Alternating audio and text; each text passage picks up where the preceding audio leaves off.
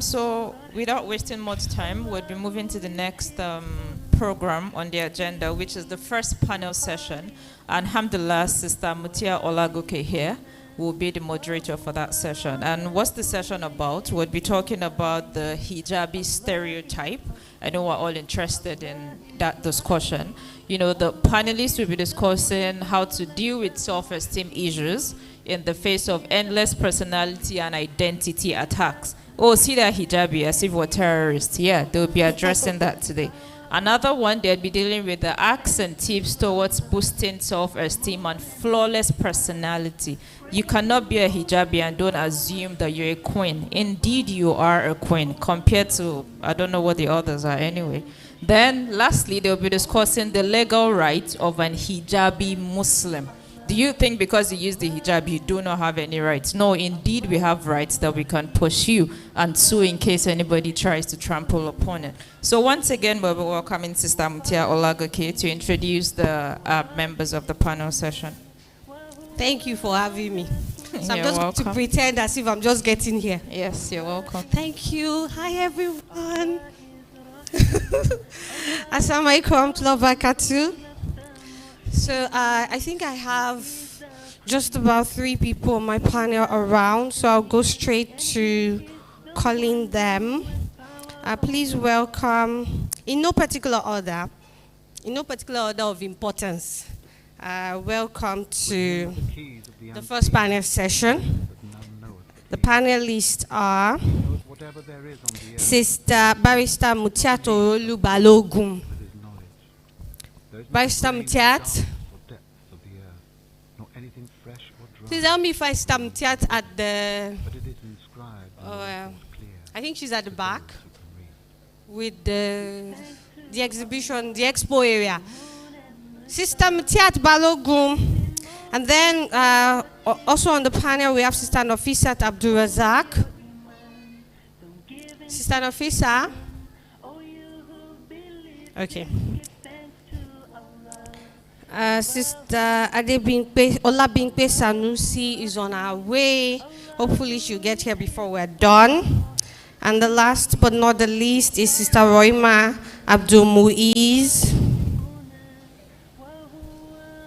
Sister Roima, I saw her now.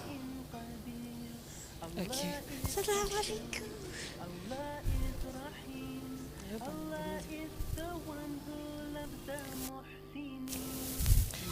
I'm actually being asked to moderate a panel of all my favorite sisters in the world. Walaikum salam. Walaikum salam. So if you see us talking like we're inside our house, don't be jealous. Okay, we're waiting for Sister Mutiat. I know she's in the venue. While we wait,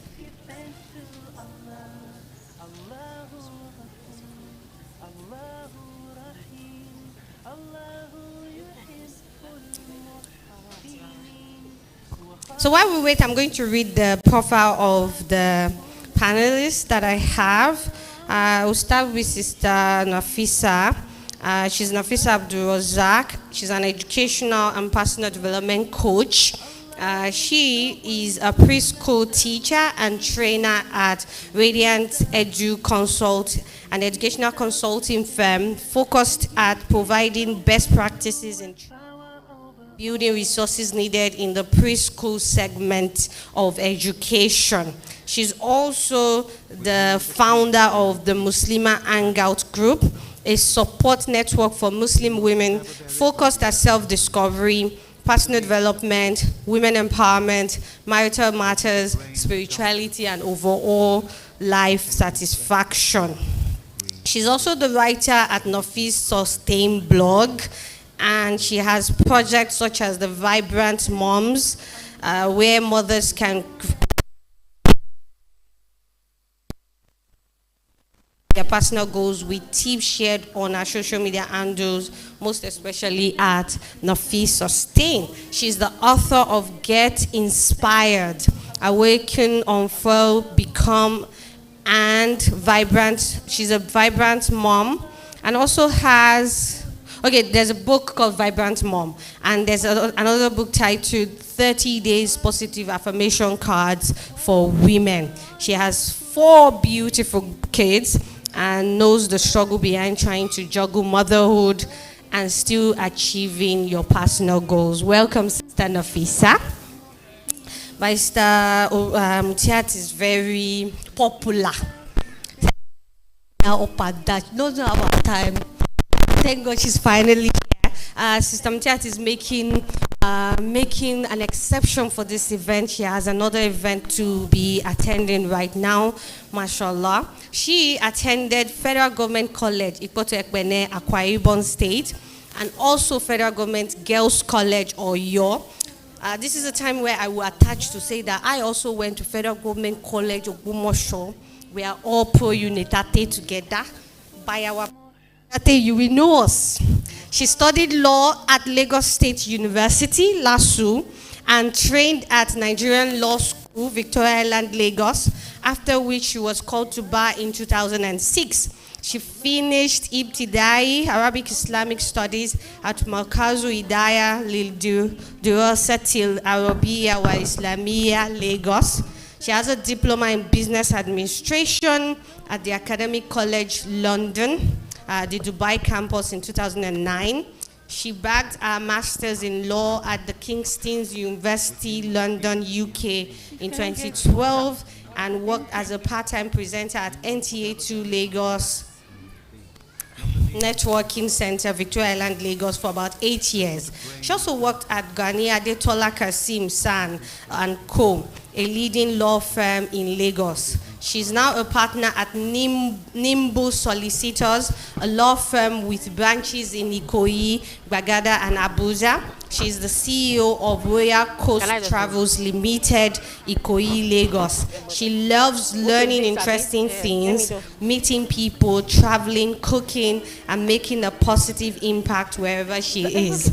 She is happily married and blessed with children. Welcome, Sister Tiat. Beside me here is darling Star Roy Ma Abdukofal, who's very, very, I don't know if it's humility that I would call it, but she did not send her profile. So I have to make up Can I give her profile? Let me say the nice things I know about you. Thank you. She's the founder of Cover Pearls. Models Cover Pearls. One of the best spots to go in Lagos, or maybe safe. A place where Muslimas come to learn, to grow, and relax, make friends, learn about mental health, discuss all the challenges we're having, and the best part is to look good. There's a salon where we make our hair while we're learning and growing together. She's also a designer, a fashion designer. Beautiful, awesome one, by the way. When I buy expensive clothes and I'm like, who should sew these clothes? They're like just 2 people in Lagos. One of them is Sister Lighton. She will do an amazing work of it. The last one she sent me, wow. All those Hausa people that think they can sew style, they have not met her. But then again, she's also a pro-Unitate person. You went to FGGC, Zaria. Stand off. Yes, so you are alone on this panel. No, I didn't mean for the 2 of you to be famsing. I wanted to say that you're the only one that didn't go to FGC. Why did you go and be famsing with her? Welcome. So let's go straight to it. For all the young Muslims in the audience, or probably old Muslims, the challenge of wearing the hijab. When we're in a program like this, all of us like, feels good. But the reality is, adorning the hijab every day is a struggle for most of us. So, Sister Mutia, you run the hijab advocacy. What are some of the challenges that Muslims are facing every day just to have the right to wear this hijab? Well, Assalamu alaikum warahmatullahi wabarakatuh. Very important question. To wear the hijab is a challenge every day. And the amazing thing is that it's not only a challenge from the community, it's a challenge from the self as well. So I can even tell you for free, I'm not going to be I'm not going to try to mince words. I've been wearing the hijab, started wearing the hijab in year 2000. That's like 22 years. But there are still some mornings that I'm going out and I'm thinking of how is today going to be because of my hijab. Depending on where maybe I'm going or what I have to do for the day. You understand? So now to come to Nigeria where we are not all Muslims, you understand? The challenge is now more pronounced. Depending on your own life circumstances, what you are doing, maybe if you are working for someone, if you need to do maybe an international passport, or even if you want to take a public transport. There are some times that I know if I'm going to, for instance, like what I'm wearing, it's long. If I'm going to take a public transport here, most likely I will not wear this dress.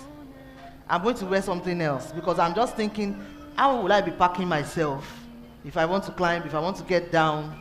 You understand? So there is always a constant reminder that our society is hostile to the hijab anywhere we go. So on a daily basis, we see a lot of challenges from people that it is even their own personal self that is their own challenge. For instance, you find out that, okay, I got a job. Now, it's not only exclusive, maybe only to Nigeria now. Sometimes you even find in so-called Muslim countries, the challenge is there. If I'll just give an example, I got a job when I was living in Dubai. And on the day we were meant to resume work after interview and all that, the first day we were meant to resume, it was going to be an orientation or training. When I got there, some of my other colleagues, somebody was now asking me that, are you also one of the newly employed? I said yes. And then she brought out her hijab from her bag. So she actually came. She's, I think, Pakistani, so she was just wearing her shalwa kameez. And she just brought out her hijab from her bag and then she put on the hijab. And it's not a person that you say maybe she's just tying scarf. It was actually a big hijab. And I was now wondering that, when we became friends later, I kind of asked her and she was like, some employers might not want you to put it on because you might be wearing the uniform, the job required a uniform, and they might not want us to wear the hijab. And she herself on her own, without anybody even asking her or telling her to take off it, has gently removed her hijab. And then we find out that even now, a lot of Muslim sisters as well, everybody's journey is different. So I can't really say you're going to blame this person or what, but some people's circumstances, maybe for instance they want to get a job, they cannot afford not to have that job. And they want to do everything to get the job, maybe except, you understand? So they would themselves self-censor that even if it is somebody that is dressing like me, say, I'm going for an interview, let me wear something smaller. In fact, let me tuck it in so that they will not really notice my hijab. Let me put a hat on top so that they will not really even see, so that I might stand a chance to get this job. So a lot of it, apart from the environmental ones, and even from the self. Okay, so the most important one, the biggest one is the self. The self, mashallah. Stanafisa, you work, let me say secularly. You work in the educational sector, and for those of us that do that, we have to work with Christians, we have to work with Muslims, we have to work with people we don't even know whether they believe in God or not. So yeah, every day you are working, consulting and meeting people outside of what we call this kind of our comfort zone. Have you had challenges with the hijab? She was saying that she can't tell everybody's story. So your story as a hijabi, what are the challenges and obstacles you came across? Okay. Assalamu alaikum warahmatullahi wabarakatuh, everyone. From my own perspective, I think the first thing is you questioning yourself. Are you capable of the things that you say you can do? A lot of times we call ourselves different things. I am an educator, I am this, I am that. And then you get an offer of a job. And then, just like she said, it comes from within. You questioning yourself, can I do this? So the first situation I had was, I think the first situation I've had was 3 years back when I started working for myself. I spoke to a client on phone. Somebody mentioned me to her and didn't mention my name and just said Radiant Touch. And then we kept talking, you know, the school owner was very excited. Oh, I love that you get everything I want my teachers to learn. And then we set up an appointment for we to meet physically and see the teachers. So when I got to the school gate, the gate man said, "What do you want to see?" You know, they were very shocked that, "Hello, did you miss your way?" Yeah, you get. So, and then they spoke to the school owner that somebody was here to see her, and eventually I was let in. And then she kept asking, "Please dial your number again. Are you sure you have been the one I've been talking to?" So I think for me, because of the kind of thing I do, majorly for me, one of the challenges is people thinking, are you capable of what you say you can do? Do you have those capability, or you're just, you know? So it's like triple work for you. You have to do extra for people to understand that I am capable of what I call myself and what I do. Mm-hmm. Okay, mashallah. Talking of getting to the school gate, I had an experience like that. So once upon a time, I was on my way to becoming a radio girl in one of the big radio stations in Lagos. And okay, so I'm not going to talk about the behind the scene, but I remember that I had a program that I was on who designed it for the radio station. So all I had to do was collect recordings from these schools, take it back to the studio, they would freshen it up and put it on here. And there's this school I went to in Festac. I'd been working with that school with my magazine for 5 years, of course majorly as a marketer. And so for the first time I was submitting a letter as, oh, I'm coming to do the interview for the kids, and we have this amazing gig we're doing with this station. And they said, hey, you can come, but it's not you that will do the interview. Huh? You have to bring somebody else who doesn't dress like you to do the interview. And I'm like, at that time I had an intern who wasn't a Muslim, who could go. But I remember looking at the woman saying, why? I've been working with your kids, doing pep talk, giving value consistently for 5 years. So for the first time, your children, I'm going to be in front of your children, they are going to be in awe of me. Or what is it that... And that's how I didn't do that interview, because I refused to send my intern. And I thought if they didn't want me, they didn't want it. The whole program did fall through, and it was later that it occurred to me that it was because of the hijab. It was because of the hijab. So, like you said, sometimes the personal struggle comes with the fact that I want this. Talking is the easiest thing for me in life. I finally got a job that allows me to do it and get paid. And then it's just this one scarf. You know, it's a big struggle. While Sister Nafisa was speaking, thank you very much for your contribution. We had Sister Olabingpe Sanusi join us. Welcome, sis. Sister Olabingpe is a very creative and multi-talented Muslimah. She wears many hats and can be described as a serial entrepreneur, a bead artist, logo designer, event organizer, to mention a few. She started her career as customer service personnel at the age of 23 and worked her way up to becoming an executive consultant of an international brand in 2009, after which she resigned to pursue dreams of entrepreneurship and start a family. She has contributed a quota towards promoting the Deen with her decision with a prestigious social network for Muslims, Chilling, in 2009. Sisters Chilling is a social network for Muslims to gather and improve their Deen in a social, informal, halal setting through their Chill Out event. She joined International World Hijab Day Awareness Campaign. First few ambassadors from Nigeria in 2014, creating a Facebook page called World Hijab Day Nigeria. Welcome, Sister Bimbe. So good to have you. Okay, so Sister Roima, what has been your experience with the struggle with hijab? Assalamu alaikum wa rahmatullahi wa barakatuh. For me, the hijab stereotype is not something that, will I say, is restricted to just being in the proper hijab. I can say, if I try to remember well, my first experience with being stereotyped as a Muslim woman is, I think, when I was maybe about 96. I wasn't using a hijab then.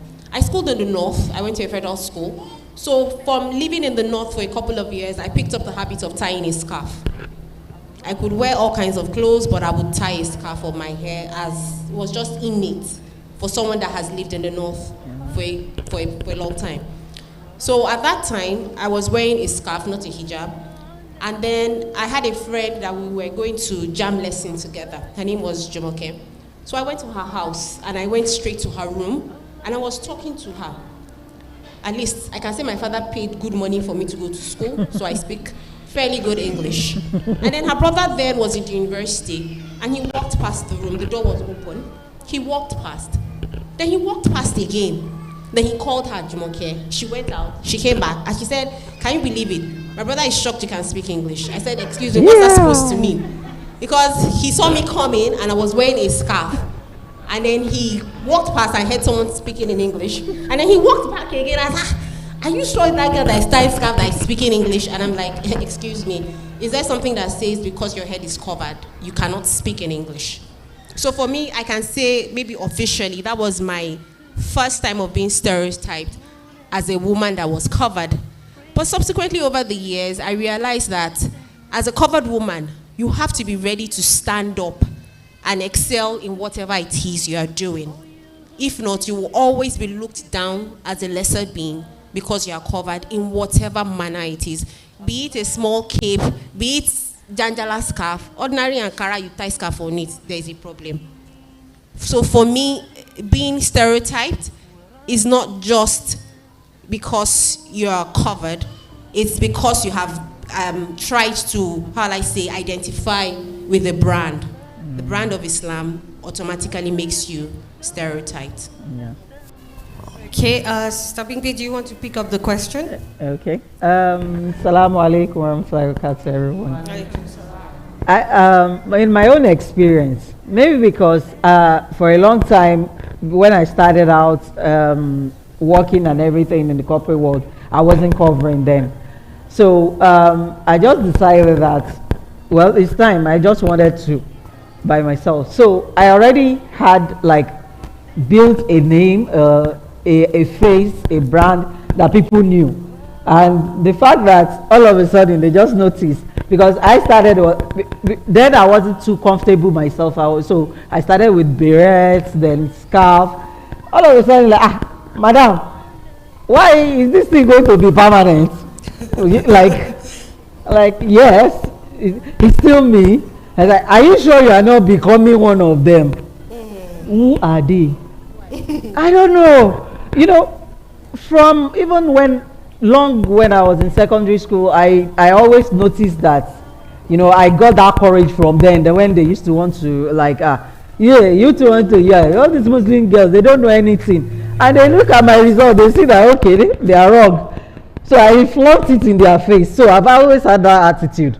Maybe that's why, alhamdulillah, after I started wearing my hijab, it's how you carry yourself now. Before you open your mouth and yarn dust, you look at my face well. I play, but you don't dare. You get it hot back.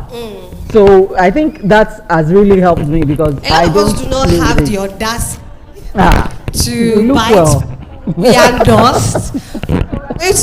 For how to deal with that. Before we get to the how, Sister Mtiat, you work with this hijab right from a legal perspective. You are literally out there fighting battles on behalf of hijabis. I'm curious, why the hostility?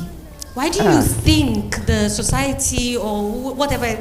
Because this fight is not just a fight against non-Muslims. Mm-hmm. Sometimes I find that Muslims go. They are you go to the passport office and the one person who's insisting that you remove your hair will be Kasimu. Or you have, for instance, in 2009 when I started my business, one of the things I was going to do, I did open a post office box. And then I got there, and they told me if for me to get the passport, there's a passport, it's an ID, any box holder, that I cannot get the box unless I bring a passport without me wearing the hijab. And I told them it does not make any sense. Now forget Islam and my conviction. Every time I enter this office, this post office that you are saying, I will always wear hijab. It doesn't make sense for me to carry an ID card with me without hijab. Who am I identifying with that? And that was my argument at the time. Then one brother that should have told me it makes sense said, Aja, you see, even me, if I'm a Muslim, but that is a law. And I said, it cannot be the law. It is not the law. It cannot be. There can't be a law in this country that says that I cannot look. I can't have an identity card with me in hijab. This is the way I look today. Anything otherwise will not be identifying the everyday me. It was when that man shook his mouth. You know, when you are doing something that you can see that the other people are being convinced, and then one person will come, even me, I'm a Muslim. And I don't do this. Don't be, this is how everybody does. Do you, this Muslim people, you will be clinical. So it's not even a battle against non-Muslim. It's a battle against a thought process. What is driving that thought? I think to start with, it should not now, I think it shouldn't come as a wonder to us. When Prophet Sallallahu Alaihi Wasallam said that the munafiq is going to be in the lowest part of Jahannam, even lower than the disbelievers. Because the damage a munafiq will do is worse than the damage a kafir will do. A kafir is already told you, I don't believe in Allah, I don't believe in what you guys are doing. But a munafiq would say, I am a Muslim, but you understand? You know, if there is a dirt outside the body, for instance, there is something outside my body, or like a rash, or like whatever, that I can treat topically, like a cream. But imagine somebody having cancer. A munafiq is like a cancer to the ummah. Probably a kafir is just like maybe a long fingernail, you can, something like that. So that is where we have the greatest challenges. In my own experience as an hijab advocate, is with the Muslims ourselves. You understand? Because I have gone for an advocacy before that a Muslim sister in hijab and in socks was fighting against the use of hijab. I cannot still place my head, I cannot still wrap my head around it. I understand it, and you find out that, for instance, when we were in law school, we wanted to wear hijab for law dinner, blah, blah, blah. We went to meet the head of that academy, she was a Christian. The woman told me, I don't have any problem with your hijab. In fact, last year I allowed them to wear cap, but I was questioned. I was summoned to Abuja. I was this, and it was by somebody that is a Muslim, that is a body of benchers, that, you know, orchestrated that. Look at the case of Frida Samosa. When she was not allowed into the, you understand, the hall for the calls to the bar. The person that had the power to do so was a Muslim, and he did not. In fact, he came out and told her that there is nowhere in the Quran, I'm a Muslim, there is nowhere in the Quran that says you should wear the hijab. And she politely declined and said, I'm so sorry, sir. I cannot go in without my hijab. Normally during call to bar, when you are late, when they've closed the doors, you come back next year. The people that were late, you use this power to say, all of these people, let them enter. Except this one, she's very foolish. And he's a Muslim, he's a body of venture, he's a life venture that he does not leave that post. He has reached the peak of his career, I think a former CJ, such that it's until he dies before that post is given to someone else. You have reached a peak of your career that you are not fearing anybody. You understand? And still use his own power to work against Islam. But Allah has a way of perfecting his things. You understand? So we find out that if we as a ummah can come together to support, I think like 90% of our battle is fought. Because a lot of Christians that are reasonable and logical, when you tell them, oh yeah, tell me why you don't want this person to wear the hijab, why? They know they don't have an excuse, and they will eventually back down. Well, it's not my business. It's you that know. They will leave you. But the problem we always have is the Muslims that will come forward and say, I am a Muslim, I am an Alaji, I am a scholar. So it is now time that I'm glad that our mummies are here. I can see my mummy, Alaja Sadiq. she's here. I can see, I think Alaja Lasakitu is here. And our elderly mummies all here. I think they are closest to our fathers. They need to let them know that if they do not support us, we are not going anywhere as a ummah. Because when these things happen and they call, okay, let's call the Council of Imams and Affairs, and they are telling the government is laluri ni, they don't need to wear hijab in schools, they don't need to wear hijab in school of nursing, shebi nursing ni won, laluri ni, Islam gbe gbogbo e. What do you think the government is going to do? They are going to accept their word as the law, and then they will see you people as extremists. But if they come and say what these people are saying is correct too, even though we have been allowing this since 1944, these children, they are actually correct, then there would be a rethink. So we find out that the cancer within the Muslim Ummah are those that are actually driving us back, that are not making it. So it is not even only about now the hijab, it is Islam as a brand, like Sister Rahima has said. So I can guarantee, even if all the Muslim women say, we are not wearing hijab again, that after the sujood that is in front of your head, they will complain. Why is your own head, why is it black? Be using something to rhyme it or put foundation. Or they are saying you, yes, now we have people that they were not even covering, but because they knew that they were praying, you went to federal government colleges. I don't know about the north, but there was an unspoken rule. I don't know about your school. If you are a Muslim, you cannot become a prefect. No, in my own school, you can become a prefect, but you can't become, at our set, you can't become head girl or head. Exactly. Or you know all those big, yes, even if you deserve to be so. FGC. There was like, yes, in federal government colleges, there was like an unspoken rule. So then we were not even using hijab, but because they know this one is a Muslim girl, she's going for Juma. Even some of them were not even praying 5 times a day, but you are going for Juma, and you are not coming for their fellowship, and you will not become a prefect. No matter what, when they are going, see, when I was in secondary school, any debate MSS would go out for, my school will always win. But I was literally at the debate society, they would never take me for competition, and they will always lose. And there was a particular person, you will not have SC. You know the popular verse? Yeah. He went to Olivet Baptist. They will beat he you. will always be the one to beat FGC or your girls. And he will tell them that so far they could not bring to your Sioro. She's the only one that can beat me. I'm the only one that will meet him in debates. Maybe MSS, and I will beat him. I will be first, he will be second. But he will say, but when the school is coming regular, why don't they bring you? They will not bring me. They don't want a Muslim to come and represent this. We were not wearing hijab. But they knew I was a Muslim girl that would go and pray Juma. So the problem they actually have is with Islam. The brand. So if you decide to say, because my boss is giving me problems, I'm not getting a job without my hijab, I can tell you, if you remove your hijab, you still not get that job. You not get it. Can I buttress? You understand? Yeah. Okay. Thank you very much. Okay, I think I also want to look at another angle towards this. It's education. You know, we are teachers, so we always talk about education, information. So I've worked with a lot of non-Muslims that don't know jack. Permit me to use that word, don't know jack about Islam. And they are curious. They want to know. They want to know why we wear, they want to know a lot of things, why we do things. In fact, we're like a mystery to them that, why do you do this? Why do you do that? So I think we should be talking more about education, awareness of people who are in the key roles, to give education to those people in a, in a mature and polite way. It doesn't have, you get what I'm saying? So like, when you mention the babas, the mamas and the rest, do they even have the knowledge about all those things that we're talking about? So definitely they will, just like we say, you can only give what you have. They will give what they have. So I am of the advocates that we should start even from the young ones. Keep them young. Let them know the reason why we are wearing hijab. It's not just that, okay, as a Muslim, you're wearing hijab. Okay, your mommy is wearing hijab, you're wearing. Why do we wear hijab? Why do we pray? So that, it goes deeper than that. I agree with you, I do.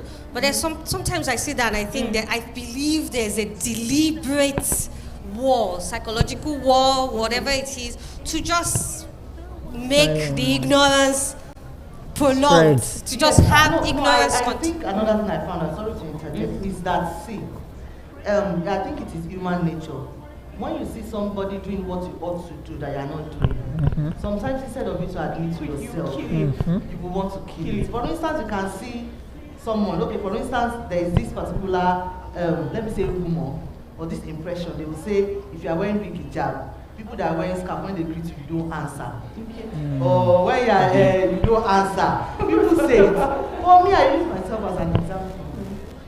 Even if you are a frog, I can greet you.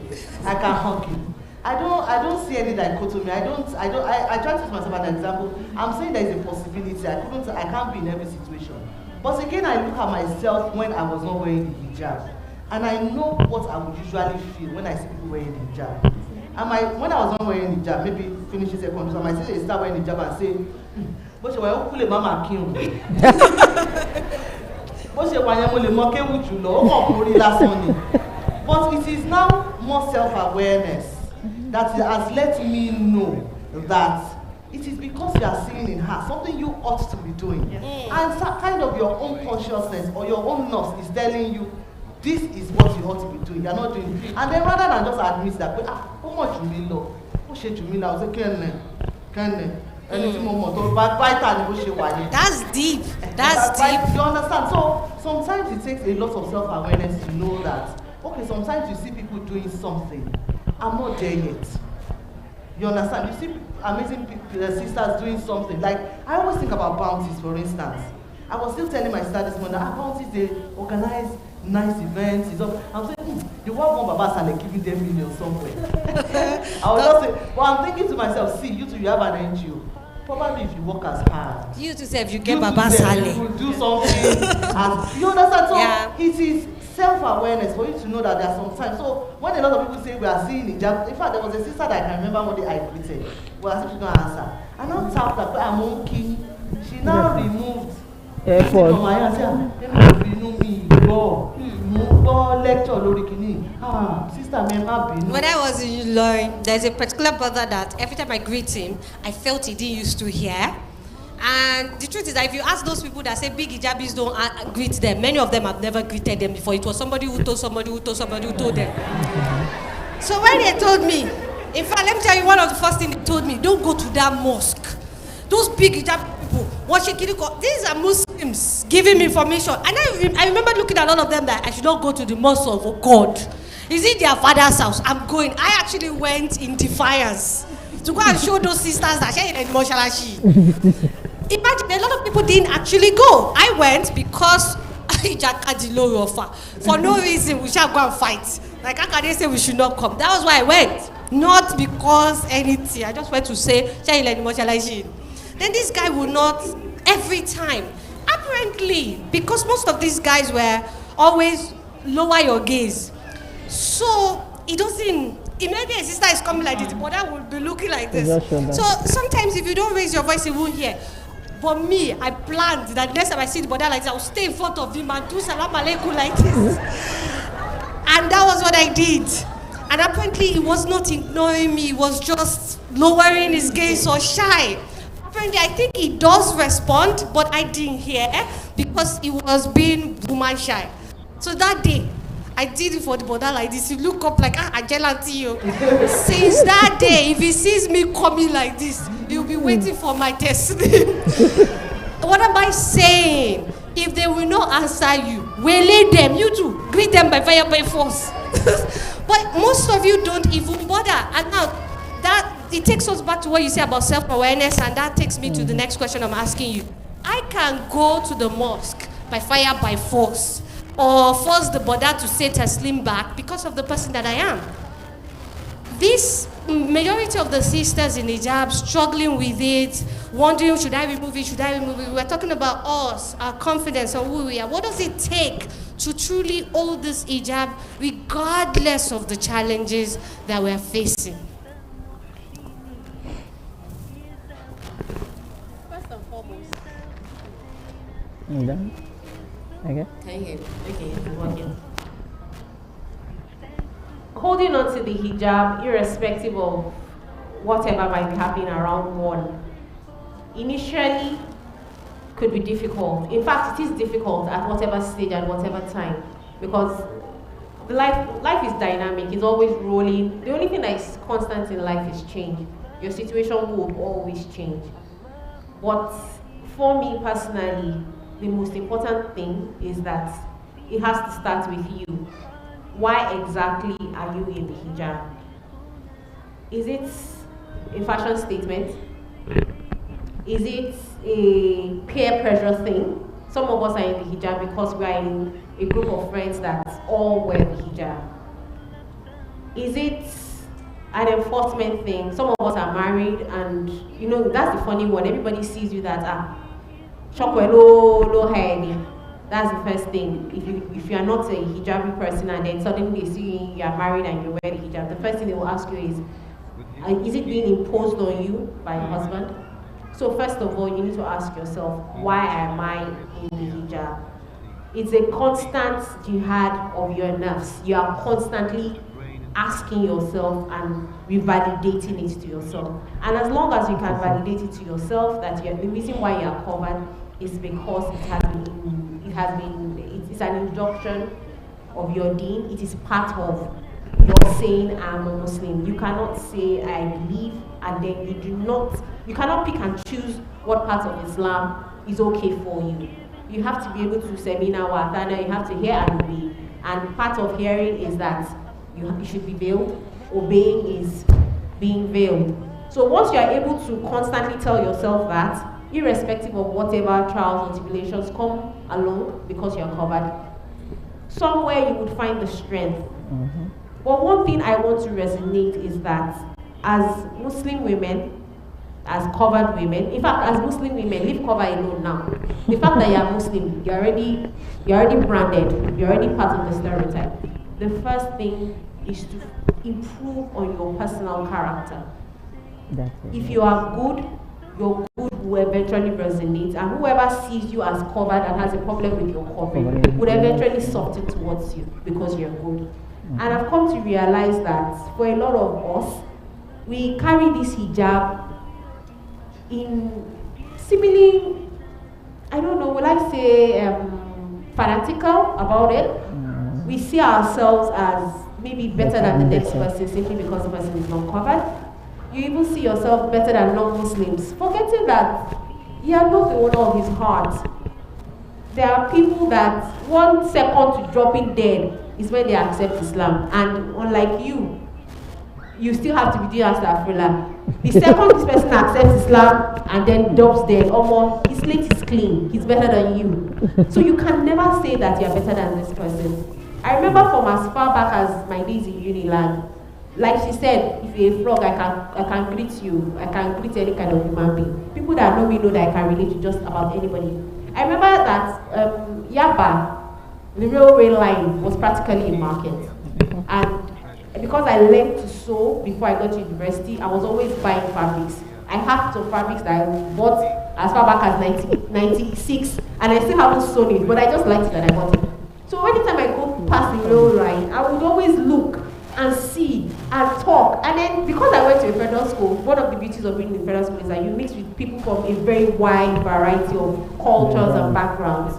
So even though I may be Yoruba, I speak very fluent Hausa. I may be Yoruba, but because I mixed with people that were from Niger Delta, even if I cannot speak their dialects, I speak very good Wafi. Wafi is pidgin English, but for people from the Niger Delta. So whenever I find myself in a place, I try to speak what is conversant with those people. So because I used to go to Yaba and I used to speak Wafi to those boys, one of them actually told me, come, you sure say you be Muslim? Because I don't be Muslim.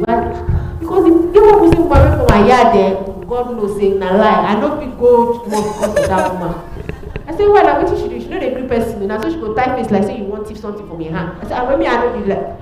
These guys used to give me fabrics for free simply because I could relate with them on their own standing. And it also made me a face of Islam for them. That is it. So your character should resonate. That is it. What you're supposed. You look Muslim. Please resonate it in your character. Act Muslim.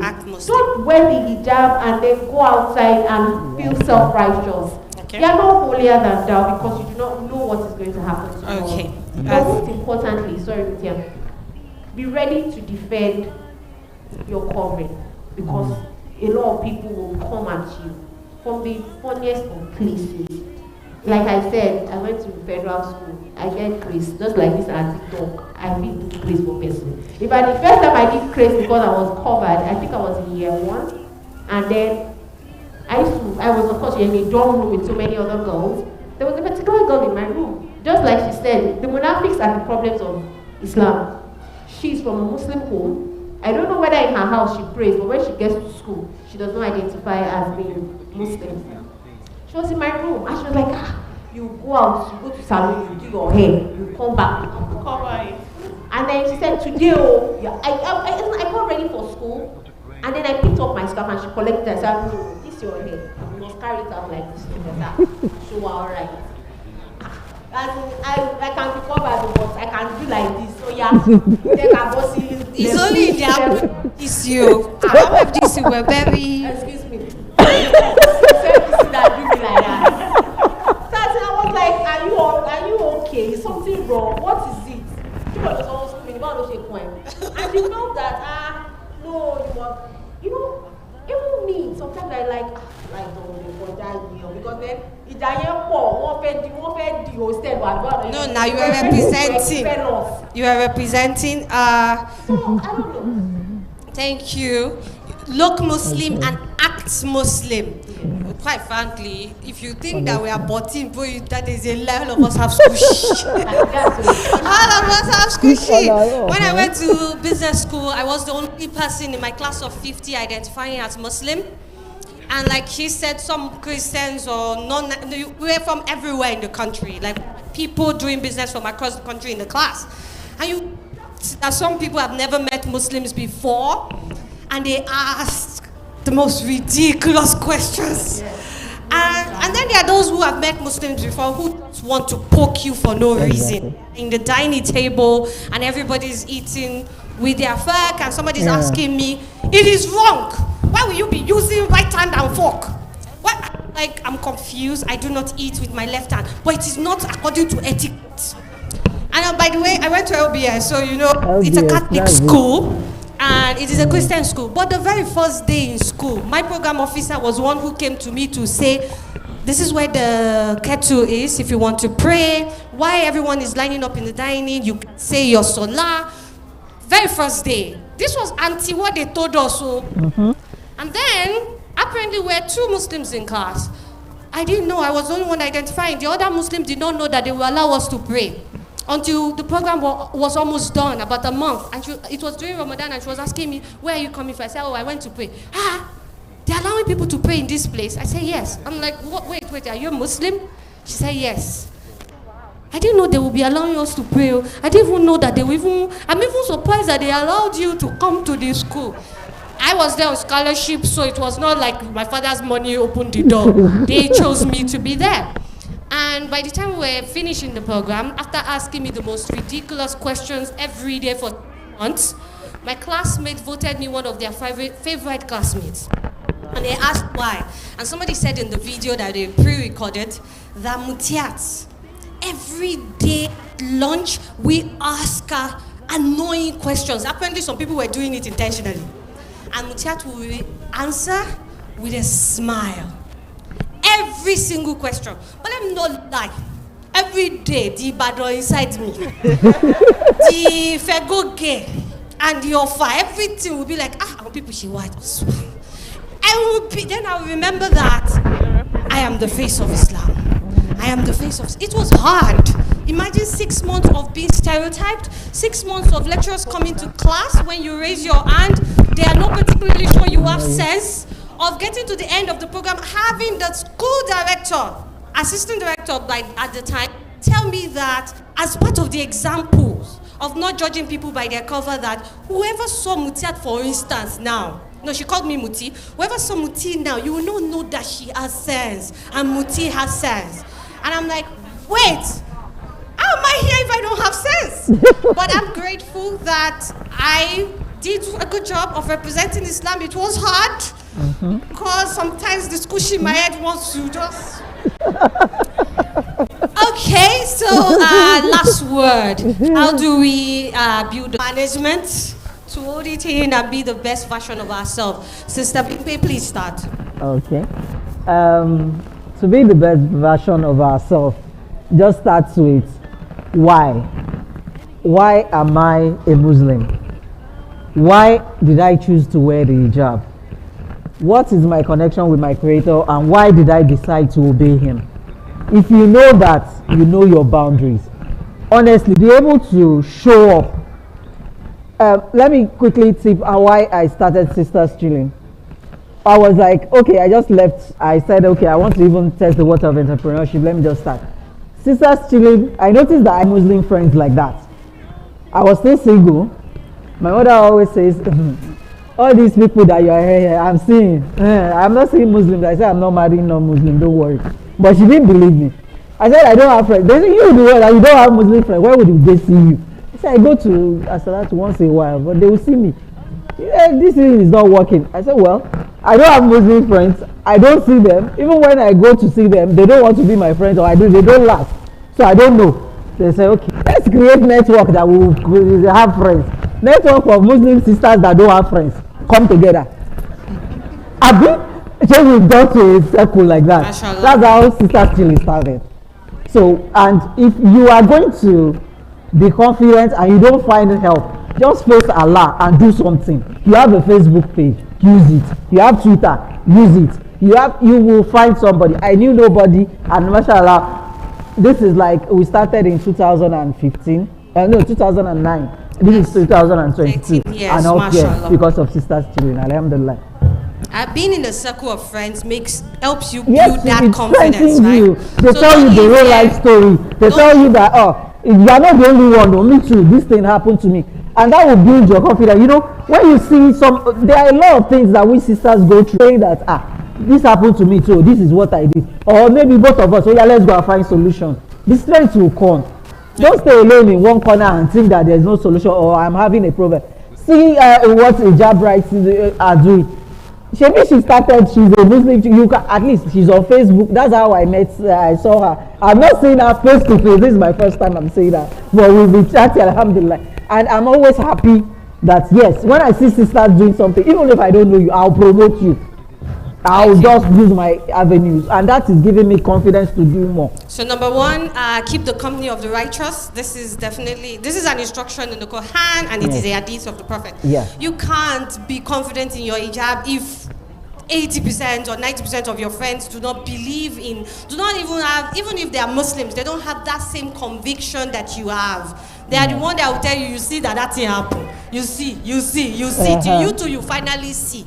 May Allah not let you see anything that will take you back to ignorance. Stand officer, one tip to keep righteous. Fair plenty. One. Before they come up, pursue all of us away.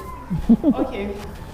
First and foremost, because I am a personal development coach, and I've spoken to a lot of sisters, and a lot of us want to see ourselves thrive in our various ways. Like every time I get these questions, how do you do all that you do? So I'm speaking to those that are here that first and foremost, you have to understand your weaknesses and your strengths. If you're working with your strengths, I'm so sorry, you will not shine.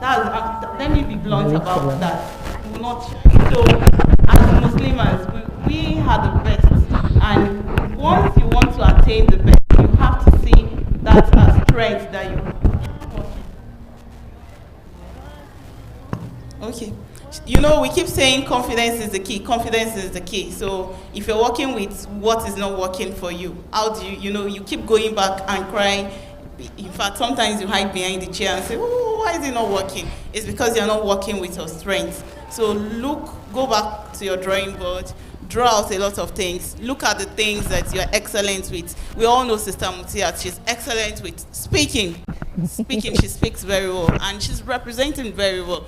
You can also look at yourself, check those other aspects. We have a lot of aspects that Muslims can represent, and they're thriving well. We have sisters that do shoes. You can be anything you want to be if you're working in your area of strength. That does not mean you should let go of your weaknesses, but let your strength thrive very well for you.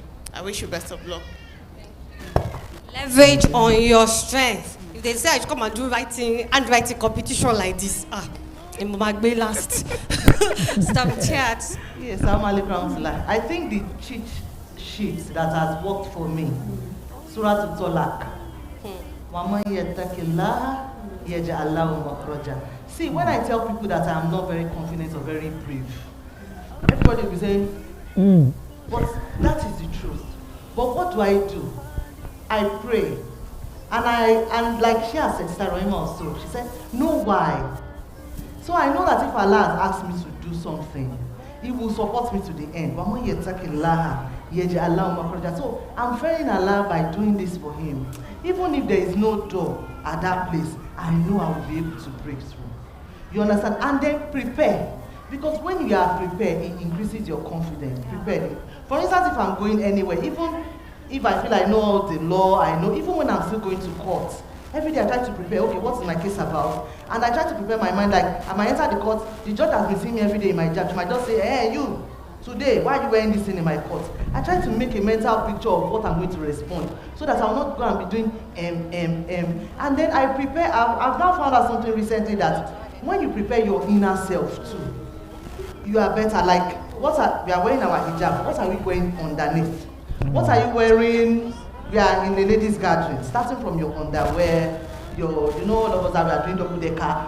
You have to layer those things well, because sometimes I think that, hey, I don't mind Jerry, multiple accidents. We are in the hospital and I say, hey, no wonder. Hey, this tight that has been since 1976. No wonder. Look at the socks. No wonder look at their hair. But I find out that when I'm prepared from inner, my mind, my spirit, my body, from all layers, then I'm more confident. But all of my Jerry, in case I fall inside the gutter and they want to put me out, whatever. Then the last preparation you must make is that opposition can come from anywhere. Yeah. It can come from your fellow Muslimah, it can come from the non-Muslims, it can come from anywhere. But always focus on Allah. To leave you, let me leave you to this small, it's like a joke, but it happened in real life. Students of Lasu then, a lot of them used to live in Ibadan State. So when they take bus from Ibadan State into Lasu Gate, I think it used to be maybe like then, maybe like they used to take you 15 naira, maybe the bus increased. But if you say students, maybe they will collect 20 naira from you. So there was a particular Muslim sister that now entered. The people were now giving, so the conductor was already hollering that, students, she now gave the conductor 29. I said, students, she students no man will allow nene. Students no man will allow nene.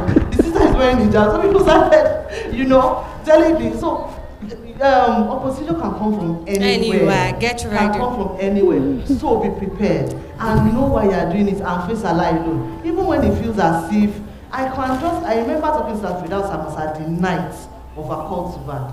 My question to her was like, how are you feeling? How are you feeling? After telling me what happened, I said, how? And that was the first time I met her actually on phone. Mr. Fidas, how are you feeling? What is going through your mind? She said, I'm okay.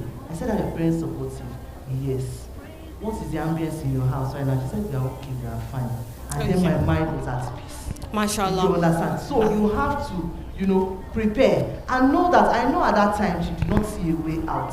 But she was ready to say 6 years of my life, reading law, everything, it can go. So after Kwa, Allah will make a way for you. Practice. Be prepared.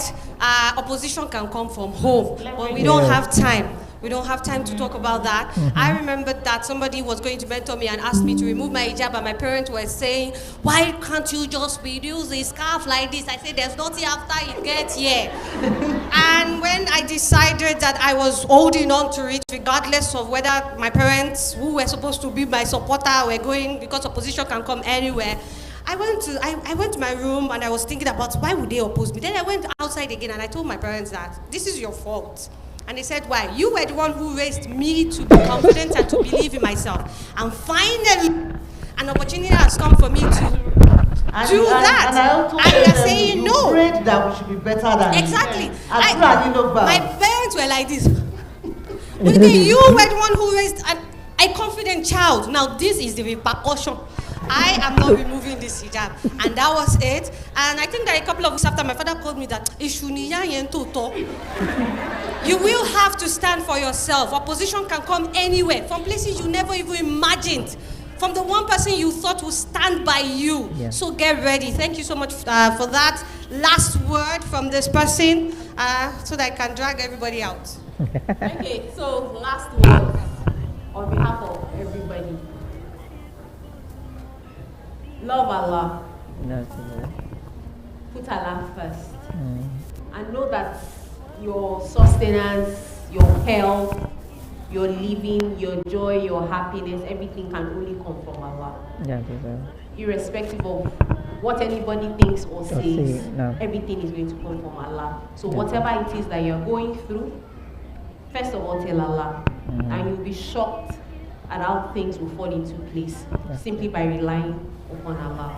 Assalamu alaikum wa rahmatullahi wa barakatuh. Wa alaikum salam wa rahmatullahi wa barakatuh. Allah will make a way.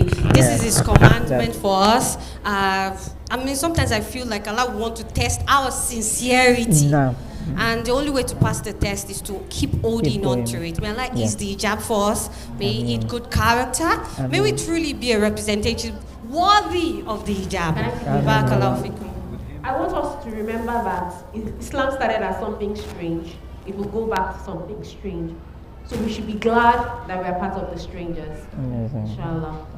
Thank you, everyone. Jazakallah khairan for your time so much. Before you go, we'd like to present to you the plaque.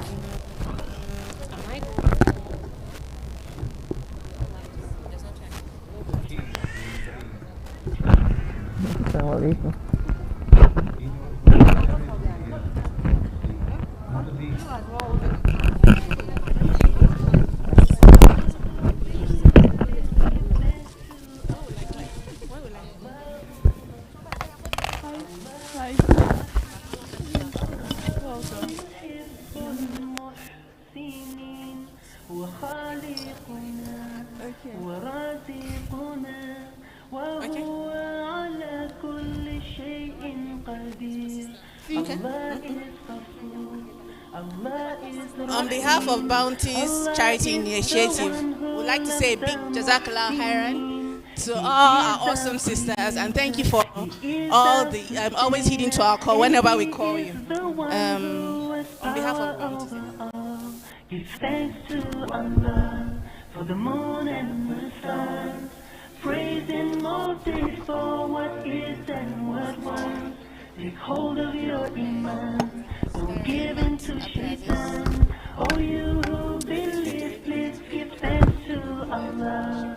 Allahu Ghafoor, Allahu Rahim, Allahu Yuhibbul Muhsinin, Wa Khaliquna, Wa Raziquna, Wa Huwa ala kulli shay'in qadir.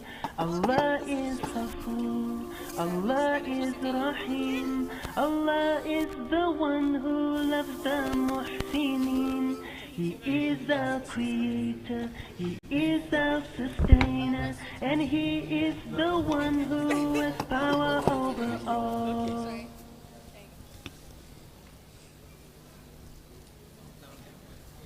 With Him are the keys of the unseen, the treasures that none knoweth but He. He knoweth whatever there is on the earth and in the sea. Not a leaf doth fall, but with His knowledge. There is not a grain in the darkness or depths of the earth, nor anything fresh or dry, green or withered. Jazakumullah khairan once again. The record clear. Assalamu alaikum. Before we move to the next agenda, I'd like to make an announcement. So there is a master class about to start. I wouldn't know if you have people who are interested. I'm sure we'll have people who are interested. The masterclass is going to be on personal development, right? And they're going to be discussing navigating workplace challenges as a hijabi. I mean, we just had a beautiful panel session where they've talked about things that are personal to every one of us. If you ask each of us to come out to talk about an hijabi challenge we've been facing, everybody would have a story, right?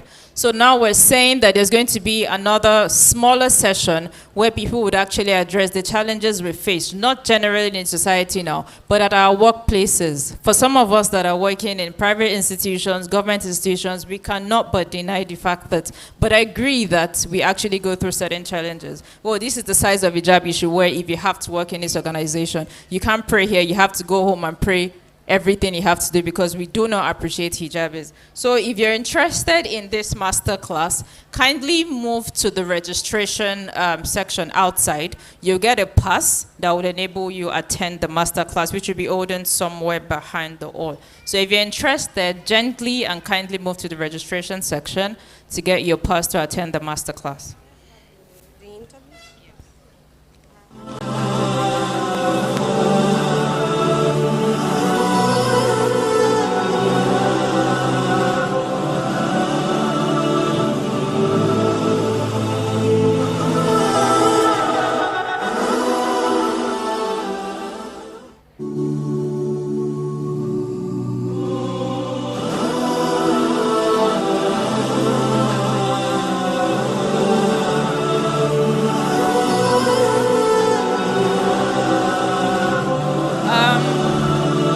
Thank you.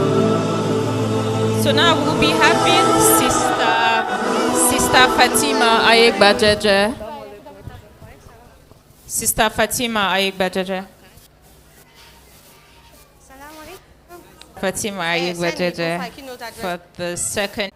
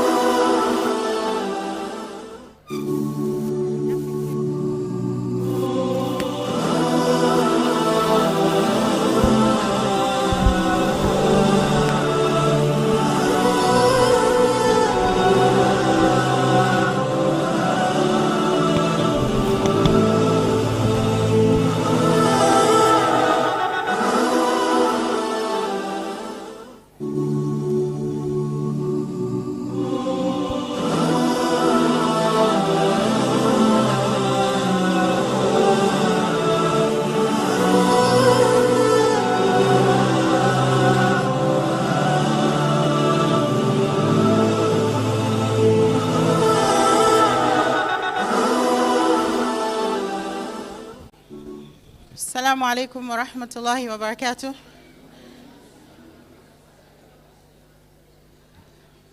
Bismillahir Rahmanir Rahim.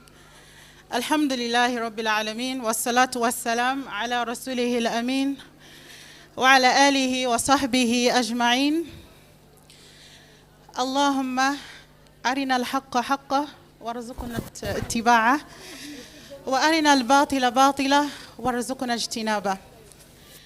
I'm very pleased to be here with you today, my beautiful sisters, in this Bounties convention. And inshallah, we'll be starting bi'idhnillah with the keynote address that I've been saddled with. We ask Allah to accept it from us as ibadah. Excuse me. The theme of this year's Bounties event, rising beyond challenges and distractions in today's world. Our focus is on the Muslimah and the distraction of this dunya. The Muslimah and the distraction of this dunya. I'll start by painting a scenario for us. I want us to imagine a situation. There is a farmer who has thought about tilling the soil. So he picks a seed, he tills the soil, he places the seed in the soil. He covers it up, and then, of course, with the hope that the rain will fall, and then Allah blesses him with rainfall. Heavy one, sufficient one. Then what happens to the seed? The seed sprouts. All of this while all of this is happening, this farmer is standing in a place, patiently waiting, watching. So he sees as the seed sprouts, he can see the plant. He's still waiting, watching to see what will come, what will become of this plant. It grows nicely. It starts to bear fruits. He watches all of this. But it doesn't take long before the fruits start to fall. It doesn't take long before the plant starts to wither. It doesn't take long before everything turns into, dust. Meaning it all goes back into the earth, just as it was in the beginning. I'm going to recite some verses of the Quran from Surah Al-Hadid, verses 20 to 23. In these verses, there are profound lessons that Allah wants us to learn about the life of this world. أعوذ بالله من الشيطان الرجيم بسم الله الرحمن الرحيم اعلموا أنما الحياة الدنيا لعب ولهو وزينة وتفاخر بينكم وتكاثر في الأموال والأولاد كمثل غيث أعجب الكفار نباته ثم يهيج فتراه مصفرا ثم يكون حطاما وفي الآخرة عذاب شديد ومغفرة من الله ورضوان وما الحياة الدنيا إلا متاع الغرور. It doesn't stop there. Then Allah says, subhanahu wa ta'ala, in the next ayah, are you following me from the Quran? Sisters, are you following me from the Quran? What is the next ayah? سابقوا. Allah then says, سابقوا إلى مغفرة من ربكم وجنة عرضها كعرض السماء والأرض أعدت للذين بالله ورسله ذلك فضل الله يؤتيه من يشاء والله ذو الفضل العظيم. There's one more verse. What's the next ayah? Did you not say you were following me? Allah says, ما أصاب من مصيبة في الأرض ولا في أنفسكم إلا what? إلا في كتاب من قبل أن نبرأها. Finish it. كل مختال فخور. Thank you. The basis of our discussion today will be concerning these verses that we just recited from Surah Al-Hadid. Remember in the beginning I told us that I painted a scenario about the one who planted and was watching. The first ayah that we recited, where Allah says, "Lamu," people want to show off how much wealth that they have. Wealth in terms of, money, wealth in terms of position, how important you are in the community, whether you are the most important person in that state or in that neighborhood.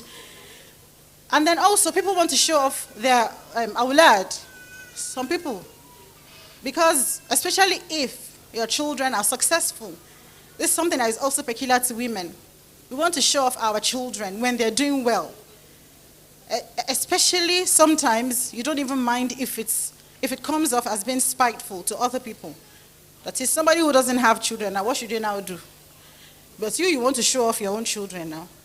My son, you finished Quran at the age of 8.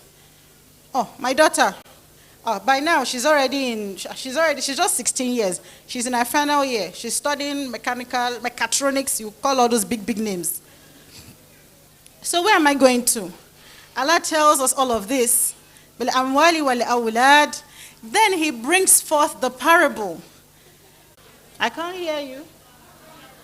كَمَثَلِ what? Al-Ghayth. أعجبت من الكفار. The kuffar that is being spoken about here is not kuffar, the plural of kafiru. No. Al-kuffar is the person who tills the soil and then puts the seed and covers it. Although they kind of have the same, like, I don't know how to say, they have the same word. Because a kafir is somebody who covers the truth. So the same thing with the kuffar, the tillers of the soil. You know, when they put the seed, they will cover it up with the soil. So Allah says, كَمَثَلِ غَيْثٍ أَعْجَبَ الْكُفَّارِ نَبَاتُهُ. So that word أَعْجَبَ, the ghayth is the rain that falls from the sky. Now the person who is a tiller, who has put the seed in the soil, when he sees that rain, he's happy, he's pleased, he's excited. The seed that I planted, this rain will help it to grow. But now look at what happens to him. He started from excitement of seeing the rain fall. He went on to the excitement and the pleasure of seeing the seed germinate and sprouting. And before he could even say Jack Robinson, everything has gone back to how it started. This is how the life of the world is. This is exactly, you see the perfect comparison that Allah subhanahu wa ta'ala gave to us is exactly the same thing. He now ends that verse, right? After he tells us about كَمَثَلِ غَيْثٍ أَعْجَبَ الْكُفَّارَ نَبَاتُهُ ثُمَّ يَهِيجُ فَتَرَاهُ مُصْفَرًّا ثُمَّ يَكُونُ حُطَامًا وَفِي الْآخِرَةِ عَذَابٌ شَدِيدٌ وَمَغْفِرَةٌ مِنَ اللَّهِ وَرِضْوَانٌ. Then he says, in the hereafter, so now we are finished about the life of this world. What will happen in the hereafter? There is no more than two things that are likely to happen. That is, they're just two outcomes. It's either you will be facing adhabun shadid, torment or tormenting punishment, or maghfiratun min Allahi wa ridwan, or you will be receiving what? What is maghfirah? Forgiveness from Allah, wa ridwan, and His pleasure. Then وَمَا الْحَيَاةُ dunya, Allah then ends it so that we can think about which of the two outcomes we want for ourselves. He says, وَمَا الْحَيَاةُ dunya إِلَّا مَتَاعُ الْغُرُورِ. He says, but you see, the life of this world is just a deceitful enjoyment. Gurur, and deceitful. Meaning that at the time when you are having fun, being entertained, having the kids, and showing off all your certificates, it is what? You're deceiving yourself thinking you are enjoying. It's not any kind of enjoyment. Why? Because it doesn't last long. Before you know it, it's gone before your eyes. So if the focus that you had was on this deceitful enjoyment, what do you think your outcome will be? Would it be one? Not likely. He didn't finish. So after he has, given us this parable so that we can then start thinking about what we will do with ourselves, he then gives us an instruction in the next ayah. What's the next ayah? Sabiqu? Right. Then Allah instructs us. He says, Sabiqu ila maghfiratin min rabbikum. Do you know what sabiqu means? It means race, compete. If somebody is in a competition, they'll be focused, isn't it? They will keep their eye on what? The goal. For example, if you're running a race, where will your goal be? Finish line, go? You'll be thinking that, how will I make it to that finish line in record time? So Allah says, Sabiqu, all of you, if you're truly believers, race one another. Race towards what? Sabiqu ila maghfiratin. You know, Allah said in the previous ayah that وَفِي الْآخِرَةِ عَذَابٌ شَدِيدٌ وَمَغْفِرَةٌ مِنَ اللَّهِ وَرِضْوَانٌ.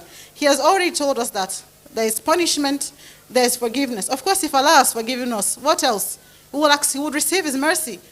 So now He's telling us that race to that forgiveness that I have promised you that might come as the outcome for you. He says, سَابِقُوا إِلَى مَغْفِرَةٍ مِّن رَبِّكُمْ. So race towards the forgiveness ila maghfiratin min rabbikum, from your Lord. So Allah is saying generally here that He He's ready to give you that forgiveness. It's with him. But he doesn't want you to act as if you can't be bothered about the forgiveness. So he says, Sabiqu, compete with one another. Race towards it. Ila maghfiratin min rabbikum. That's not the only thing that you will get when you take that initiative to run or to race as Allah has instructed. He says, wa jannah. So when you have received the forgiveness of Allah, what is left? The Jannah. He then describes this Jannah. وَجَنَّةٍ عَرُضُهَا. The arud means the expanse. How wide or big it is. عَرُضُهَا كَأَرُضِ السَّمَاءِ وَالْأَرْضِ. The Jannah that Allah is asking us to race towards, it says it is as vast as the vastness of the sama, the heavens, all the seven. وَالْأَرْضِ, and also the earth. Then he says he has prepared it for some people who أُعِدَّتْ لِلَّذِينَ آمَنُوا بِاللَّهِ وَرُسُلِهِ. This Jannah that Allah is talking about, that is as vast as the vastness of the heavens and the earth, he has prepared it for الَّذِينَ آمَنُوا بِاللَّهِ وَرُسُلِهِ. He prepared it for those who believe in Allah and his messengers. Then he says, ذَلِكَ فَضْلُ اللَّهِ يُؤْتِيهِ مَنْ يَشَاءُ. That maghfirah, the forgiveness, and that Jannah that is as vast as we mentioned, is the fadlu of Allah, is the bounty of Allah. Meaning he has it with him in abundance. But he doesn't give it to anybody. He says, whomsoever he wills, yu'tihi man yasha. So Allah has already somehow told us the people he's giving it to now. He said, u'iddat lilladhina amanu. He has prepared it for the people who believe in Allah and the messengers. So in short, the man yasha are the believers.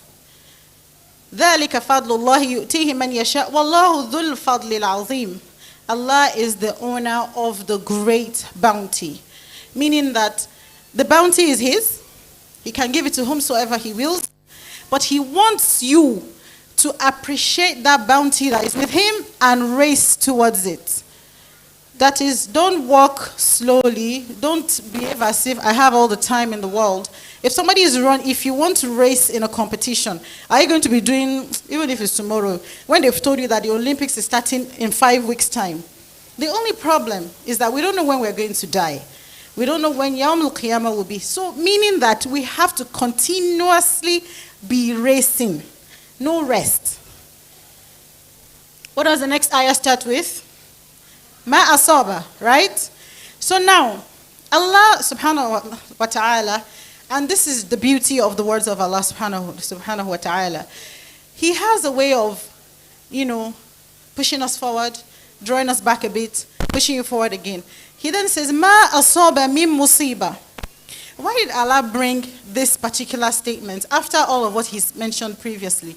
It's because sometimes it's the musiba, the happenings, that is the ones that we're not pleased about, the trials that we face, that make us to forget that we're supposed to be racing towards something. So he says, Ma asaba min musibatin fil ard.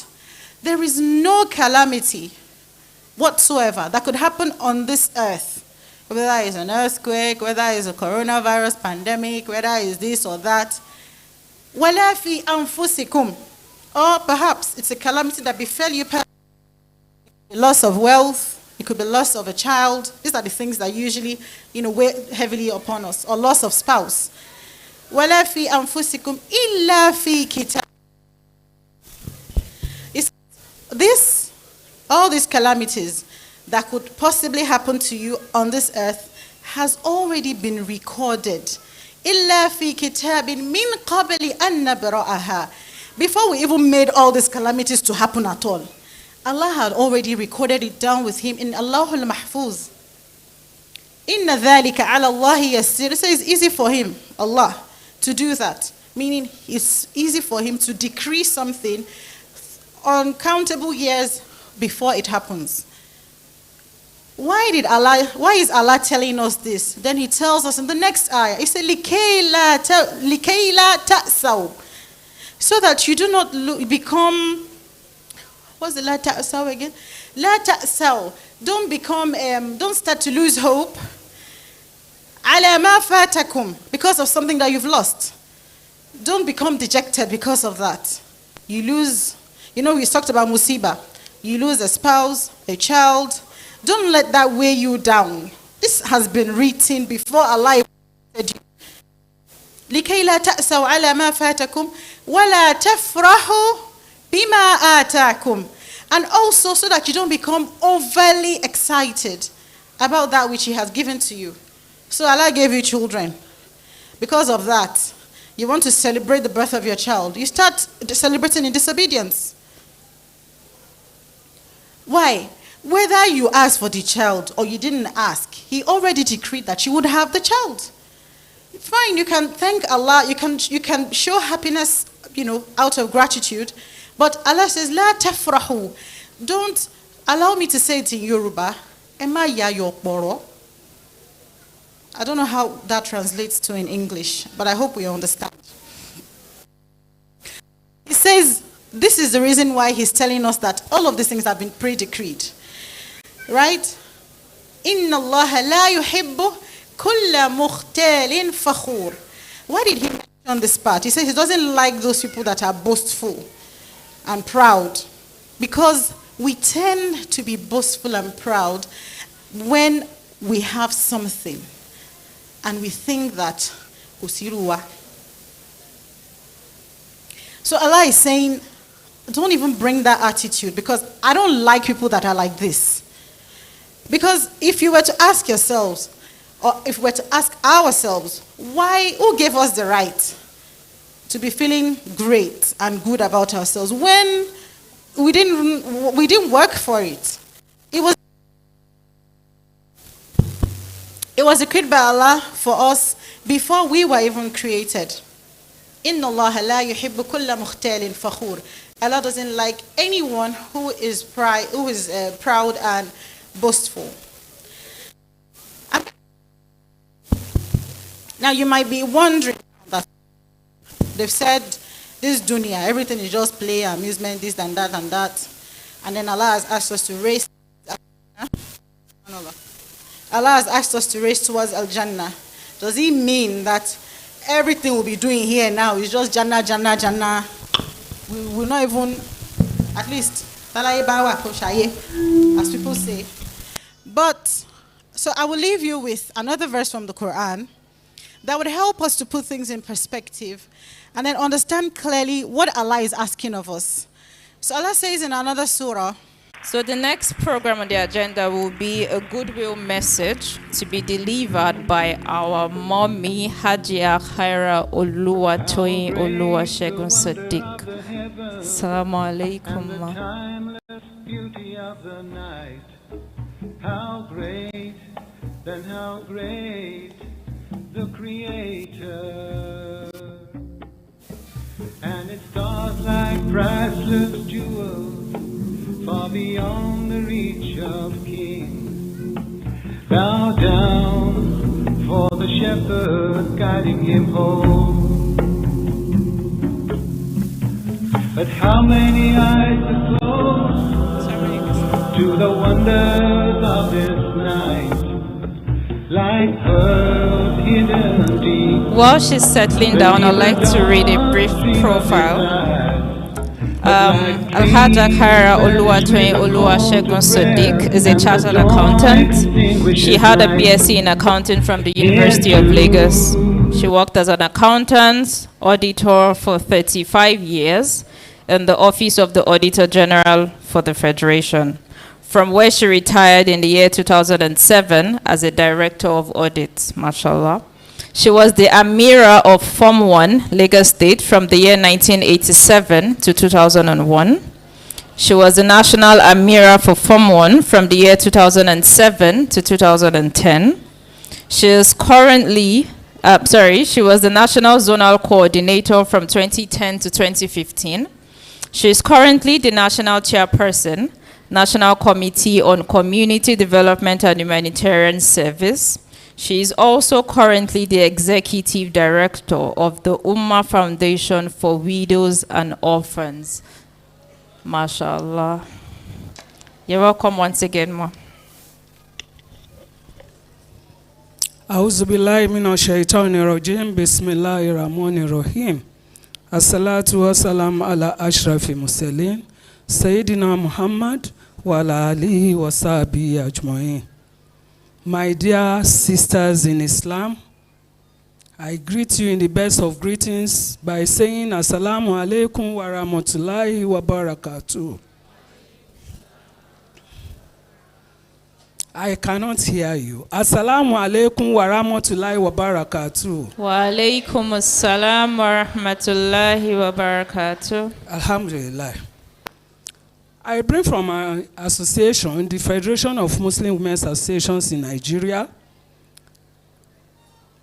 Form 1, which is also a non-governmental organization founded since 1985, with the same vision and mission as the Bounties Initiative, which is motivating, developing, supporting, and empowering women and children through our activities. And these activities are grouped into 8 thematic areas: education, health, publicity and publications, community development and humanitarian services, projects and external relations.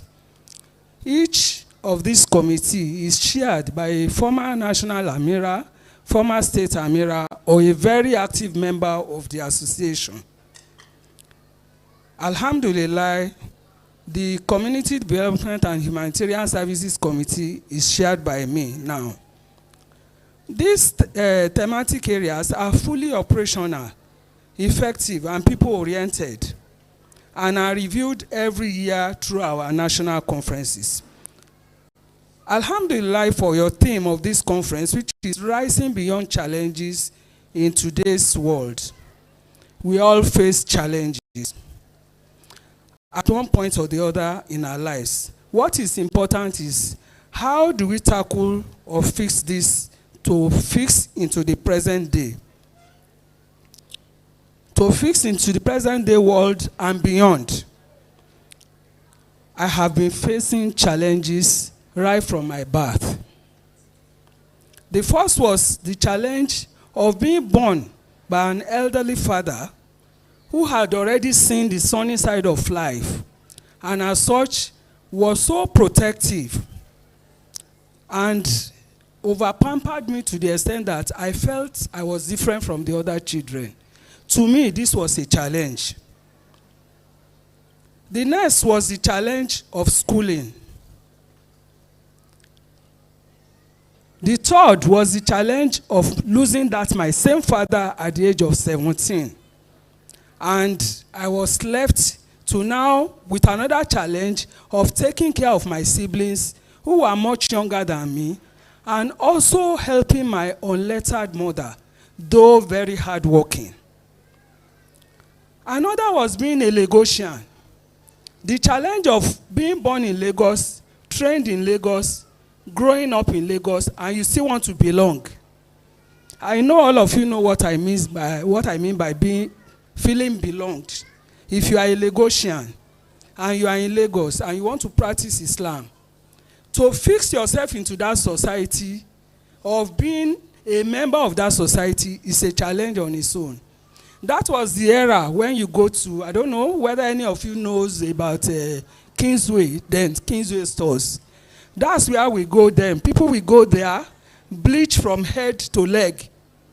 And here we were, very dark, no money to go and bleach, and we didn't fix into that group of girls. So it was a challenge on its own.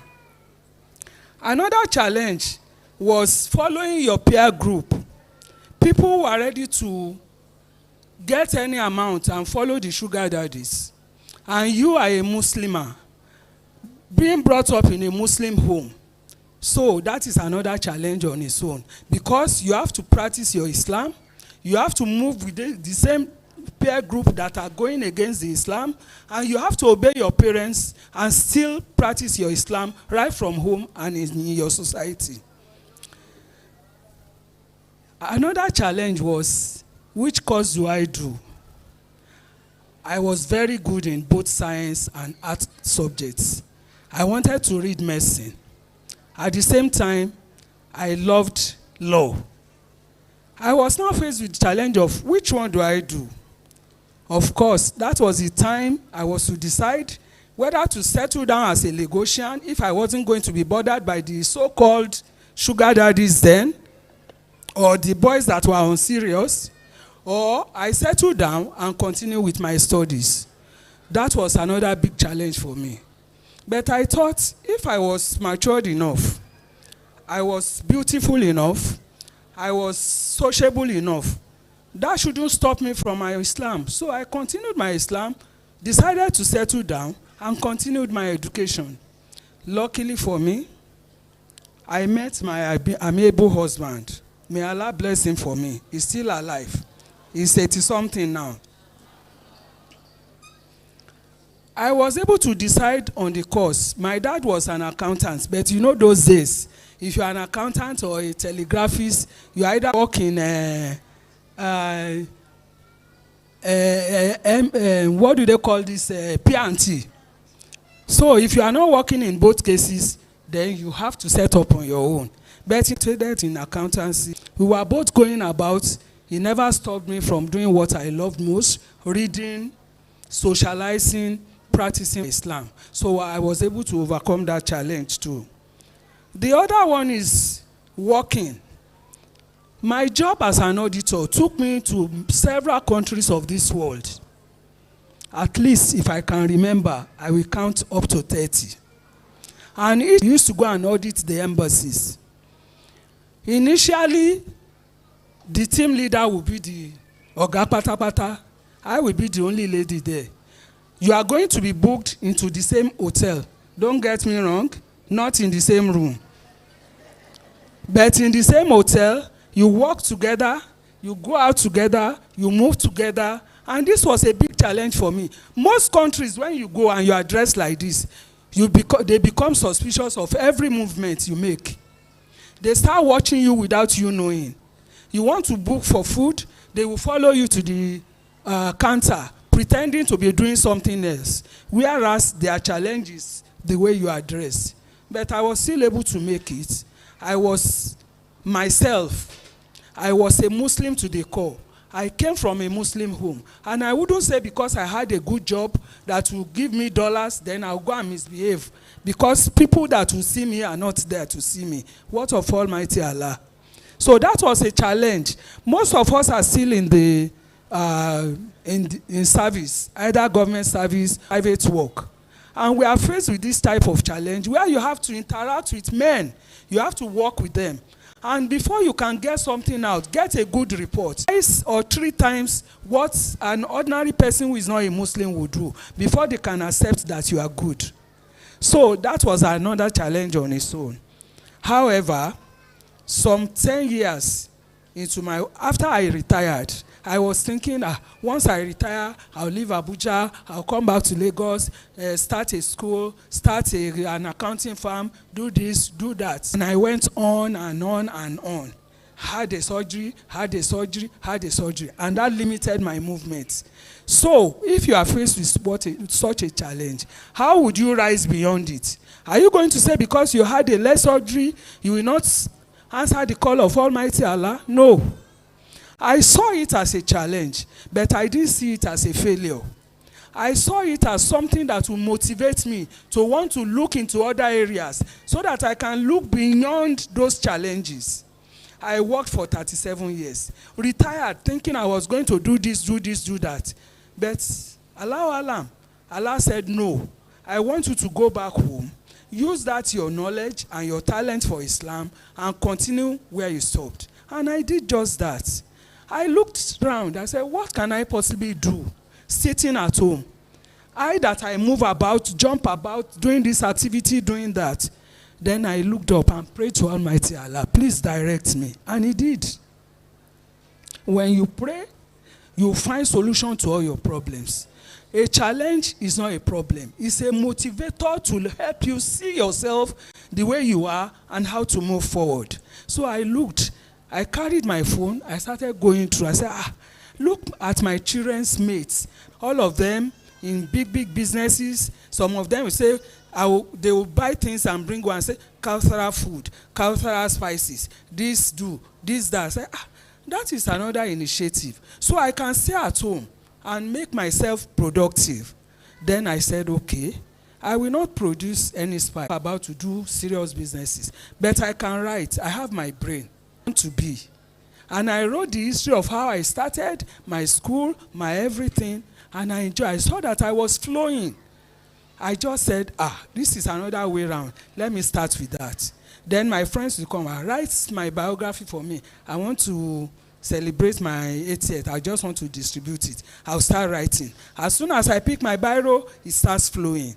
Then I will write the biography. When they say, are you the one that wrote this? Yes, I'm the one. So you can still do this much. Then I'll be proud of myself. That means I have risen beyond that challenge of not being able to move about. I wrote the first book, wrote the second one, Life Begins at 20. Then I started writing small. So right now, I'm writing a very big one for my association, Jamaatul Islamiyah of Nigeria, having its 100 years anniversary. So I want to tell you, my sisters, or I will say most of you are my daughters, as a group, as an individual, look beyond your challenges. Everybody has a story. There's no one who doesn't have a story. When you have your stories, you will have your challenges. When you have your challenges, look at those challenges. Do you want to see it going into a failure, or you want to rise above it to make it a success? That is the question I want to throw to all of you. So, as an individual, as a group, as a company, as a body, see what you can do to the Ummah. Sit down and see what you can contribute in making yourself rise beyond your challenges. And that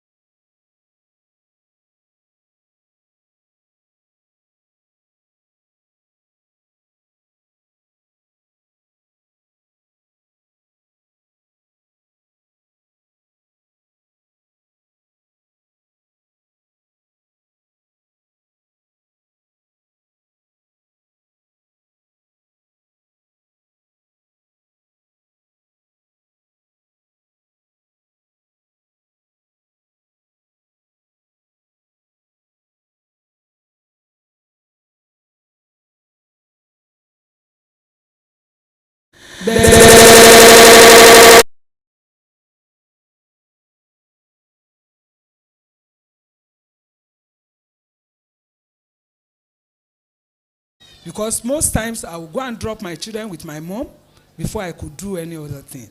So I will just say, plan yourself, cooperate with your husband, be on the same level, and don't abandon your family for your work. That's the most important. And get help.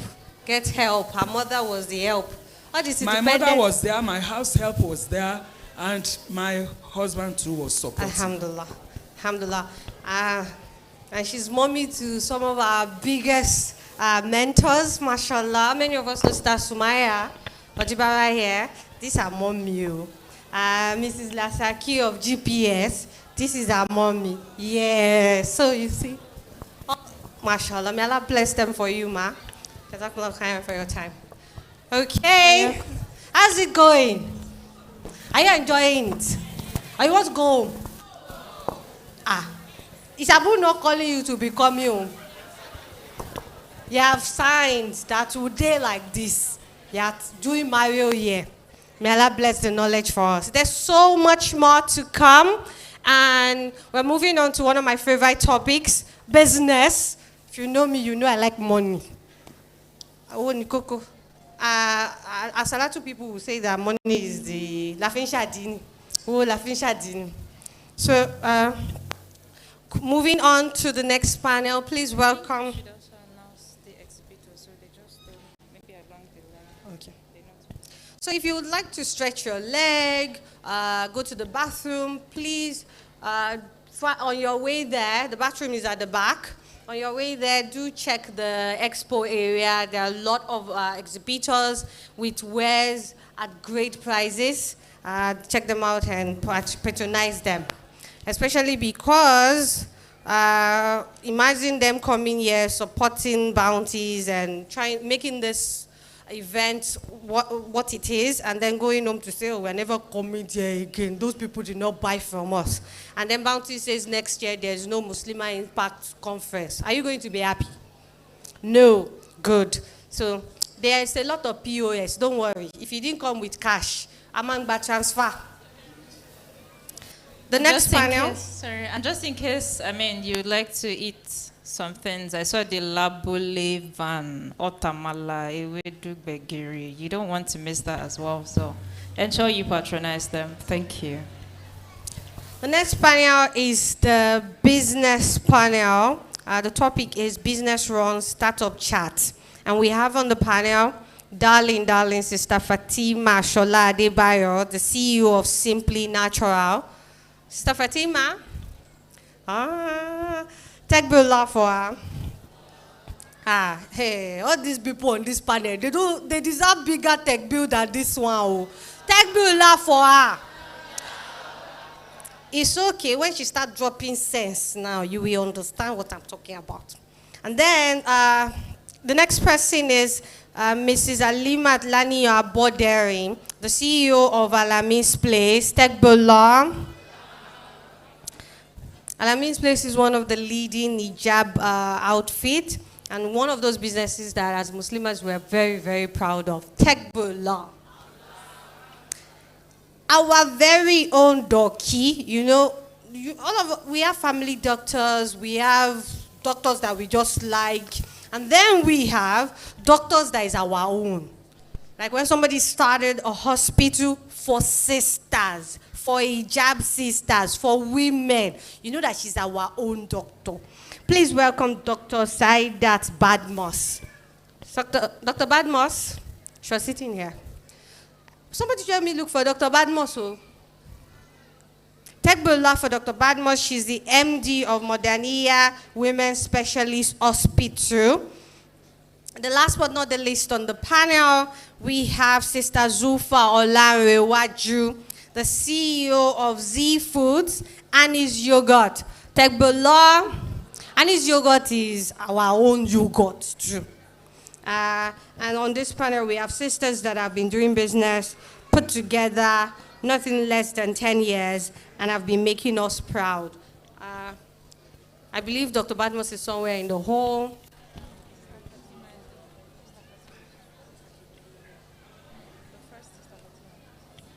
Okay, the panel is going to be moderated by Sister Fatima Shola Adebayo, also part of the panel. So she will not just be asking the questions, she will be giving us sense too.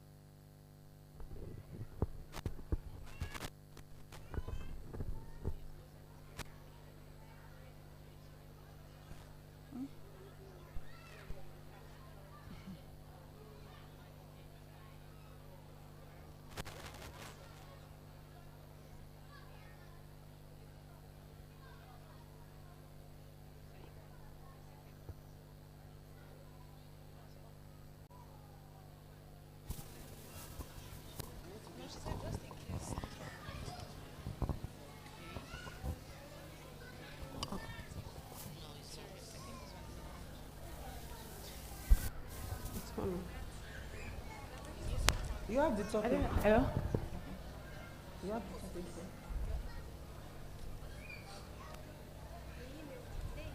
Yeah. I didn't hear you.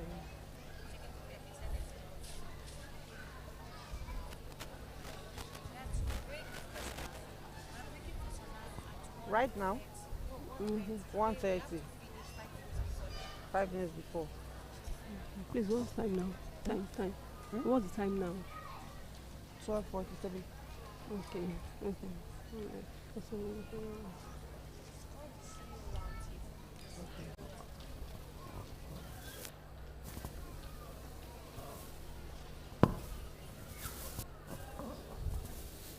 Assalamu alaikum wa rahmatullahi wa barakatuh. Are we here? Yes. Assalamu alaikum wa rahmatullahi wa barakatuh. Wa alaikum salam wa rahmatullahi wa barakatuh. Yeah, I can feel you now. So we are the business roundtable now, and we're going to be sharing some tips about some of the challenges a CEO can face and how to handle it, how we've been able to do it. Okay, we don't have doctor here yet. Oh, okay, thank you. Jazakumullah khairan.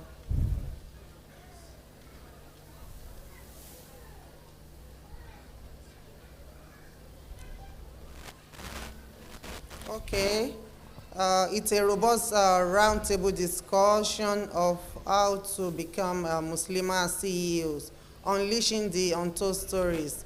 And I'm sure we're going to try our best to give you tips on how to go about it, what we faced, and how we handled it. So I would like to start with myself.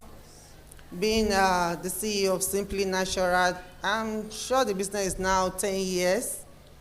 It's 10 years now, and it has been a story of, let me say, prayer being a powerful tool, because I don't see myself doing it alone without prayer. I started while I was still at work, and you know the kind of work, a multinational company, we will leave home like 5:30 and close around 4:30, but get home around 6 p.m. And then the business was still there then. Because to actually start a business, you really need to have an idea. Now I've stopped working like 4 years ago, and that's when I can say the business really got the shape. But then all the while I was still working, I was trying to say I was gathering experiences here and there, and then like when I was still in work then too, I was in training, and we were in charge of pre-retirement program, and I benefited from that aspect, because when you retire, you can't just say I retire and then start a business. You need to have experience on whatever you want to do, and that experience I gathered during my during the 6 to 6 hours when I was working really helped out. We need to have that experience before we now say we want to start. And that experience, if you're not the type that have really worked, that experience could be training, getting a mentor, and then even you be a mentee to another people that are on that line of that business. So I was able to achieve that in that area. And I have another point on, I've talked about power of prayer, because prayer actually helped a lot. And then passion. What I'm doing is something that I have passion for. If you don't have passion for some things and then you say you want to force yourself, sometimes it come that you just drop out from it because the passion wasn't there. And I also have a point written down as SOP. You need to get your SOP in place. I'm sure we know what SOPs are. Can I add some? I want to add someone to the panel. Okay. to fill the last seat. Okay. Apologies for that, Sister Ramatullah. I'm really sorry for the oversight. Joining the panel, we have Sister Ramatullah Soli. She's the CEO of Ram Jassam Investment Nigeria Limited. Welcome to the panel, Sister Ramatullah Soli. Tekbullah for her. What I like about this panel is that sometimes Muslim women, we were saying in the first panel, and people will say things like, oh, the limitation is in us. And you can look at the stage and see women in hijab, in full hijab, CEO, not just audio CEO, people that are doing well. That we can say, Eganie, Beyonimi see Alami, see Sister Saida, see. So truly, this is the panel you want to listen to. Please go on, ma. Okay. You're welcome, ma. So, I saw some hands up saying they don't know what SOPs are. SOPs are standard operating procedures. These are things you need to... Okay, so I'm actually using two. Okay. Assalamu alaikum. Okay, you can still hear me. So SOP is a standard operating procedure. Is a set of step-by-step procedure that you need to get for your business. Like, let me use my business for example. We want to make zobo, for example. You need to get all the things you use for all the recipes. You need to get them somewhere that you know that this is how to prepare zobo. You want to make yogurt, you have to have all the ingredients in place, the quantity, that everything will be on point. It's not as if you make yogurt today is watery, tomorrow is thick. Maybe if it's 1 liter of water you need to make, you need to use to make your zobo. All those things in place are the standard operating procedures. You need to get that. It actually helps. Is that clear? Okay. So I've talked about the SOPs, and then continuous learning is a thing you need to really take seriously. Continuous learning. Go for trainings. You don't need to go for expensive training. For me, I look online and I get a lot of free trainings online.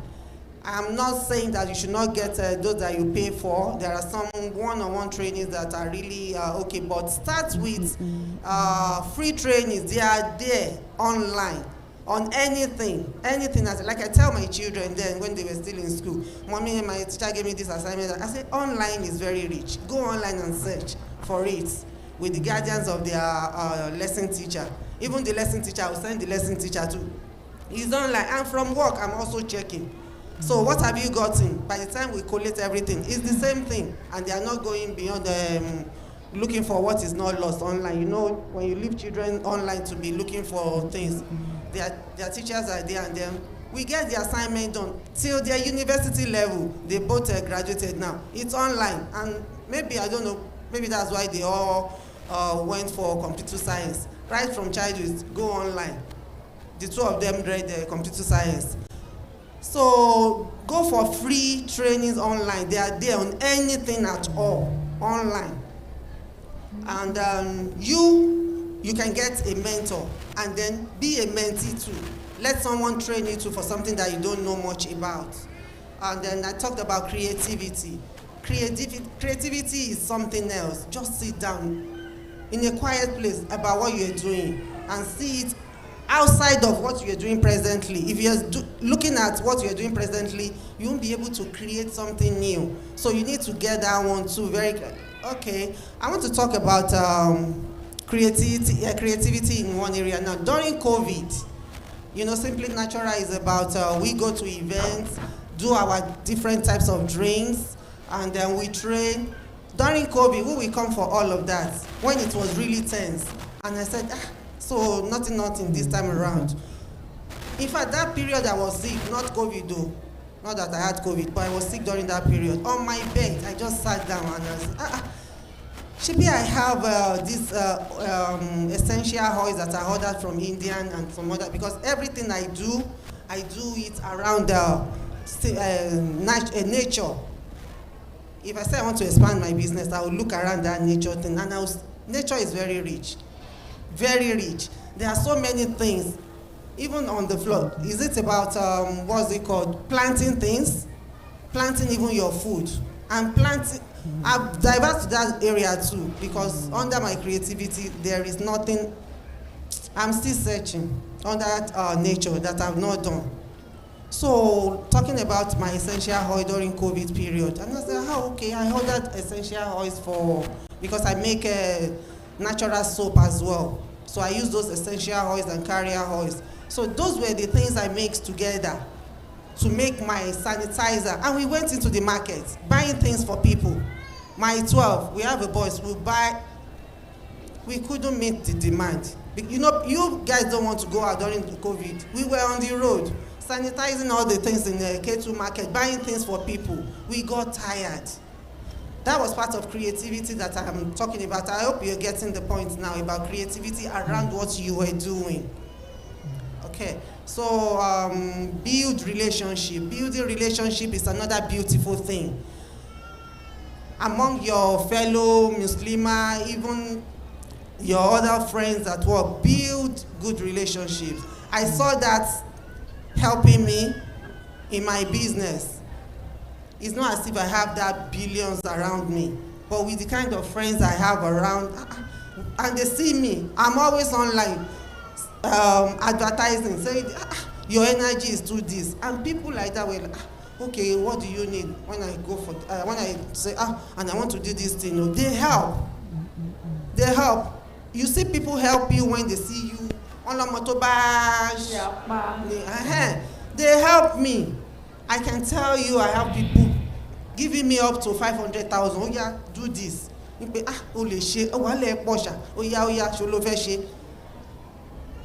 Bring in that effort, because like I tell people, we pray, and I say prayer alone is not what you should sit down at. Pray and then put in effort. We should put in effort in whatever we are doing and let people see what we are doing. We should say what we are doing. Talk about it anytime. In the garden where you are seated, you can, hey, talk about your business. Talk about tepa. If it's Guguru that just arrived, Guguru nyele, you say, okay, even the person maybe on your level, one would say, I want, and before you know it, if it's good, that's how I do. Ariwo po, lori kilantai, ariwo mi po online on my status, ariwo inoni. Don't keep quiet. Whatever you're doing, talk about it anywhere you found yourself. And delegation of authority, that too, we shouldn't look at it. As the CEO, it will get to a point that all the pressure on you should reduce. Try to delegate some of the things to those that you've trained. Not that you give everything, but you monitor. Like the monitoring technique I have is, I have CCTV. At home, I rarely go to, it's not before, but now, I've trained some people, and then they are already, I have people too that they are CEOs on their own that I've trained. So right now I need to take it easy with CCTV. And let me tell you about the CCTV I started with. I started with one very cheap CCTV. That small CCTV. It's like your adapter. I just plug it. When that thing always turned me to a witch. They will say, I'll just plug the thing. When they are gone, remove my, what's it called? And start. I even sold that thing there because I see how useful it was. I saw the people bought it. Small like this, and it will be borrowed. They were like, during sugarcane production, you were eating all the sugarcane, Abi. Said, okay, come and wash. That was the CCTV I started with, that small one, but right now I know I have a bigger one. Because everything is not about big money. That I've learned in this business. It's not about big money. You can start with konkolo money, and then the result will be like, timber money, why would I be wasting money? Then the last one, another step. Okay, yes, I said later on the CEO will now, when the duties, all the roles are reducing, you will have to start strategizing, because when you are thinking you are doing the business, it will look as non-productive. So it has to come to a time that you relax and then start to strategize about that business, how to grow it. I think at this point I would like to give the microphone to my sister to tell us. Assalamu alaikum warahmatullahi wabarakatuh. Wa alaikum salam wa rahmatullahi wa Okay, do I need this? I can use it. Assalamu alaikum. Let me use this one. Hello. Okay. Assalamu alaikum warahmatullahi wabarakatuh. My sister said she started her own while she was working, but my own is a different ball game. I started when I was in school. I got married maybe like 2 years, 2008. I got married, and maybe a few months later, I got admitted for my HND. I already got pregnant when I got to school. But then I was still doing my business. But the difficulty of having pregnancy and then doing business and the school. So I was doing the business, but the thing wasn't, the stress was too much on me. So that's why I told my roommates that I'm going back home. That I don't think I can further my education anymore. She was like, Halima, what's the problem? You are pregnant now. If you go back home, you won't be able to go back to school. Better for you to just take this while and just take it once and for all. I was like, Kafaya, I can't do this anymore. This stress is becoming too much on me. So she begged me, said, no, just leave me, let me be. So she left me for some days. But later, I don't know what came over me. I just came to my mind that, why should you just say you're not going to school again? Further your education. Put your best. You don't know what Allah asks for you. Let Allah fail you first. So just let Allah fail you. So I got back home, I told my friend, you know what, I'm not going back home again. He said, nobody. Leave me alone, let me just. That's why I started. Alhamdulillah, I finished my education. While I was still doing my business and everything, and sincerely, it was but one of the things that really helped me was that for every entrepreneur, for everybody, you have to have a good support system. Before I got married, my father was like, you can't go married because I was just finished my OND. Like, you can't go married like that time. He said, Daddy, I begged, he said, no problem, I can't go against my father's wish. But alhamdulillah, later I called me that after the husband, like, I did go and bring your husband. That's why I got married. And because of that, my husband wasn't around. But despite that, my father would come to my school, come and check me and all those things. People were like, I didn't want to marry. You know, in school, to marry to my own in school and those stuff. Then when I finished my education, I came to Lagos, and before I came to Lagos, my husband brought his mother to my house. So we are together. Because immediately after our Akiko, so he came back the following week. Halima, she Ikeja. I was like, Ikeja, bao. I mean, you are my mom. I said, Ikeja now. Most of his colleagues told him in the office that you left your mother with your wife. Hey, alhamdulillah, sincerely. Since I got married, I'm already going to be 20 years. I'll be staying with my mother-in-law. Everything, I thank Allah for that, mama, everything, because she's really helpful. I did a lot of training. I will also keep my kids always with her. So that really give me a lot of, I can go anywhere. If I travel out of the country, I know that I have someone that I stay with my kids and everything. And sincerely, she's really helpful. Then there's anything I can do. If I see something I can improve my business, I always go for any training.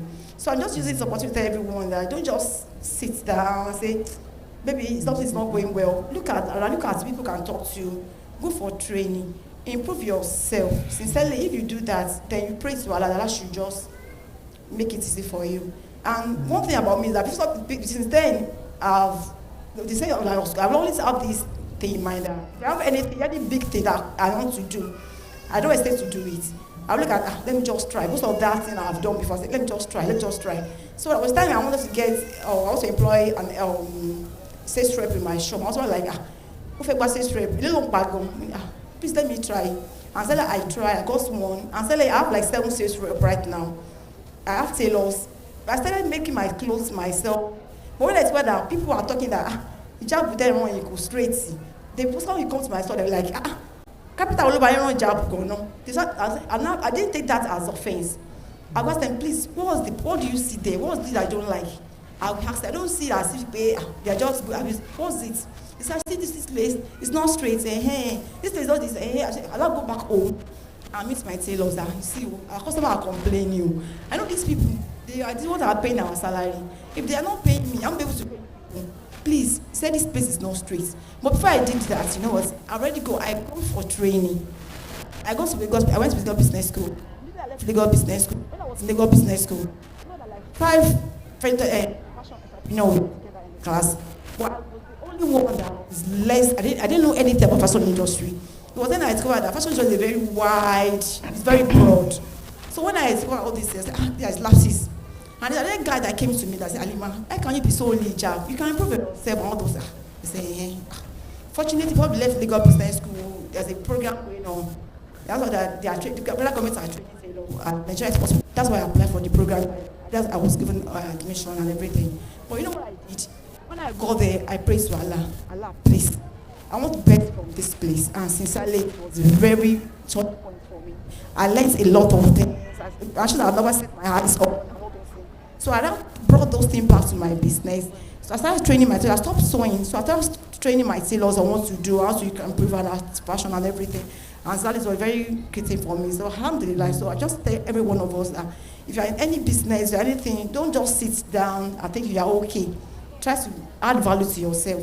Because if you refuse to add value to yourself, sincerely I'm telling you, you will become obsolete, you won't be necessary, you won't be available, you won't be relevant in the society anymore. So please, let's just try to make sure you are adding value. And technology is a very great thing. Let's leverage on the technology. I remember sometimes ago when we had another sportswear for school. The school is a very big school. I know my tailor usually just went for holiday and they didn't come back. And they didn't know that we have an order that we were supposed to deliver. And they just went just like that. So I was like, and I told them, don't go, say, Alamiya, I'm a day. I'm a worry.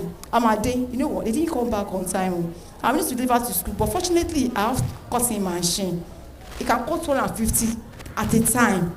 That's why I laid everything with cords. Before they came back, they couldn't believe it. So like, they're now saying around the same. Fortunately, my sister was with me. They have some of everything. That's why we're able to deliver the clothes. But because if I don't have the knowledge of the business that I'm doing, I'm able to do all those things. But some people they say they want to go fashion. They didn't know how to sew. They decided they can't go further. They won't go too long. So if you are not even doing it, but have the knowledge. For instance, another thing that I employed then. I asked him to sew something for me, like, I said, oh, little alami. I said, oh, my toe. I said, no. But don't worry. So I put it on the table. I did that. Mom. And he's a very good guy. Are you getting it? But because he thought maybe I didn't know how to sew. So if you are going for anything, please make sure you learn about that thing you want to do. Learn it is going to help you. It's going to take you a long way. So may Allah make everything easy for us. Mashallah, I think I've heard about something similar to what I talked about now. She said she prayed, but not only prayer, with effort. So we should not just say, and sit down somewhere and say, Allah, Ya Allah, bring millions. So, Lori Joku, Kole work. So, and then you said, I started when I was still no, my Simply Natural is what I started when I was working. I started selling, that's kekere. Màá milk gan, màá wrap sí paper, biscuit màá dín, màá tà láti kékeré. No that put you on blood tipẹ́. So sister, can have you. You have it. Okay, I thought you would.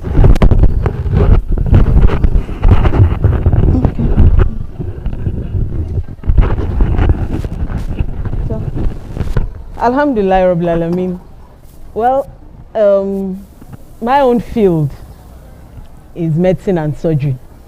So maybe it's slightly different from pure business and all that. So to start with, of course, the professional background is very, very important. The professional background is very, very important. So I found out that I'm good in science, and of course, along the line, I applied for medicine and surgery. I got to being a medical doctor, had the basic medical degree. Now, trying to choose what field of specialty, a lot of things came into play.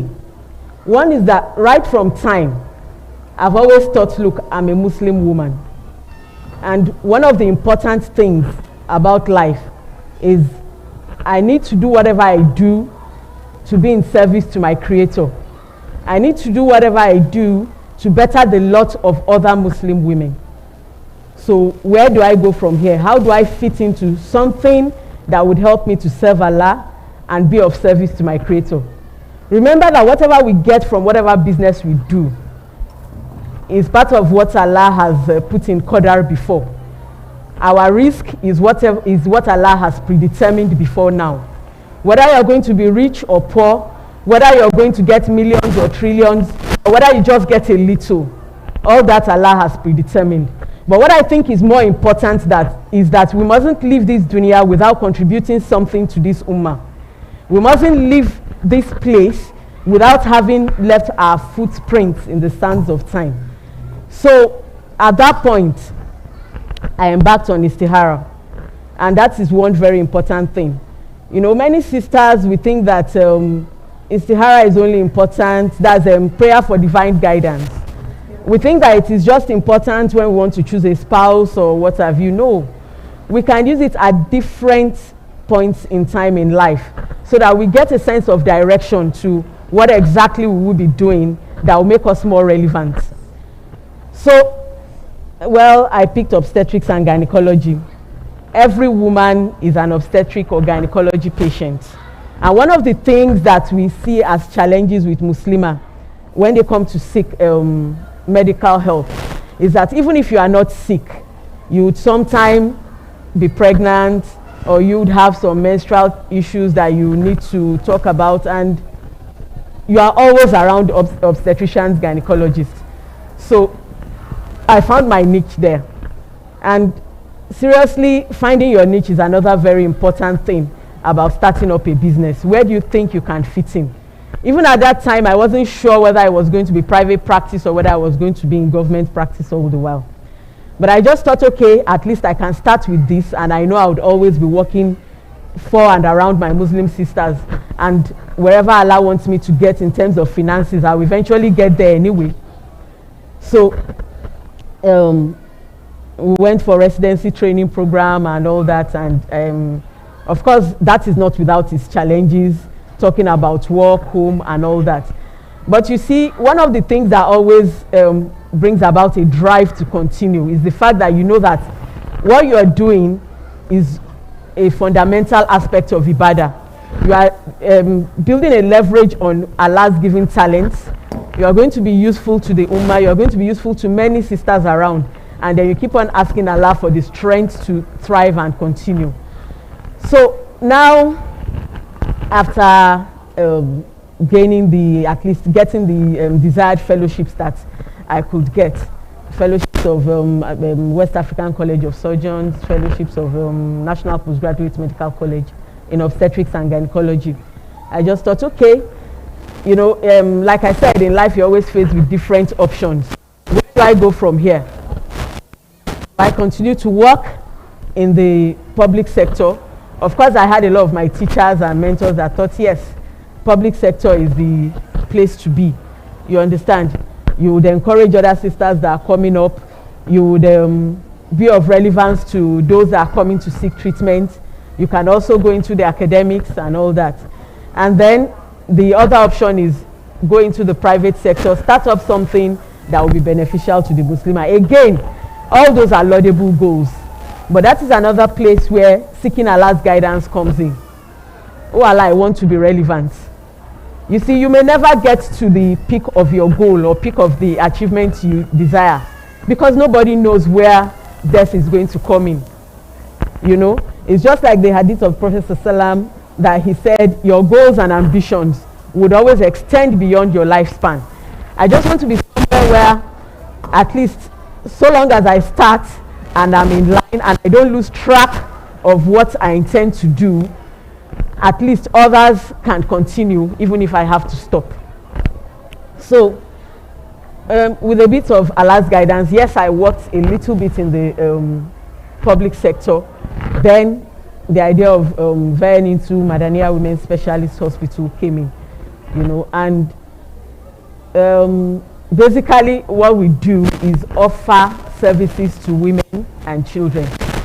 Obstetrics and gynecology services more, and then other medical specialties also come into play.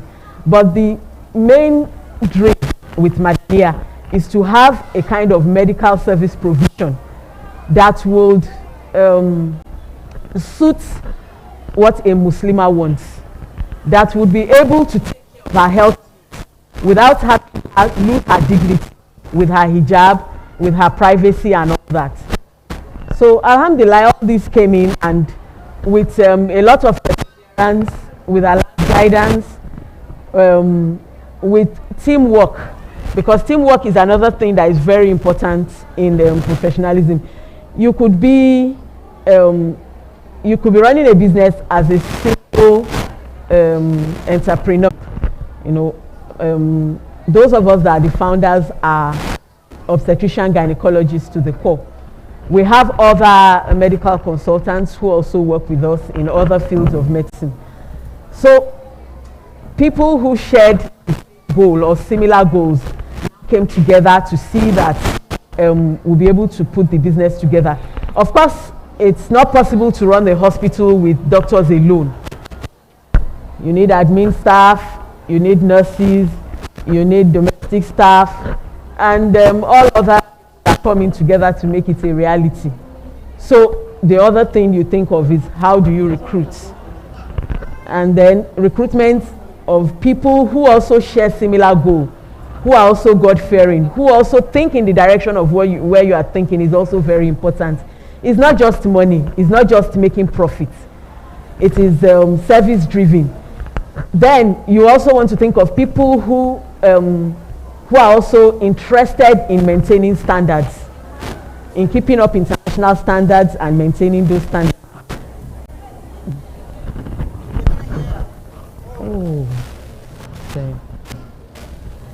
Is it better now? Sorry about that. So you also want to surround yourself with the right set of people who share your goal, both within the profession and outside the profession, because that is only where your dream will become a reality. So recruitment of workers is also a very important one. But at all steps, asking and seeking for Allah's guidance and his direction, not compromising on professionalism, not compromising on what is quality is also very important. And above all, from time to time, we keep on reappraising. Are we still fitting into what our set goals are? Where do we fall short? How can we do better? So I think those are the basic points that I would hold on to for now. Jazakumullah khairan, Doctor. I got that point of the prayer of seeking counsel, istikhara. Very valid. So we shouldn't joke with it as a Muslimah. So, okay, I think we are going to break for Zur, right? We are not done. We still have two people. I think we're coming back. We have to finish. Oh, okay. So I'll give the mic to you, but I want you to just talk briefly about funding your business. How you were able to do that in an halal way, the funding.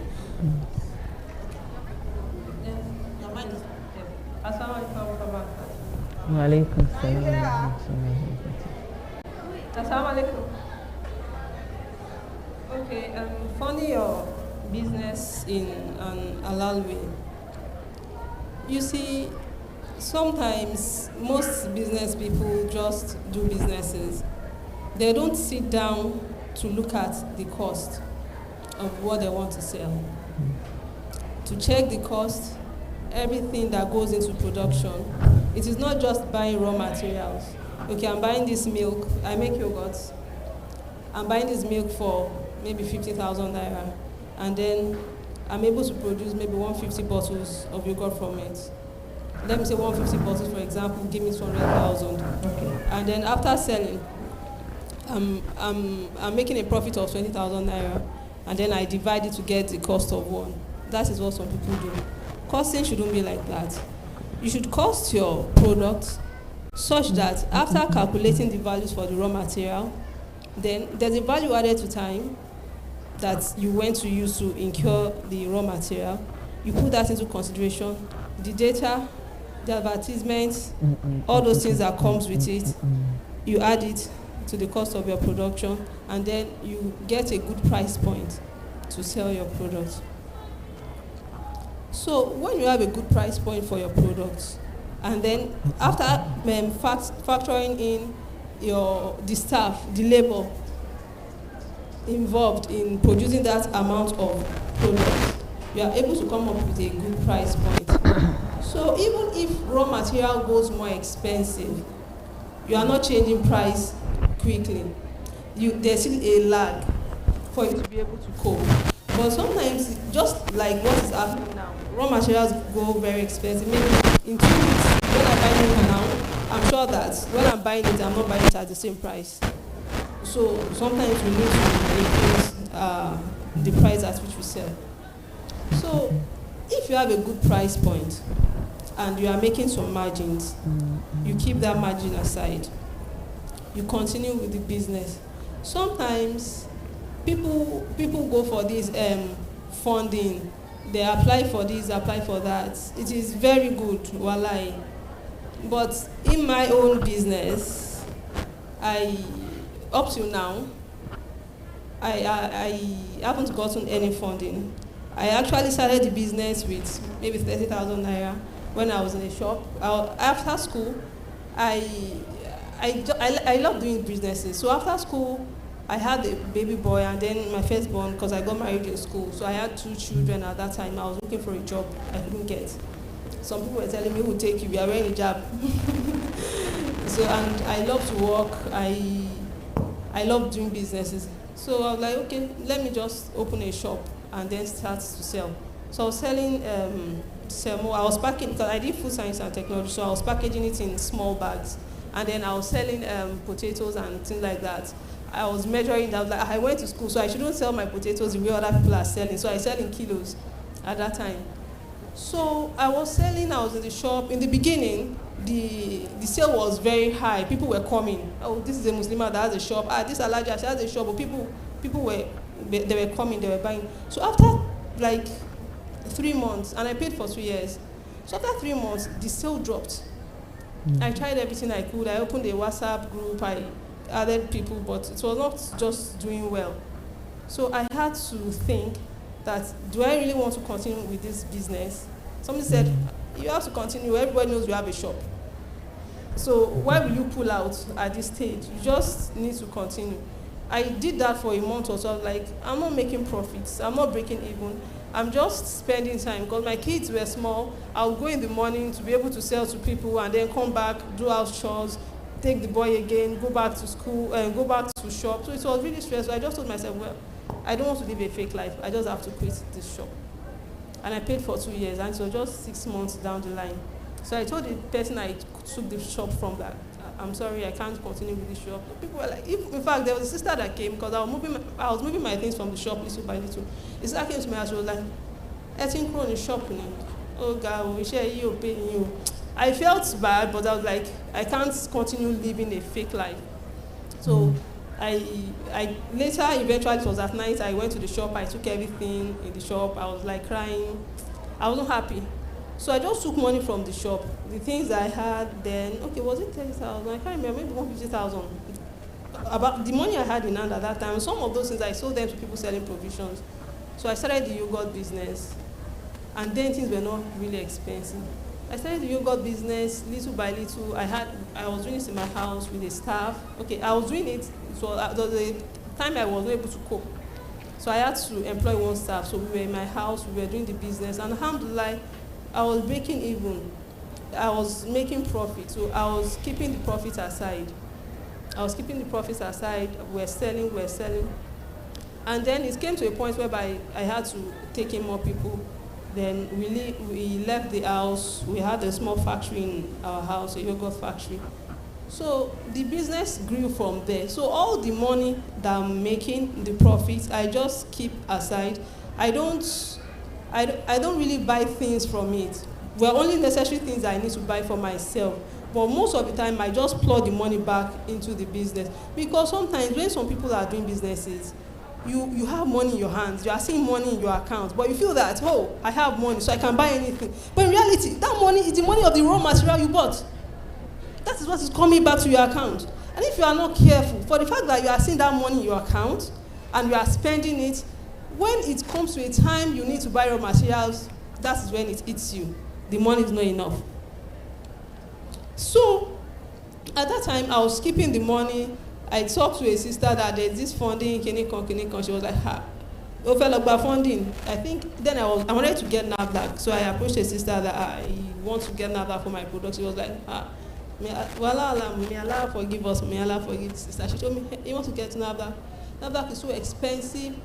Then you need like 6 million naira to get it. She introduced me to somebody. That one was giving me very huge price. So I was scared. So I called one of my sisters that, I want to get NAFDAC and this is this expensive. I want to maybe apply for a loan or go for funding, do for funding. And she said I should try to grow organically. I should try to save from the little ones I'm making. And then, inshallah, later I'll be able to get the NAFDAC. So I continued like that. So up to a point, maybe 2 years ago, the government did this registration of food products for SME. So I just submitted my form and I started the NAFDAC process. It took a while. In fact, it was a very long time.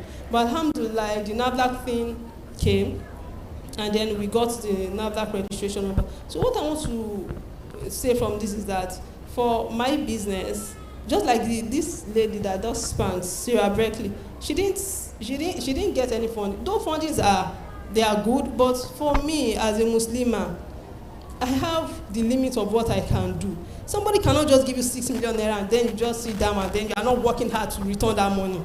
They want to see what you are doing with the money. They want to see that, okay, this money is actually bringing out fruit. And then I'm here, I'm a Muslimah, I have babies, I have a husband, I have a home to take care of. I can't be on my feet 24/7 trying to recover the loan that I've gone to collect. So I just try little by little. I was growing little by little, and alhamdulillah, we have grown to a point. At least I have maybe 8. We are 8 working now, from just one person from a company that I started in my home, and I pray inshallah would grow more than that. So basically, sometimes you can actually fund your business yourself. And then if you have the strength and you have the time, you can also get funding from outside. But if you know that you don't have so much time in your hands, your kids are still little, you can't be working, because an investor cannot invest in your business and you are telling the investor that I took my child to the hospital today, or maybe they are doing open day in my child's school, I'm not able to. Those things are not tenable. So I sat down, I looked at myself, this funding thing, I don't think I can go for it. I just took my time. I tried to build the business little by little, and alhamdulillah, the business is growing. And then sometimes in business, when you are making money, you should not forget those things that are important and they are not urgent. For example, there was a time in my business I felt NAFDAC was not necessary because I was selling. I just make adverts, I put adverts on Instagram, WhatsApp, everywhere, status, and I sell. So I was like, this NAFDAC thing is not, I don't really need it. So somebody was telling me that, hey, you can't just rely on sales using WhatsApp and all that. You need to get this NAFDAC number. So I tried working on it. And for a person that is selling food, a food commodity, maybe yogurt, when you are selling to a particular customer for a particular period of time, later the person gets tired somehow. It is food. And then sometimes you can't be eating rice every day. Sometimes we change the flavor, we have raspberry, we have strawberry, but sometimes we can't, a customer might get tired of the product. So you need a large customer base. So it got to a period in my business whereby sometimes I'll make adverts, I don't get sales, I don't make sales. I'm like, what's all this? And then when the NAFDAC came, we tried entering supermarkets. We tried entering supermarkets, we tried supplying supermarkets, and then sales were coming from there. And then now, I now say, assuming I had not worked then on this NAFDAC thing, I was leaving it because it was important, but it was not urgent. How would I be able to cope now that things are very expensive? Now people now prioritize what they do with money, what they buy and all that, because things are very, very expensive. But if you have a very large customer base, you're not just selling to one person or these particular people. You do the hard work to spread your base. Inshallah, the returns will come. So, assalamu alaikum. Wa alaikum salam wa rahmatullahi wa barakatuh. Mashallah. Yeah, a lot of creativity there too, and then the funding too. I think we've learned quite a lot from her. And I also want to add about funding the business. There's another thing that I encourage Muslimah to do. We have a platform of a trusted Muslimah, and then we do Ikeja. I opened one since 2016, and it's still ongoing. People, through that means, they've been able to really boost their business. There are some as small as, well, don't let me say small, 5,000 is not small. 5,000 every week. We have a platform for that.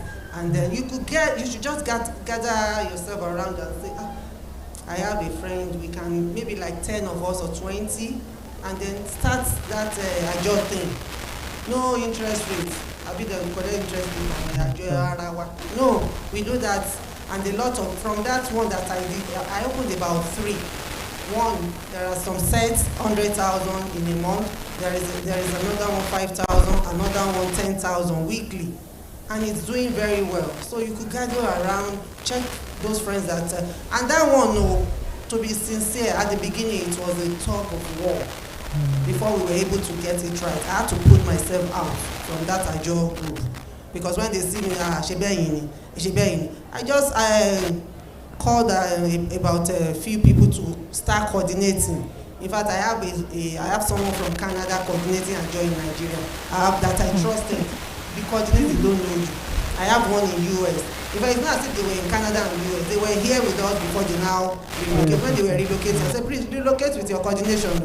And they relocated with it and they were doing it beautifully well. I've seen people that said, I joined, I was able to balance my morale. I've seen someone that said he was able to buy a car from that Ikeja that we were doing. I've seen people, a lot of beautiful testimony. You could just look around and see people that are trustworthy that you can do this Ikeja thing with. No interest rate and it's allowed. Okay. Concerning the funding, we can even see grants. Because if you put your books together and you are keeping your records, sincerely it's going to help you a long way. But most of us, when we start, we don't think that keeping records is necessary. But if you have your book, sincerely it's going to help you. Those grants doesn't need you to pay back. It's the grants. And it doesn't have any interest. I was able to go to one, maybe like 3 years ago. Sincerely, I didn't even know that they're going to give the money to me. I put everything. They said I should come for an interview, and they said I should bring my things, and I went there with my books. I didn't even use computer. I just went there with my 2010 records. I went there and they asked for system. I gave them my sales. Also your purchase. I gave them my purchase. I did everything. It was like now I like it. That's what I do. And inside I got 7 million naira. Sincerely, I'm telling you the truth, nothing but the truth. No, it's a chain. They call it chain. Then. And Sally, don't stay request you to be decimate. Because we are on that thing for like 3 years, 3 good years. We are on this. Because we're not supposed to that anymore. When they did the final, I was in Abuja when they called her. I should come for meeting. Only money I go there. And I bring them with my book and everything. I say, give all this. I give them everything. And they give me 7 million without paying the money back. I was using that money to buy my phonogram machine. That would cost me so some 2.something million. I got all that machines. So that's what some Muslim at times we think that we are money interest. What is in there? Let us look at it.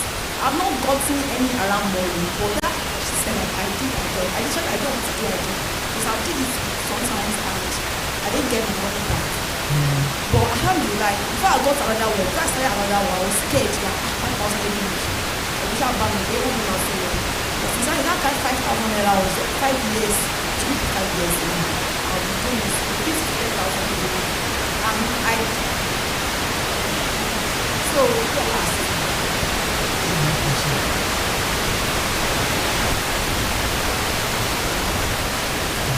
أعوذ بالله من العليم من الشيطان الرجيم بسم الله الرحمن الرحيم الصلاة والسلام على أشرف المرسلين صلى الله عليه وسلم.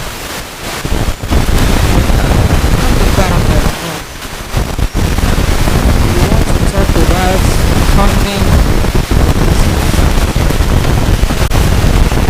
I think funding business is not the first thing.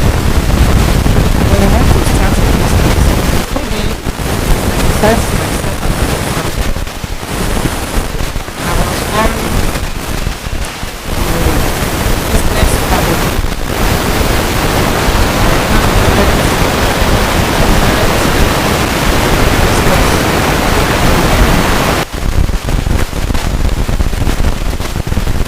When you are starting a business, like me, as my sister said, I started with packing needle and this packing business, tiny packing business in primary school.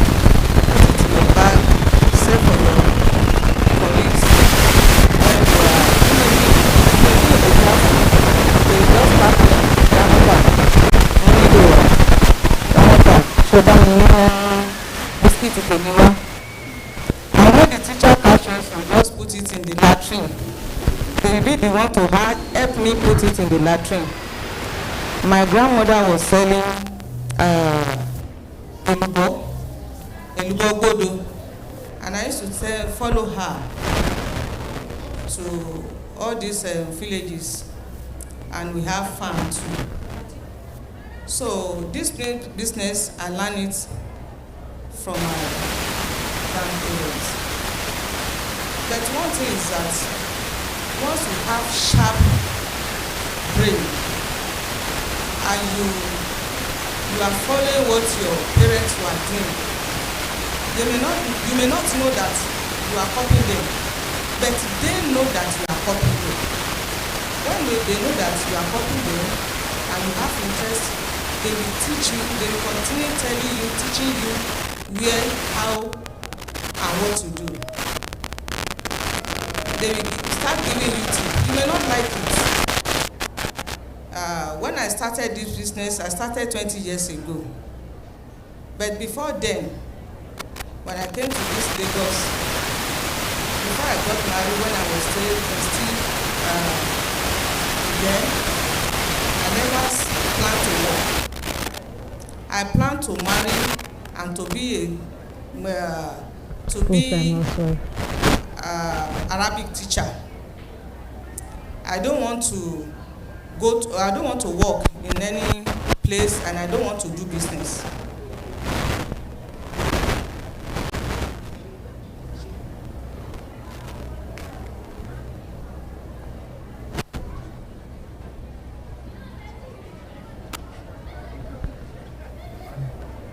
So I came to this Lagos, but what made me enter this Lagos? I want to give back things to my parents, to my grandmother in particular. I went to one hospital to work as cleaner. When I got there, they said they will be paying me 10 naira. No, not 10 naira. 10 naira. Where am I going to see 10 naira?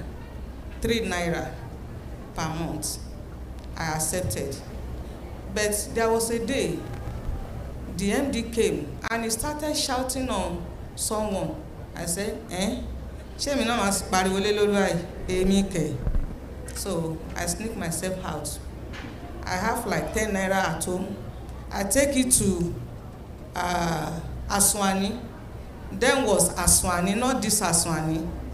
I went there, I buy material, I took it to tailor. I asked the tailor to sew it in 2 pieces. You know the 2 pieces we are using. So there, that ups and down. So when there's any gathering, I will take it there. I started selling. People will call me. Those people that want to do Owambe, they will call me. Ramota, show le ba me show 40. I say give me money. They will pay me If they give me half money, I won't be able to make it. I will ask them to give me 90%. When they give me 90%, what I used to do is that I don't take much gain.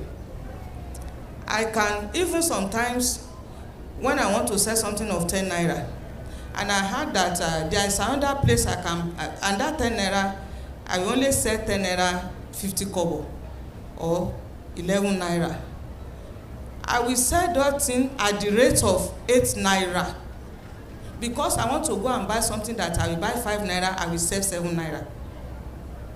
Do you understand? Do you understand what I'm saying? I bought goods of 10 naira and I sold 8 naira. Am I gaining? But I heard of somewhere where I can buy 5 naira and I will gain 2 naira. So people that you are selling together, they say, okonu, mbolodo lawon eleyi, ko kuku kawe, iloke lo ti wa. I know what I'm doing, but I will not show them. They even come and ask me, how much you do this thing? We bought this thing. I say, this thing, was it not 3 naira? They say, it's 3 naira. Go and sell. They even bought from me, but I never opened to any one of them. I never let any one of them know what I'm doing, what I was doing there. That's one of the tricks of business. And I learned it from my grandmother. When we bought elubo, maybe akpo. You know that old akpo elubo? When we bought it, maybe 30 kobo. And there is another market that we can gain more than that one. My grandmother, we sold at that price he bought. He said, you cannot go. If you know you want to buy, you can buy it, bring money. And we go to another market. So, you know, they want me to know. And they were she was taking me to anywhere she used to go then. So, when I started this product, not that I really mean to start it. Not that I want to do this mess I'm into today. But always have it in mind to help people. Anybody you meet, have it in mind you want to help for the sake of Allah. Allah is ready for you. My grandmother used to say, you cannot open your hand to God, and God will show the elbow to you. Allah is ready to open the hand for you too. So, this is my business. I just ready to help somebody. An Igbo man that I didn't even know. But the man was telling me that day that you don't know business. You don't know business. There are a lot of things on history on that, but there's no time to say it. You can have millions to start business. You may lose everything if you don't have sense. You know what Ajegunle calls sense? I was staying in Ajegunle too. I was born in Lagos Island. And this, I married in Oshodi for 31 years. So all the were that is in this Lagos, I know everything. When it comes to show Muslimah, I will show Muslimah. When it comes to show Omota, I will show Omota. So, but when my people say, Halaja, how many times have you gone to Hajj? You didn't use, I say, I don't have money. And you know when I open mouth, they will see it. More so, I don't have time for that. I stay in Shodi for 31 years. I never been part of them to pay.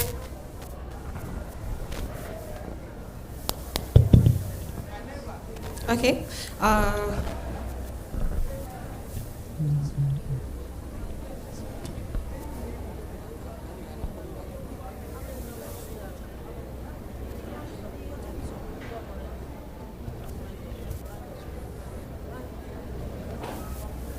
Anyway, to me, I don't like people calling me and giving me 5 minutes. I will have not said anything because I have a lot of things to say. I always want Muslimah to learn from me. You may not be educated, but you also have your sense. You will use your sense. So we have a lot of people that are educated. They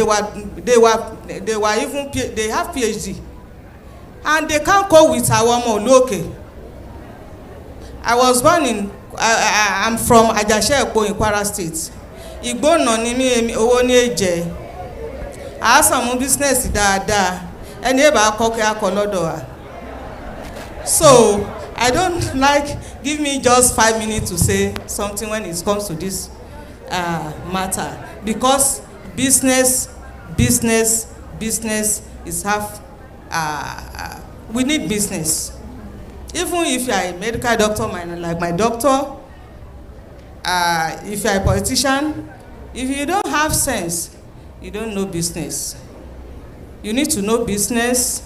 Even if you are selling pap in your house, to get to me, I have a lot all this India. They will be begging me to take credit. I never take loan.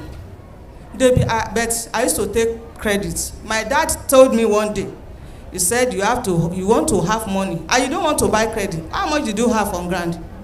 You don't have anything. Let 100 people bring loan credit for you, but with one condition: your tomorrow must be tomorrow. Your money must be money. And people collecting credit. You must not sell credit. Any credit sold and you wrote on the paper is not your money. It is when you have it on your hand, in your bank account, that is your own money. Selling credit is not. But I do take credit, but I never disappoint anybody. That's my own logic. So, assalamu alaikum warahmatullahi wabarakatuh. Already I've advised people through my talk. Okay, my advice is that as a Muslimah, fear Allah. Fear Allah. Fear a day you be alone.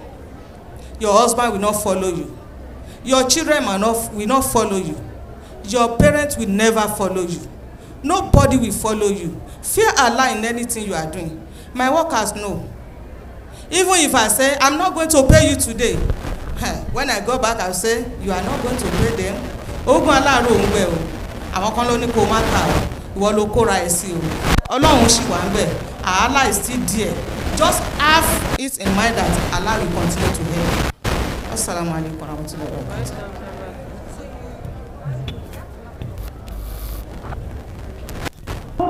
So you've heard it all. Fear Allah. What do you have to say? Just one.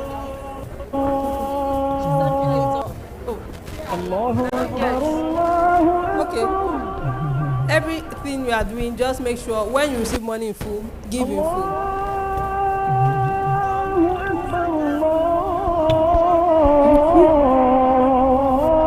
Well, in conclusion, one of the things I like to do is to give people more than what they have paid for. So many times when I have interaction with patients, with my staff, I ask myself, have I tried to give them a little more than what they have paid for? Yes. So if you try to do that and rely solely on Allah, Allah would grow your business. You heard that, exceeding customers' expectation. Let me just say this. Let us try to keep our accounts. Yeah? That's what I think. Because I think if you don't get the accounts right, you might be just shooting yourself at the leg. So just keep your accounts. Done it. Jazakumullah khairan. Can we have the plaque for the business panel? Takbullah for them. Takbullah for them. Fear Allah. This is the second time we're hearing this. Well, third. I'm sure that Fatima mentioned something like that too. Fear Allah. It is taqwa. For someone like me, I actually have taqwa labeled on my business value. If I send you any proposal, there's taqwa there. Fear Allah in everything you do. Sister Zulfa said that give value. If you collect money for anything, give value. Don't say, I will lose. If you are the one who decided to promise that value, even if the economy is upside down, the next moment the person paid for it, give value. Keep your account. Oh, that's the one thing Mrs. Abodere always says. Keep your account because it's a big deal. Your business is to make money, and if you are not making money, or you don't know if you are making money, what exactly are you doing? And customer experience is key, and the best customer experience is to give more than is expected. Jazakumullah khairan to all of you. May Allah bless your businesses and make you steadfast upon the deen, no matter where you find yourself. Barakallahu fikum. Before we go for the 15 minutes interlude for Salah, would like to do a quick fundraiser for the Bounty organization. Please, we're waiting for the plaque. So while we wait for them to come present the plaque to the business panel, we'd like to raise money too. Can I have somebody on the Bounty team here? Bounty volunteers.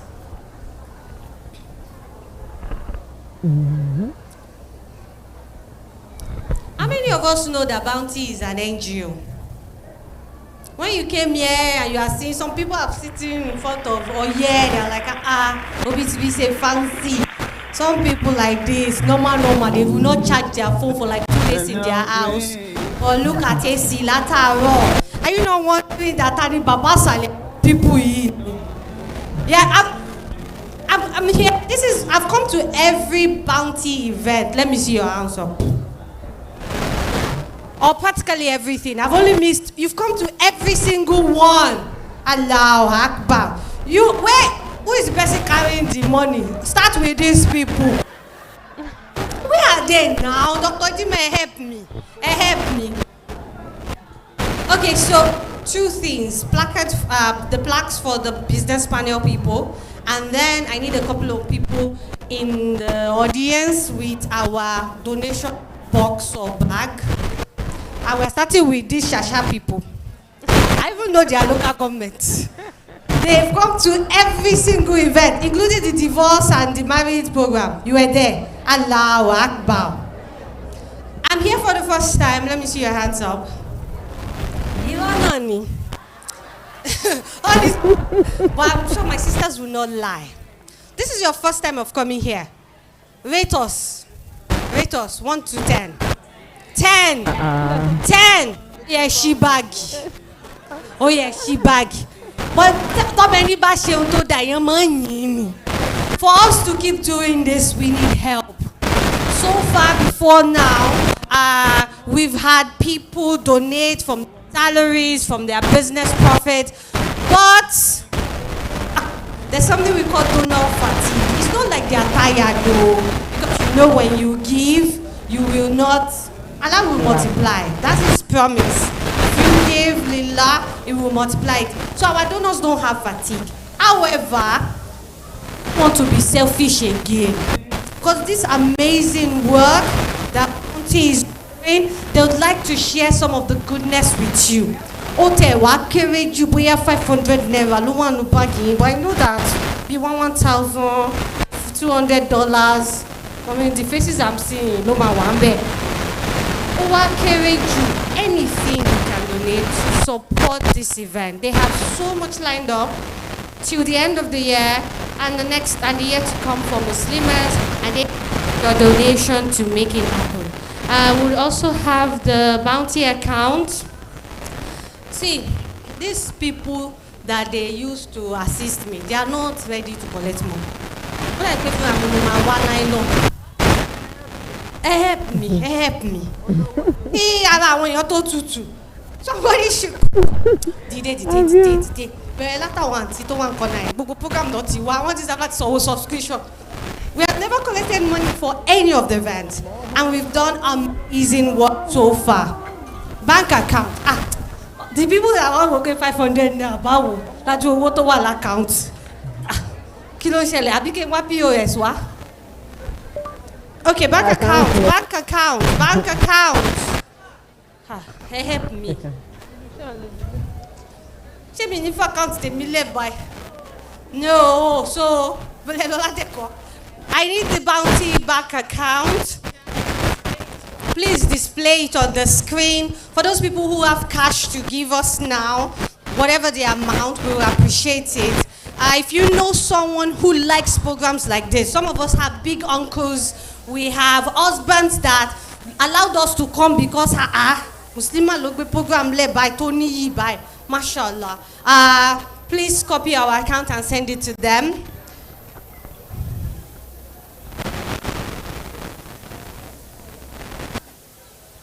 Could you write the account for me so that I can read it out while we wait for the screen?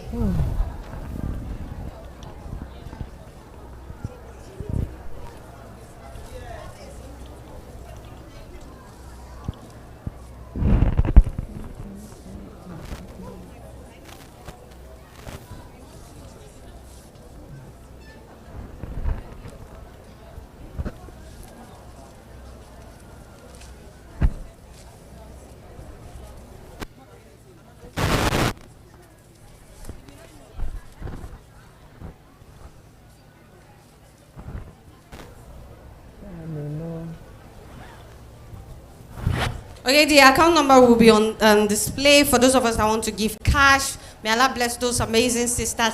Mama, your MSS. Kia, I want your nylon. Today, your MSS talent is showing. Me like I want to shop by quickly, no time. Mama, wow, you're doing one nylon. What to be nylon, Jadi. May Allah bless you and reward you for this. Of course, your money is going into the next event. So when you see the next poster, you can pray for yourself that of course, the donation doesn't have to stop here. Anytime, there are people who have monthly amounts set aside for Sadaqah. If you are wondering where you want your monthly Sadaqah go to, Bounty is definitely we'll appreciate it. Whether it's 2,000, you want to tell your account, you set it in the bank app to always remove 2,000 every month for Bounty, and it will remove it without you knowing. Okay, so for those of us here that would like to do the transfer now, the account details are on the screen. 21 29 567392 UBA. Okay, for those of us on YouTube, you can also join us. Donate. This event has been streamed live to you free of charge. And some of the points and amazing nuggets we've gotten, we can't even quantify how much they are paying. If we were to pay every person that's climbed the stage today, thank you. No, it's okay, it's okay. We win a gigantic loan or grant for it. So please, your 2,000, your 1,000, whatever it is, it goes a long way in helping us to organize programs like this, in helping us making the program bigger. Jazakumullah khairan for your help and your donation. Okay, so now we're going to break for Salah. Can you come down from this stage?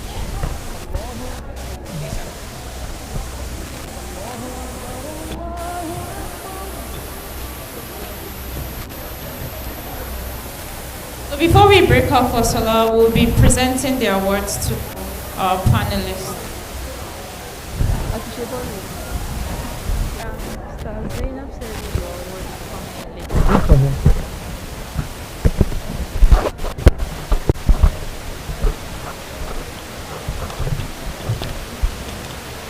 So on behalf of Bounties, we say Jazakallah khairan for answering the invitation to speak. Sister Zofa Olariwaju. Yeah, Jazakallah khairan. Yes, Sister Fatima Shola Debayo. Sister Ima Laniyo Abot.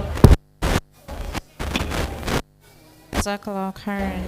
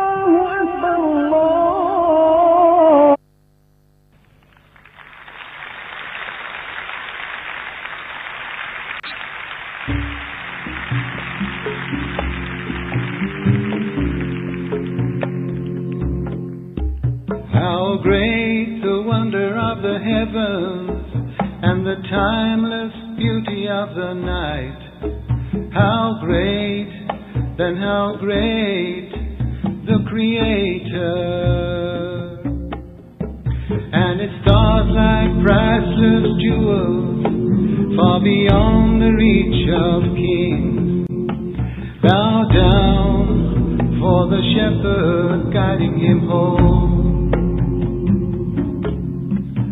But how many eyes are closed to the wonders of this night? Like pearls hidden deep beneath a dark stream of desire, but like dreams vanish with a call to prayer, and the dawn extinguishes night. Here too are signs. God is the light, God is the light. How great the beauty of the earth and the creatures who dwell on her. How great, then how great the Creator. As its mountains mountains pierce the clouds, high above the lives of men, weeping rivers for thousands of years. But how many hearts are closed to the wonders of this sight, like birds in a cage, asleep with closed wings, but like work stops with a call to prayer, and the birds recite, here too a sign, God is the light, God is the light. How great the works of man and the things he makes. How great, then how great the Creator. And though he strives to reach the heavens, he can barely survive the wars of the world he lives in. But how many times he's tried himself to immortalize, like his parents before him in the Garden of Eden. Sound. But like the sun sets with a call to prayer and surrenders to the night, here too a sign, God is the light everlasting. God is the light everlasting. God is the light everlasting. God is the light everlasting. Check 2.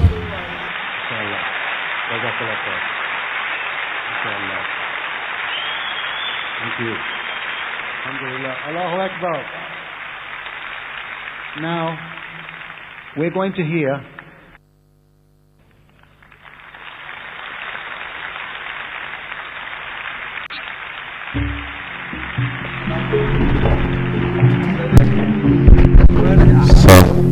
sound check. how great the wonder of the heavens and the timeless beauty of the night. How great, then how great the Creator. And its stars like priceless jewels, far beyond the reach of kings. Bow down for the shepherd guiding him home. But how many eyes are closed to the wonders of this night, like pearls hidden deep beneath a dark stream of desire, but like dreams vanish with a call to prayer, and the dawn extinguishes night. Here too a sign, God is the light, God is the light. How great the beauty of the earth and the creatures who dwell on her. How great, then how great the Creator.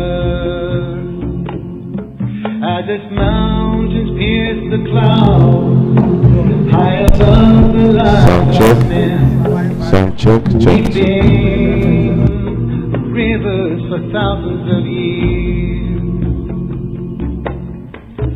But how many hearts are closed to the wonders of this sight, like birds in a cage, asleep with closed wings, but like work stops with a call to prayer, and the birds recite, here too a sign, God is the light, God is the light. How great the works of man and the things he made. How great, then how great the Creator. Though he strives to reach the heavens, he can barely survive the wars of the world he lives in. But how many times he tried himself to immortalize, like his parents before him in the Garden of Eden. But like the sun sets with a call to prayer and surrenders to the night, here too are signs. God is the light everlasting. God is the light everlasting. God is the light everlasting. God is the light everlasting.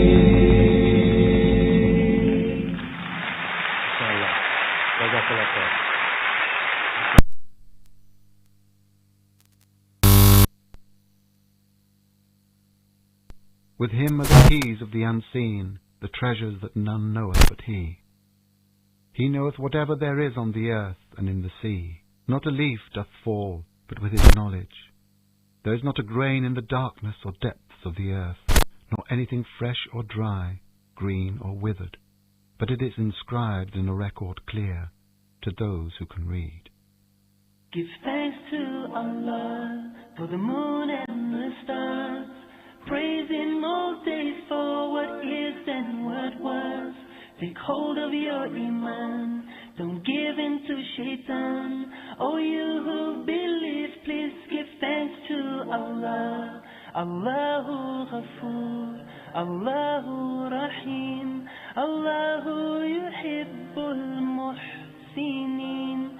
Huwa Khaliquna, Huwa Raziquna, وهو على كل شيء قدير. Allah is Ghafoor, Allah is Rahim, Allah is the one who loves the Muhsinin. He is our creator, He is our sustainer, and He is the one who has power over all. Give thanks to Allah for the moon and the stars. Praise Him all days for what is and what was. Take hold of your iman, don't give in to shaitan. Oh, you who believe, please give thanks to Allah. Allahu Ghafoor, Allahu Rahim, Allahu Yuhibbul Muhsinin. Huwa Khaliquna, Huwa Raziquna, وهو على كل شيء قدير. Allah is Ghafoor, Allah is Rahim, Allah is the one who loves the Muhsinin. He is our creator, He is our sustainer, and He is the one who has power over all.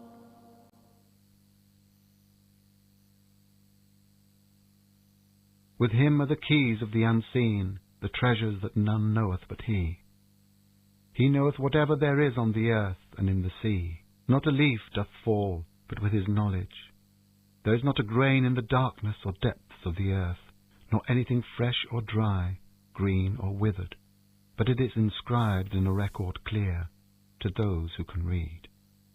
Give thanks to Allah for the moon and the stars. Praise Him all days for what is and what was. Take hold of your iman, don't give in to shaitan. Oh, you who believe, please give thanks to Allah. Allahu Ghafoor, Allahu Rahim, Allahu Yuhibbul Muhsinin.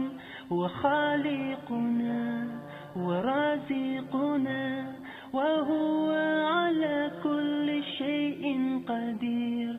Allah is Ghafoor, Allah is Rahim, Allah is the one who loves the Muhsinin. He is our creator, He is our sustainer, and He is the one who has power over all. Give thanks to Allah for the moon and the stars. Praising Moses for what is and what was. Take hold of your iman, don't give in to shaitan. Oh, you who believe, please give thanks to Allah. Allahu Ghafoor, Allahu Rahim, Allahu Yuhibbul Muhsinin, wa khaliquna, wa raziquna, wa huwa ala kulli shay'in qadir. Allah is Ghafoor, Allah is Rahim, Allah is the one who loves the Muhsinin.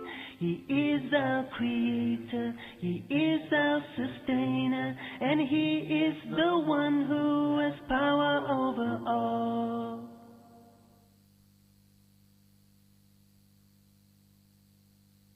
With Him are the keys of the unseen, the treasures that none knoweth but He. He knoweth whatever there is on the earth and in the sea. Not a leaf doth fall, but with His knowledge. There is not a grain in the darkness or depths of the earth, nor anything fresh or dry, green or withered, but it is inscribed in a record clear to those who can read. Give thanks to Allah for the moon and the stars. Pray and word was. Take hold of your iman. Don't give in to shaitan. Oh, you who believe, please give thanks to Allah. Allahu Ghafoor, Allahu Rahim, Allahu Yuhibbul Muhsinin, wa khaliquna, wa raziquna, wa huwa ala kulli shay'in qadir. Allah is Ghafoor, Allah is Rahim, Allah is the one who loves the Muhsinin. He is our creator, He is our sustainer, and He is the one who has power over all. Give thanks to Allah. All Muslims have to do 5 things. Who knows what they are? Shahada, Salah, Zakat, Saum, Hajj. And do you know what these mean? Testimony of faith, prayer, charity, fasting, pilgrimage.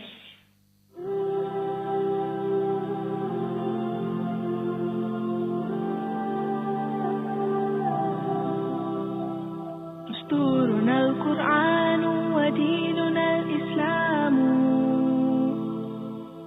أركانه جليلة دعائم الفضيلة ويا الشهادتان كعيدة إيمان والصوم والصلاة وحج والزكاة. Our guide is the Quran, our religion is Islam. 5 noble pillars upholding what is virtuous. To make the testimony is the base of the faith, and the fast and the prayer, the pilgrimage and charity. دستورنا القرآن وديننا الإسلام أركانه جليلة دعائم الفضيلة ويا الشهادتان كعيدة الإيمان والصوم والصلاة وحج والزكاة. Our guide is the Quran, our religion is Islam. 5 noble pillars upholding what is virtuous. To make the testimony is the base of the faith, and the fast and the prayer, the pilgrimage and charity. To make the testimony is the base of the faith, and the fast and the prayer, the pilgrimage and charity.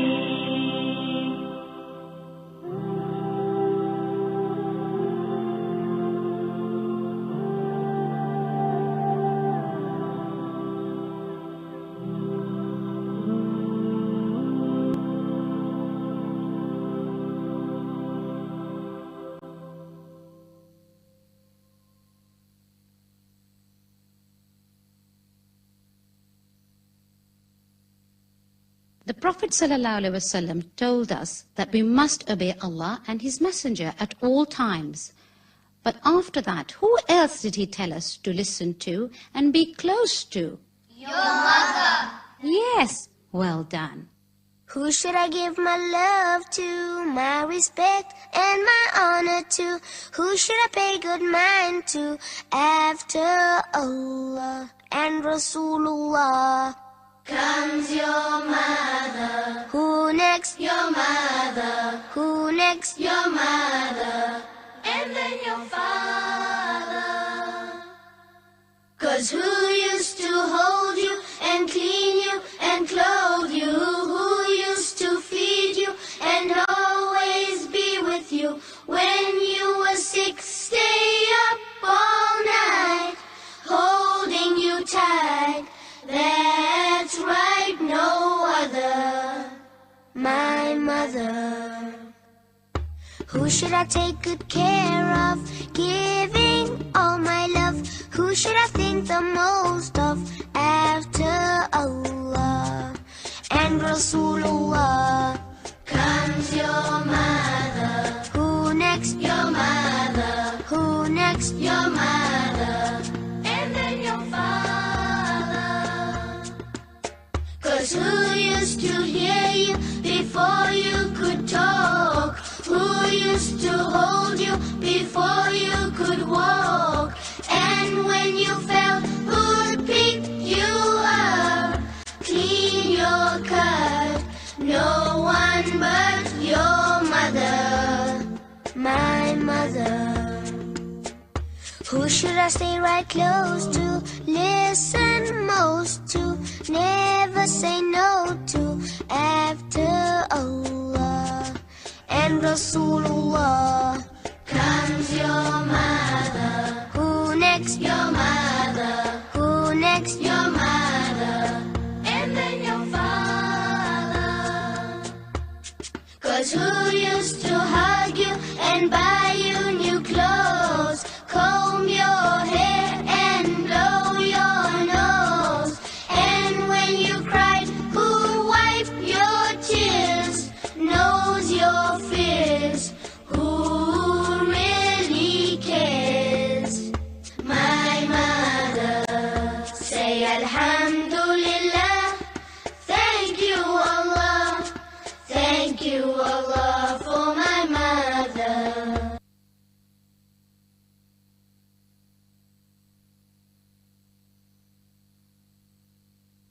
The Prophet ﷺ told us that we must obey Allah and His Messenger at all times. But after that, who else did He tell us to listen to and be close to? Your mother. Yes, well done. Who should I give my love to, my respect and my honor to? And Rasulullah. Comes your mother. Who next? Your mother. Who next? Your mother. And then your father. 'Cause who used to hold you and clean you and clothe you? Who used to feed you and always be with you? When you were sick, stay up all night, holding you tight. That's right, no other, my mother. Who should I take good care of, giving all my love? Who should I think the most of after Allah and Rasulullah? Comes your mother. Who next? Your mother. Who next? Your mother. And then your father. 'Cause who used to hear you before you could talk? Who used to hold you before you could walk? And when you fell, who'd pick you up, clean your cut? No one but your mother, my mother.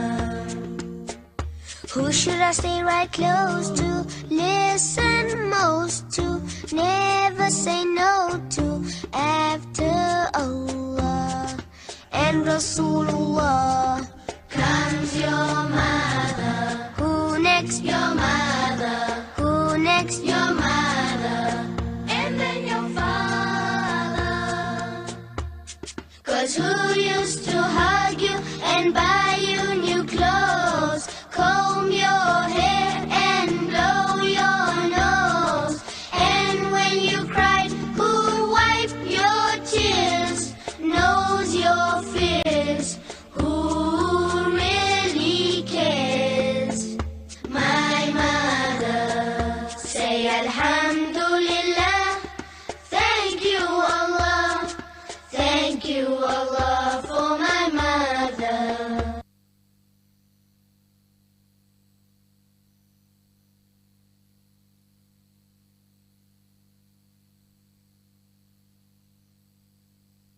All Muslims have to do 5 things. Who knows what they are? Shahada, Salah, Zakat, Saum, Hajj. And do you know what these mean? Testimony of faith, prayer, charity, fasting, pilgrimage.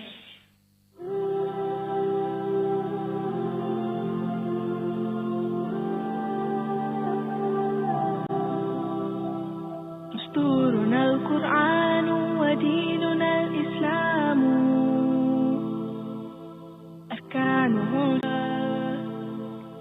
ويا الشهادتان كعيدة إيمان والصوم والصلاة وحج والزكاة. Our guide is the Quran, our religion is Islam. 5 noble pillars upholding what is virtuous. To make the testimony is the basis of the faith, and the fast and the prayer, the pilgrimage and charity. دستورنا القرآن وديننا الإسلام أركانه جليلة دعائم الفضيلة ويا الشهادتان كعيدة الإيمان والصوم والصلاة وحج والزكاة. Our guide is the Quran, our religion is Islam. 5 noble pillars upholding what is virtuous. To make the testimony is the basis of the faith, and the fast and the prayer, the pilgrimage and charity. To make the testimony is the basis of the faith, and the fast and the prayer, the pilgrimage and charity.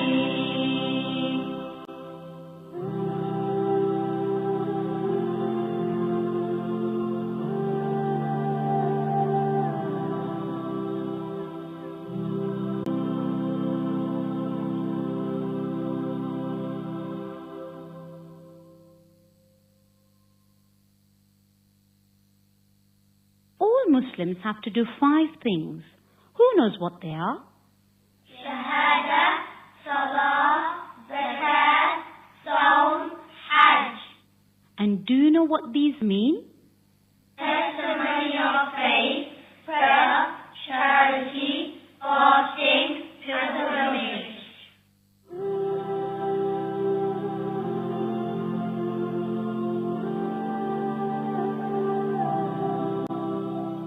دستورنا القرآن وديننا الإسلام أركانه جليلة دعائم الفضيلة ويا الشهادتان كعيدة إيمان والصوم والصلاة وحج والزكاة. Our guide is the Quran, our religion is Islam. 5 noble pillars upholding what is virtuous. To make the testimony is the basis of the faith, and the fast. Assalamu alaikum wa rahmatullahi wa barakatuh. May Allah accept our salat as an act of ibadah. Yes, so for those of us that registered for the Business Master class, please, it's about to start now. We already have our coach there in person of Sister Sharifa Andrew. That's the CEO of Arabelle. So please, if you registered for the Business Master class, kindly move to the class behind the exhibitors there. Thank you. Our guide is the Quran, our religion is Islam. 5 noble pillars upholding what is virtuous. To make the testimony is the base of faith, and the fast and the prayer, the pilgrimage and charity. To make the testimony is the base of the faith, and the fast and the prayer, the pilgrimage and charity.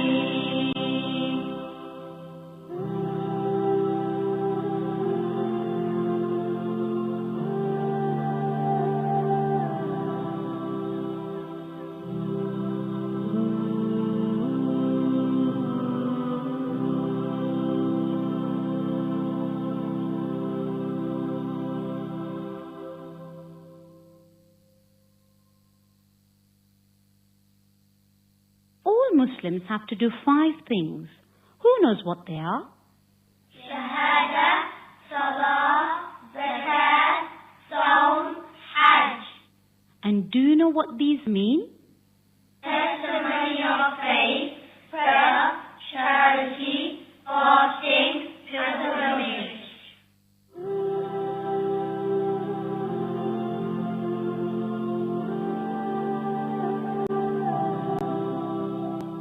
دستورنا القرآن وديننا الإسلام أركانه جليلة دعائم الفضيلة ويا الشهادتان كعيدة إيمان والصوم والصلاة وحج والزكاة. Our guide is the Quran, our religion is Islam. 5 noble pillars upholding what is virtuous. To make the testimony is the base of the faith, and the fast and the prayer, the pilgrimage and charity. دستورنا القرآن وديننا الإسلام أركانه جليلة دعائم الفضيلة ويا الشهادتان كعيدة الإيمان والصوم والصلاة وحج والزكاة. Our guide is the Quran, our religion is Islam. 5 noble pillars upholding what is virtuous. To make the testimony is the base of faith, and the fast and the prayer, the pilgrimage and charity. To make the testimony is the base of the faith, and the fast and the prayer, the pilgrimage and charity.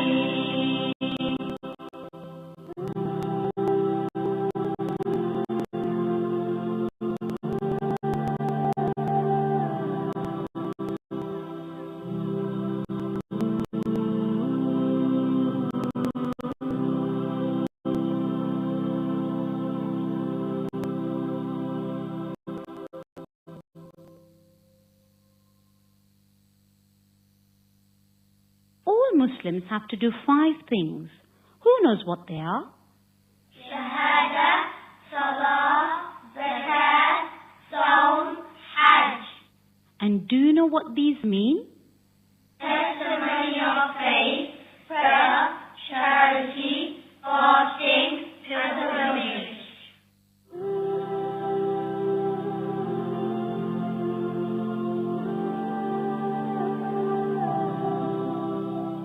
دستورنا القرآن وديننا الإسلام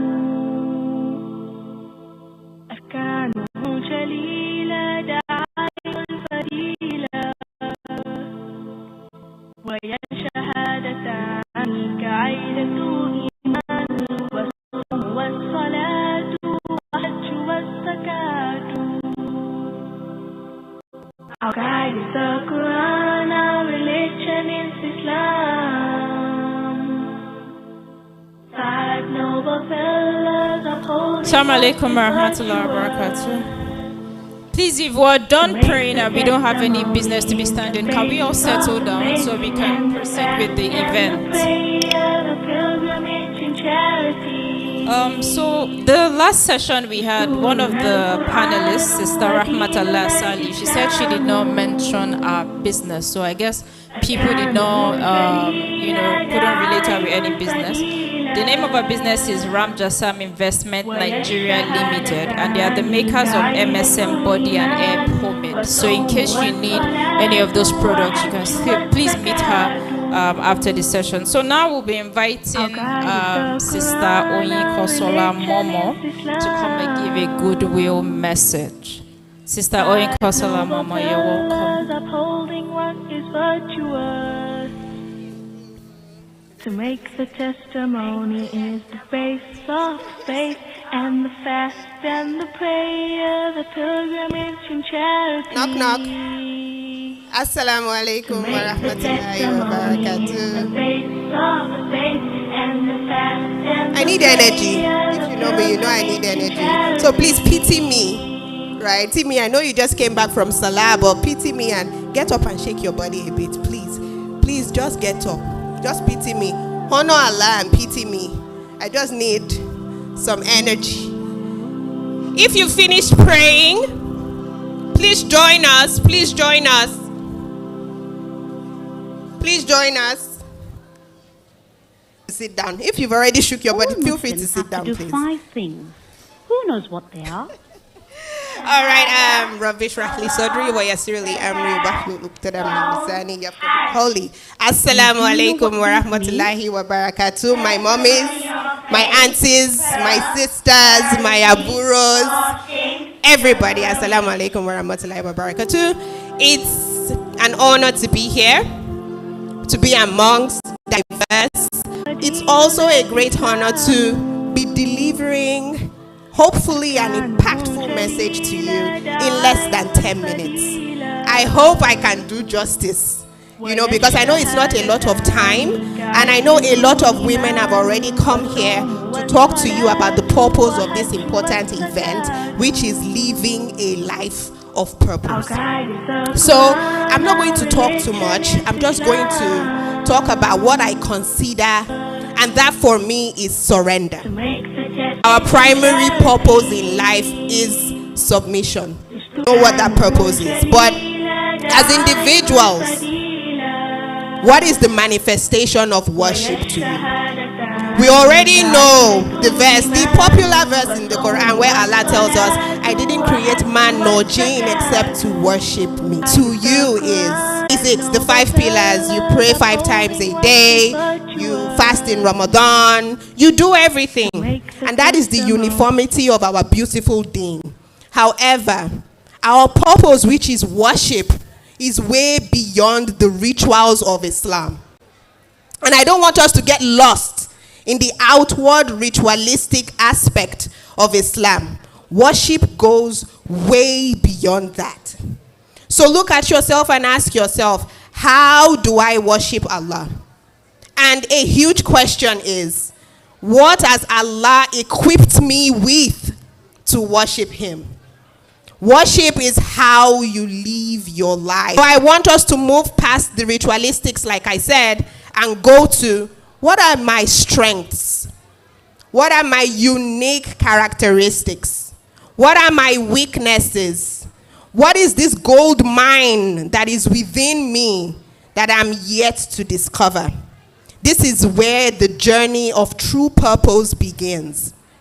And in my work, I didn't introduce myself. My name is Oyinkosola Fatima Momo. I am a development consultant, and I'm also a trained Islamic counselor. I run Muslimah Style Guide, which is a company that is focused on the spiritual, mental, and physical development of Muslim women. My services include counseling, counseling specifically in the areas of low self-esteem, depression, and faith struggles. And I also do image consulting for women that are trying to adopt modesty in Islam. So over the years working with Muslim women, one thing I notice is that we find it difficult to embrace our strengths. We find it difficult to talk about what is unique and beautiful about us. And I don't know if that comes from us inclining towards humility as women or humility as a value in Islam. But what I'm trying to tell you today is that without knowing your purpose, without knowing your strengths, your weaknesses, your character traits, you are not fulfilling any purpose. Sorry, you're not. So for everyone present here, the first call of action is for you to carve out some time.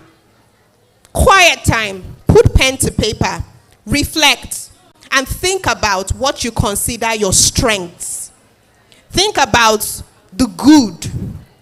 You can also think about your weaknesses. Think about what you consider your seemingly bad traits. And I say seemingly because do we really have bad traits? We can contest that, but your seemingly bad traits, your seemingly ugly traits, embrace all of those. Accept all of those. Then begin. Once you have self-awareness as a practice, then you've started your journey towards really living a life of purpose. Now, to worship Allah, who has Allah told us we are? And what is the definition of that? We are deputies on earth. And one thing I know that we are really failing at today is that we are not living that truth. How many of us just go about our days passively? As a Khalifa, our purpose is to cultivate. And for each and every one of us, we have a set of unique traits and we have a responsibility for how to cultivate. My surgery room, yours might be in your home, but if you do not know your strengths, how are you going to live a life of purpose? So, my question to you is, are you actively cultivating and contributing, or are you passively consuming? Unfortunately, a lot of us were sleeping. A lot of us, we are consuming. So now we've become, instead of being Khalifas, which is vicegerents on earth, what we've become slaves to the world, instead of being the deputy of Allah. And that truly is our purpose on earth. Don't look at Lagbaja. Don't look at Mrs. Tamedo and say she's in the corporate world, so that is what I'm going to do. Don't let anybody deceive you and say, oh, as long as you just be visible, be visible. If your purpose is not to be visible, don't do it. But how do you know your purpose? Self-awareness. Self-awareness. That is the beginning of your journey towards a stable, faith-based life and towards a life that is truly purposeful. Now, I want to share with you a quote from one woman that I absolutely love her work ethic, Oprah Winfrey, right? And there was a quote she mentioned and it stuck with me. She said, "You are unstoppable." But now the question is, what is your personality? Know yourself, or have you become someone the society has molded you to become? Are you chasing endlessly for that which is not yours? And I want you to understand that going off your path, it could be something halal, but not your path. And in Yoruba, O Masai.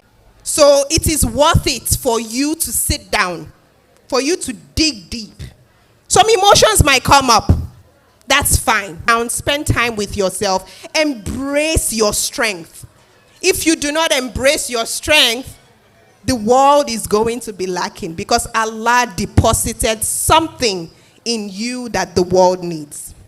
So let's stop the endless consumption and begin to cultivate.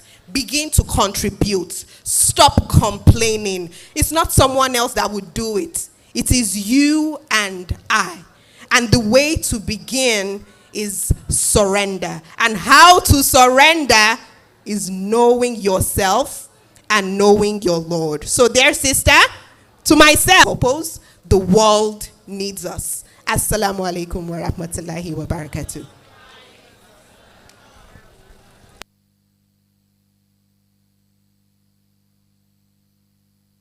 And Sister Fatima Oyinkosola Momo, Allah continue to increase you in knowledge and bless your business. So on behalf of Bounties, we say thank you very much for attending the conference. Continue to reward you. Hello, Karen. You can see her personally. Here.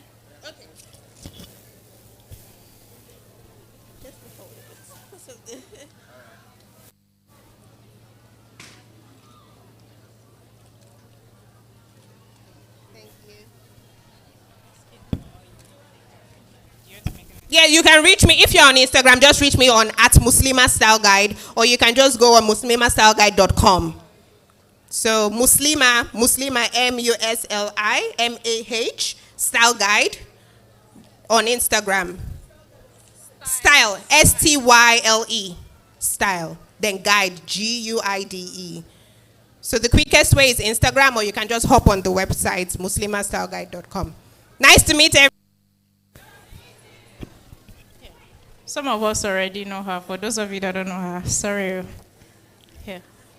Yeah, so I'll be inviting another beautiful sister to give us a good message in person of Sister Kafaya Oyewa Oyelere.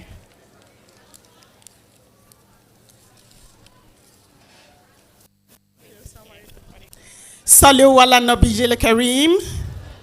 If you are excited, shout Allahu Akbar. Yes, Alhamdulillah Rabbil Alameen. I am really very happy and I'm so excited to be part of this event. And I'm so happy and grateful to Muslimah Impact Conference and Exhibition that is put together by Bansis. If you have been enjoying this program and you are comfortable, shout Allahu Akbar once again. It's not sounding enough. It's like you're not feeling it. Or are you tired? Are you tired? You see, there's something that makes me very happy. Whenever I'm in a gathering of Muslimas, and then I see people, sisters in hijab, delivering in the best of ways. Just look at us.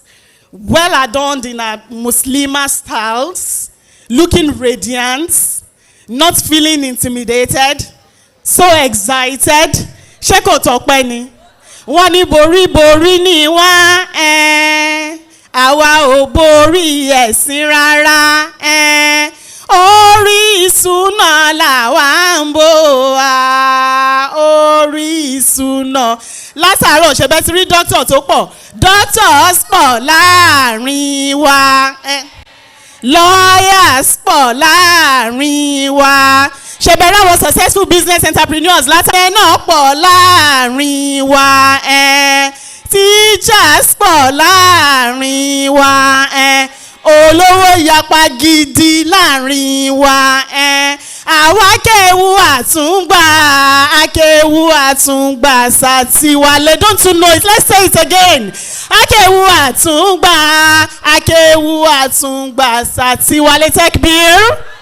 So it is very, very important that once in a while we continue to try as much as possible to go to gatherings like this so that we can learn more about the religion and that we continue to uphold the fact that we are on the right way. And nobody, I repeat, nobody can intimidate us. Yes. So once again, I want to say thank you for the opportunity. And then to the organizers of this program, that's the Bounties, and it should say that you are hosting this serves as a reminder of the time you are living in. Front challenges and break barriers. The theme is rising beyond challenges. And I must confess, it's of course the most appropriate, owing to a series of problems that is lingering in the country today. Yes, we all have those days. Let me put it straight. We all have those days that our problems are insuperable or insurmountable. Forget about the fact that you have a lot of money, you have a lot of people around. Those times, everybody at a point in time in life, we have those times that you definitely be feeling down. We all know what is happening around the country, insecurity, poverty, everything that can actually cause a lot of negativities in our life. But what are we supposed to do? Let us find solace in the words of Allah. And that's going to be taking us Quran chapter 29 verse 2. Lad girl. What do you think is going to cause? Hard girl. Not depression. No. So stop forming hard girl. The fact that you are reaching out to somebody for help does not mean you are weak. So when you need help, dear sisters, what do? Seek. Let us all shout that word. When you need help, what do? Seek. Please seek help. Seek help from Allah. Seek help from individuals. When we say seek help this time around, I am not saying go begging. No. But you know somebody who is more knowledgeable. We have thousands of them. You have a lot of them. You have seen them today. And we even have the opportunity of meeting them immediately after this program. I guess there's an opportunity to meet them at the back there. Just go there, seek help. Ask them about your businesses. If your problem is about the home, ask them questions. And I'm very sure they'll respond to you professionally. At the same time, see counselors. There are a lot of Muslim counselors around. And in ASFAT, there are free consultations. We have professional counselors that can attend to you free of charge. You can call this number if you need to speak to someone. 0704-811-5092. It is obvious that these people don't know you. Majority of our problems is, I don't want to speak to Sister Saida. I don't want her to tell another person.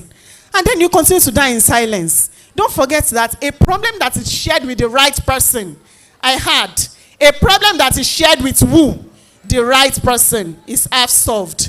But when you share it with the wrong person, what does it become? It becomes gossip. So please don't share with the wrong person. Seek professional help. Meet a counselor. Do you want me to take the number again? 070-4811-5092. So talk to people you can trust. Get your hopes up, dearest sisters. Pick your faith up. Look up and get ready to rise up. I want to challenge all of us to dare the cheetah. What did I say? Dare the cheetah. Do we know that animal that is called cheetah? Unfortunately, I don't know the Yoruba name.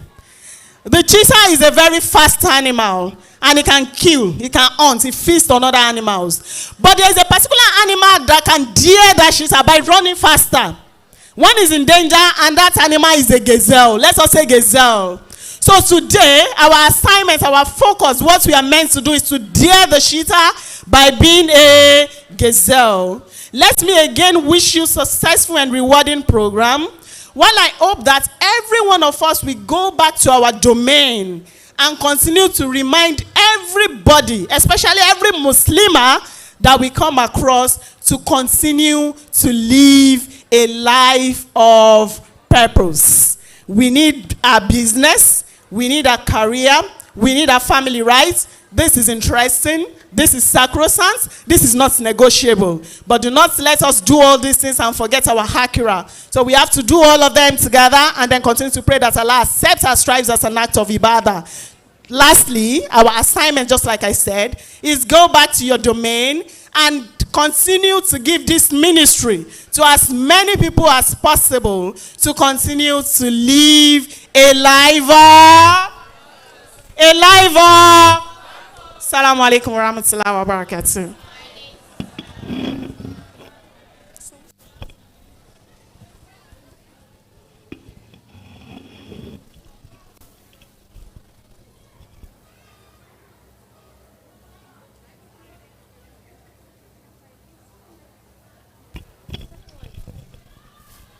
Okay, thank you very much for that very powerful. I mean, do you agree it was powerful? I was at the back, I was like, Tito Energy, I need to meet her. Tap some of the energy. Mashallah, may Allah bless you for that. Thank you all. And also to Sister Oyinkon for sharing the goodwill message with us. Sakaya, please come forward for the presentation of your plaque. Well done. Very much.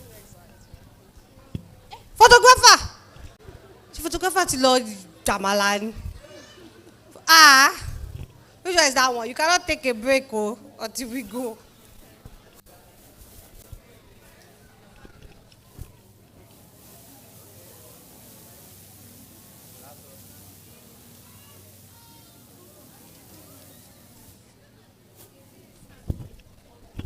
Well done. I have bought something from the expo center. Let me see your hand. Even if it's 300 naira hijab pin. Ha, Moire. The hands are not up to 10, no. This one is not sadako. Your neighbor can see that you have done it. You know, people like to buy from people other people have bought from. Oh yeah, I have bought something. Let me see your answer. I'm not saying did you donate money for us. You can do that one privately. It's only this group. In case you have any souvenir, go be in the people here, they did not tell you that we have an expo at the back. Please go to the back to support the sisters there. Not only because supporting them means you're supporting us, it also supports a Muslim brand.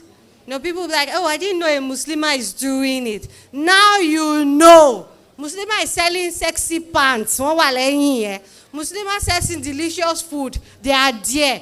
Best Zobo in Lagos. They are there. Which one? Books. They are there. And how many people are married to our local people here?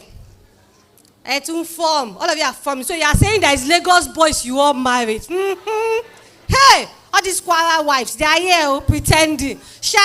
There is peeled beans at the back for people that their husband like meme every Saturday and Sunday, but meme to Guinea. Peeled beans is there, elubo, beans that they have helped you to remove something. Crayfish that is clean, they are all there. Who else is there?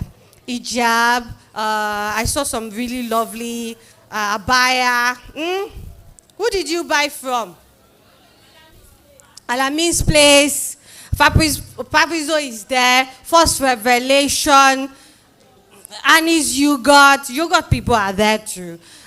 School bags for your kids, they are there.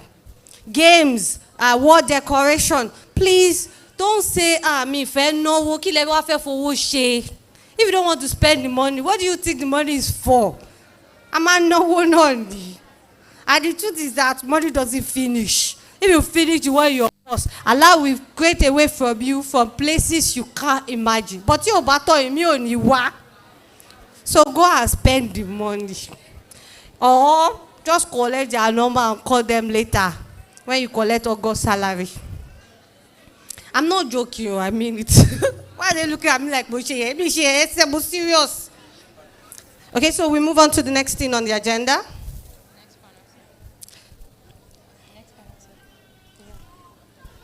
Yeah, so without wasting much time, we'll be inviting the panelists for the final panel session.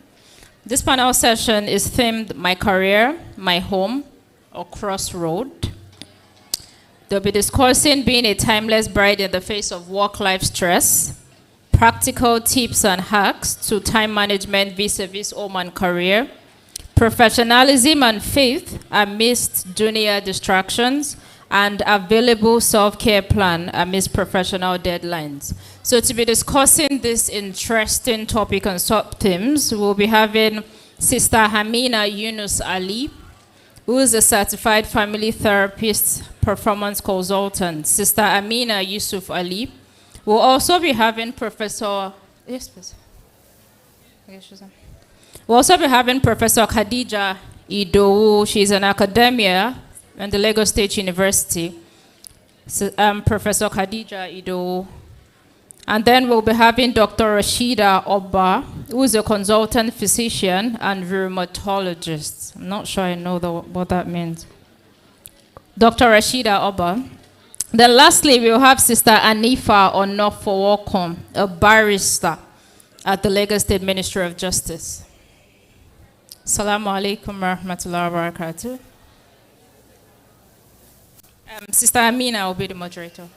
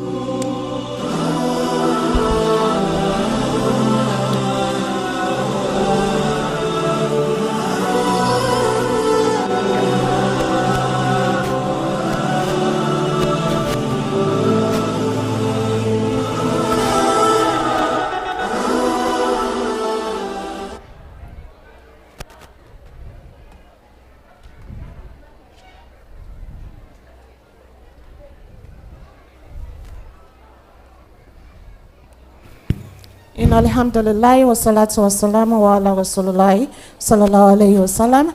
Assalamu alaikum wa rahmatullahi wa barakatuh. Wa alaikum salam wa rahmatullahi wa barakatuh. All right, Jazakallah khairan for everybody who's been here since morning and staying still. Thank you so much for being a part of this amazing event, mashallah, tabarakallah. So I'm going to be moderating the panel discussion and of course also sharing some of my own stories, inshallah. And we are talking about the crossroad, my career, my home, and you know, how to intersperse this. The first question we have is... It's on. Yeah? It's on. Okay. The first question we have is how to prioritize her professional goals. How does a woman prioritize her professional goals without losing her purpose in dunya? That is by worshiping Allah.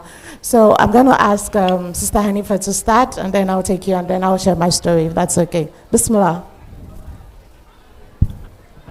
Assalamu alaikum wa rahmatullahi wa barakatuh. Alhamdulillah, alhamdulillah, alhamdulillah, rabbil alamin. We thank Almighty Allah for making us Muslims. I'm particularly delighted for this audience because we are female Muslims.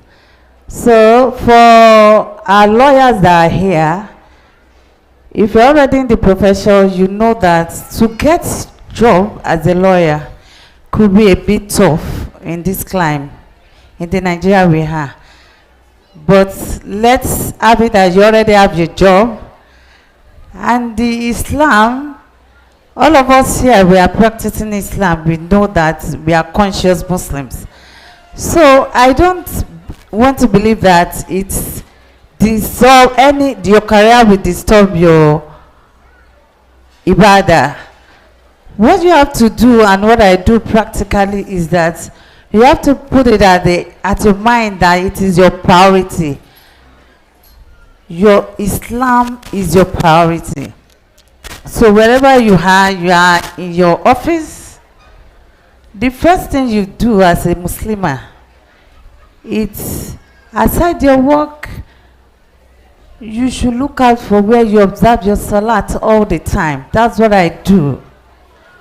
No matter what, the first thing I'll be looking at is where is the Qibla? So that at least I know I'll be in the office for not less than 8 hours. And for that 8 hours, I can't say, well, I have to get to before combining my salat because I'm a female.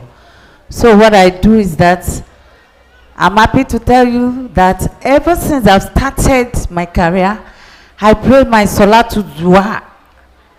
Before Zuhr, I pray my Zuhr, I pray my Asri before I go home. So you don't allow, by the time the Salat is the ultimate. So by the time you allow that, everything comes easy. Then at any opportunity, my dear sisters, advocate Islam. Preach it. Let your handiwork, let your behavior and everything speaks that you are a conscious Muslim that is meant to be followed. By the time you do that, you realize that every other thing follows, and Allah will always make easy our affairs. Assalamu alaikum wa rahmatullahi wa barakatuh. Wa alaikum salam wa rahmatullahi wa barakatuh. Thank you so much for that. Wow. Yeah, assalamu alaikum wa rahmatullahi wa barakatuh. Alhamdulillah for this kind of gathering. I was quite surprised when I walked in here and found so much audience. I'm happy we have this kind of forum to discuss our work and family life and our religion, our deen. Okay, so I will take it from where my sister stopped. As she said, the most important thing is your worship of Allah subhanahu wa ta'ala. It's the most important thing and it's the priority. But when you're talking about work-life balance, you know, when you talk about work, that's your professional life and the career you want to pursue or whatever you want to do in terms of earning a living for yourself and making part of your life meaningful, that aspect of your life meaningful. The other part is also your married life and your relationship with other people. That's your family and other people in your environment. You know, they always talk about this balance. What I realized is that it's not a horizontal plank in which there are just two sides. There are different sides to a balance, because your married life is separate from your extended family life. So, you know, as long as your deen, your worship of Allah is intact, okay, so the most important thing is now to prioritize those things, because you're not only a mother, you're a daughter, you're somebody's wife, you're somebody's friend, you're somebody's confidant. So the most important thing is prioritizing those things based on what is important at that point in time, and then giving it the attention it needs. So most times you always have to prioritize. So for example, if, take for instance, at the point in time you are the time when you're a child, when you're rearing children. You know, when you're rearing children, it takes a lot of time, okay? At that time, your career might have to be on hold, but you must not lose focus of the fact that you have a career you want to pursue, or you have a path you want to pursue, okay? Then apart from that, of course, you know your marriage is also important and everything. So also prioritize that. And you at times you have to be creative about it, you know, getting people on board to help you or to do things you need to do, okay, so that you can move forward. So that comes to another aspect of work life, networking. Those are the people who you mix with or you interact with and help you with your daily life and your priorities. So you have your iman, you have your marriage, you have your extended family, and then those you network with, okay? And I think that it's making different things priorities according to their importance at the particular time you are in. So as I said, if you are child rearing, you know that your career might not move as fast as possible at that time. But of course, you have to be a wife. You still have to be somebody's daughter, okay?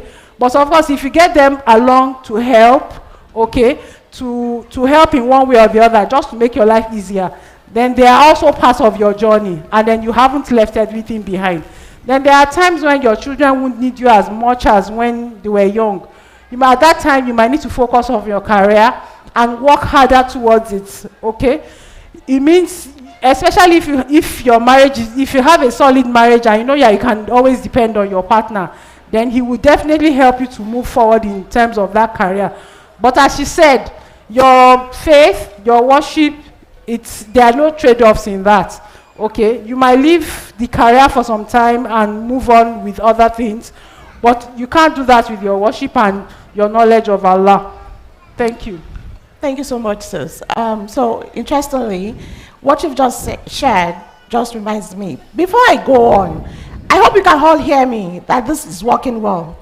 Okay, how many of us in this room are working in offices that are multi-religious? How many of us here are working in offices that are religious, are faith-based? How many of us are working for ourselves? That's amazing, right? So we have a diverse group of people here, and I think the central thing you want to notice that what worship is to you is personal. It's first and foremost, your deen is a part of you. It is not a subset of you.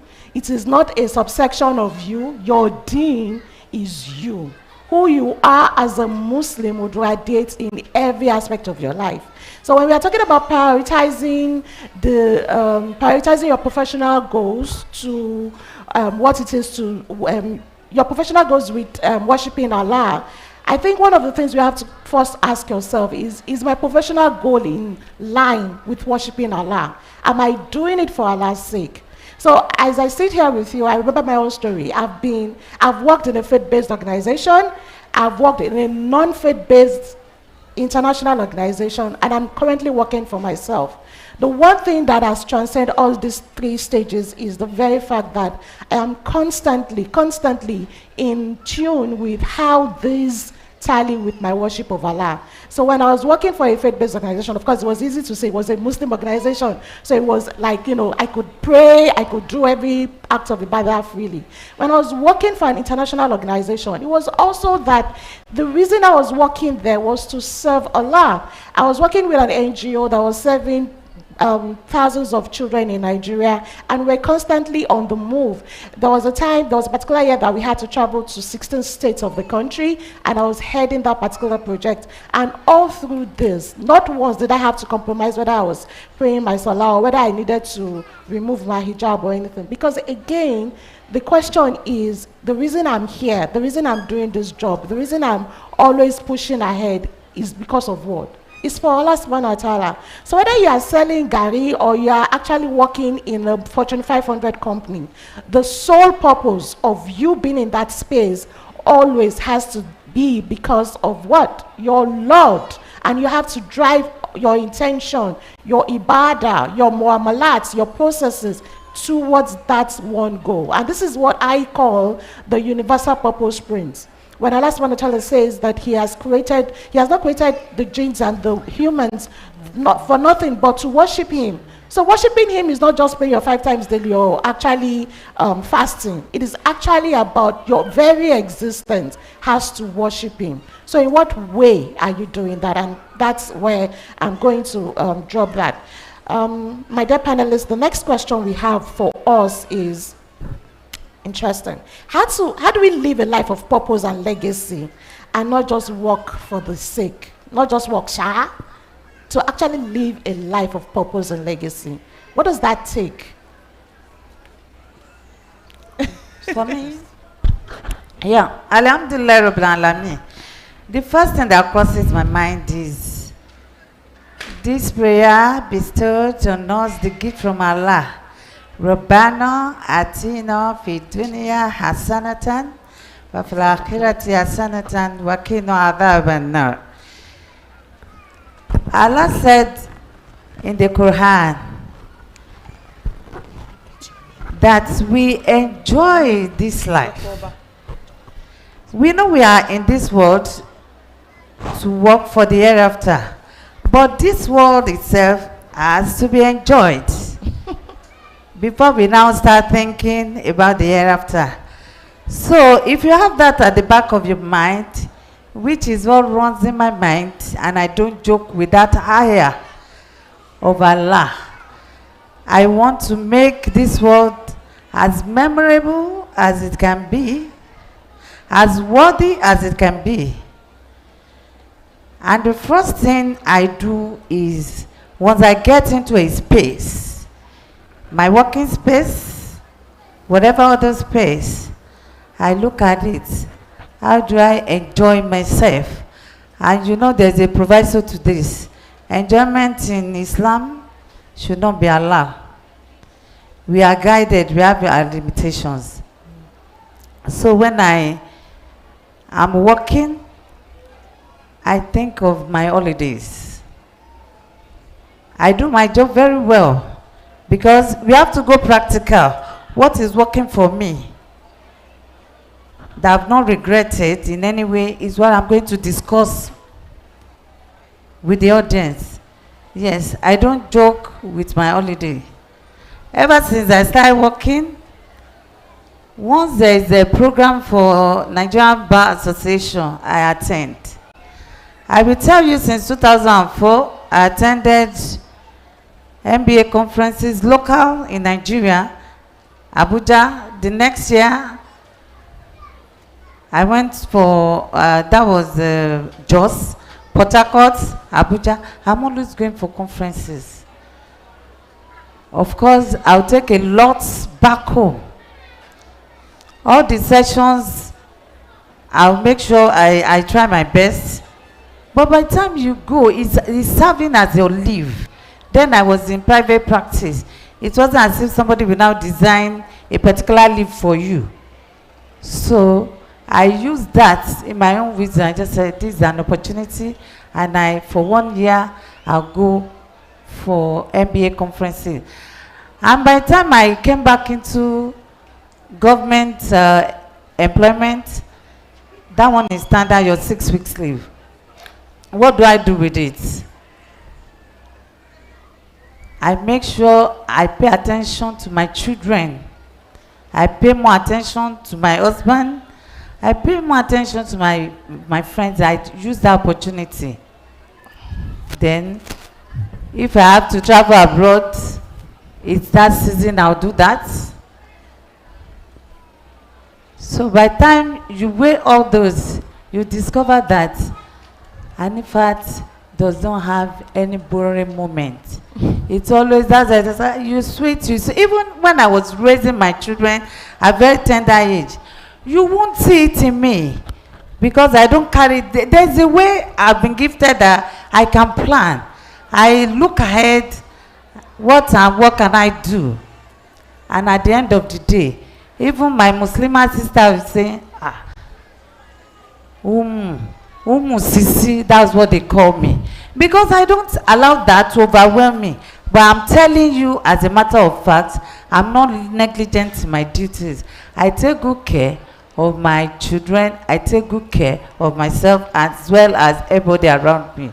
Assalamu alaikum wa barakatuh. So what I've heard you say is that first and foremost, you actually live that wabanatin of a dunya, and then also aspire for the akhirah, and may Allah make it easy for you, ma'am. So, Amen. yeah, Dr. Oba, over to you, ma'am. Okay, assalamu alaikum wa rahmatullahi wa barakatuh. Wa alaikum salam wa barakatuh. When you talk about living a life of purpose, that's And legacy. not just work, and legacy, and not just work. Well, as she said, you know, of course you want to enjoy this life and also be part of the hereafter. But I think it still starts from making your worship your focus. That's number one. Then whatever you do in life, you must also have a focus which is in line with that of your deen. Okay? So I think it's not number one in terms of the job I do. I make sure that it's not just that I'm doing it just for the fact that it's getting me my wages, you know. So I know I'm serving humanity and I put my very best in it all the time. One of the other things I do is that, as I said, I network a lot with a lot of people. And I realized that, you know, despite whatever situation I'm in, whatever level of income I'm in, once you have a good character, you are able to mingle with a lot of people, you know. So you find that I'm just as nice and I'm as friendly with the woman that sells pepper in my house, do you understand? And the butcher, who is also my friend, okay, and the carpenter, you know. So the thing about it is that, and then I know that these people are at a lower level in life, do you understand? So it's not just about being friendly with them, giving a helping hand, because I know that in time, they also assist me in getting to where I'm going, you know. As I said, having a balance in life, it's not just about you. You have to network around people. But you know, the most important thing I always tell myself is that I must always do good in line with what Allah has told me to do. You know, what the Quran and the Hadith of the Prophet has said. You know, so because of that, it's about doing good to not just myself, not just for my career, but also to humanity. So it's like I have a neighbor, even though she's not a Muslim, she must be my friend and she must know I'm around. You know, the same thing with my extended family. My parents are old now. My kids are much older, so they don't need me as much as before. So even if you hang around too much, they tend to ask you, is everything okay? You know. Yeah. But because of that, now what I do, I spend more time with my parents. And then when I have activities like this, I'm very, very happy to participate.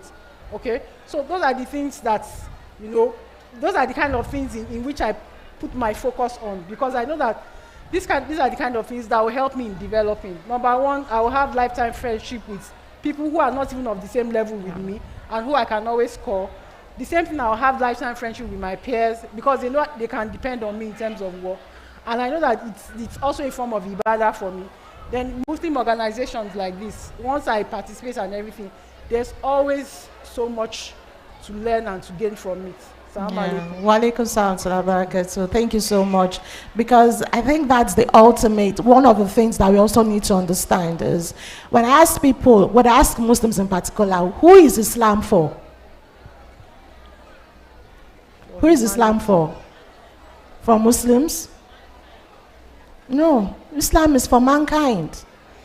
Islam is driven towards mankind. Everything, the akhlaq, the worship, the way we do things, every good manners Allah enjoins on us is for the sake of humanity. When it says subhanallah, la taqrabu zina, do not go near zina, it is for you to also understand the tie of kinship. When he asks you to take care of your parents, Allah does not say that you should treat your your non-Muslim parents any worse than your Muslim parents. He asks you to take care of them until they make you want to take away from him, and you do so nicely. So every aspect of our being is leaving the legacy. Now look around you. Look around you to the cameramen that are featuring us right now. Can you tell whether they are Muslims or not? No. But everybody in this hall, if a non-Muslim were to walk in here, what's the first thing they would notice? Us in our hijabs. So all this hijab rights, all this drive towards making the life, towards making the world a better place, it is driven mostly we are often the ones that will champion it, that people would see. If you're asking for hijab rights, but then they don't see you out there, they're going to ask you, why? Why do you need it? But if you are not showing yourself and you are not showing up excellently, representing Allah with His hand, then there is no point to it, because of course in that area you are not actually showing up for your ilah in the first place. So everything that we do, everything that we work towards, what we are expressing of ourselves is continuously living legacies. Now, for me personally, I'm always thinking about it in terms of if you want to pray janazah for me, subhanAllah, at the end of my life, and Allah says it is time, how many people would remember me with goodness, would think about it with kindness and say, oh, subhanAllah, she helped me. And if you as a Muslim are not thinking about that, then, why do we need to bother about programs like this? So we are constantly, whether we believe it or not, if you're a representation of the deen to the people around you.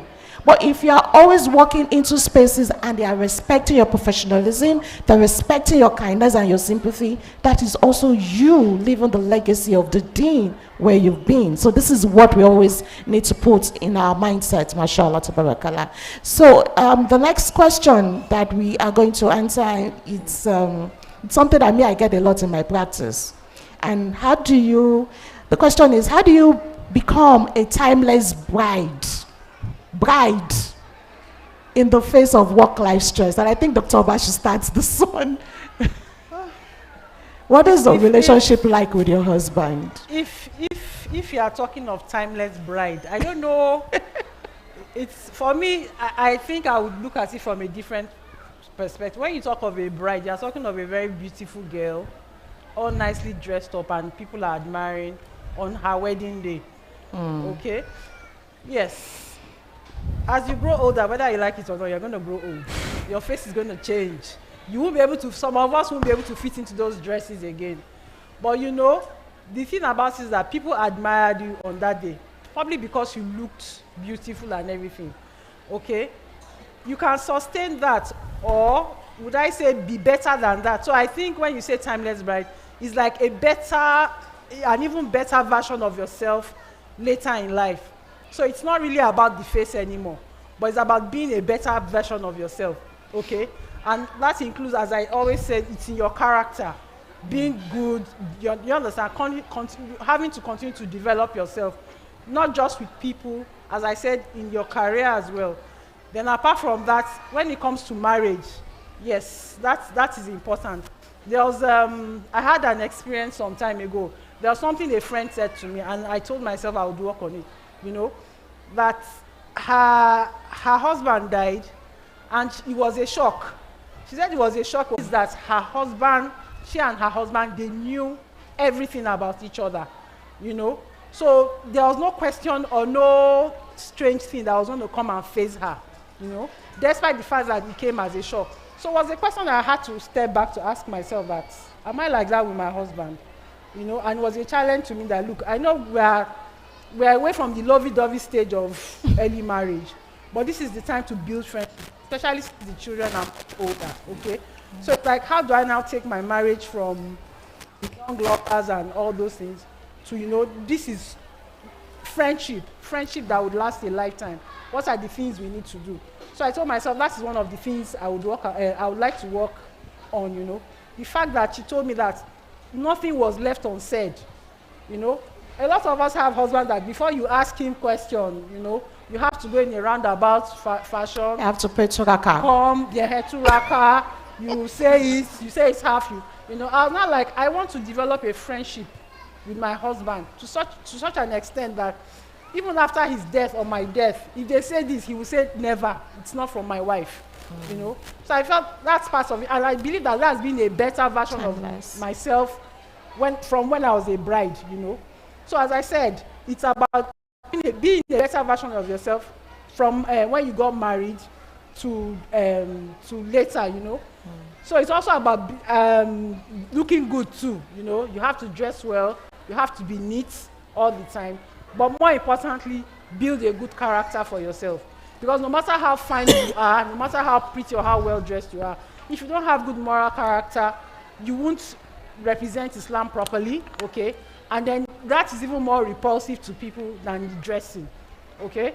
So I think that for me, that's how I see being a forever bride. That's how I see it.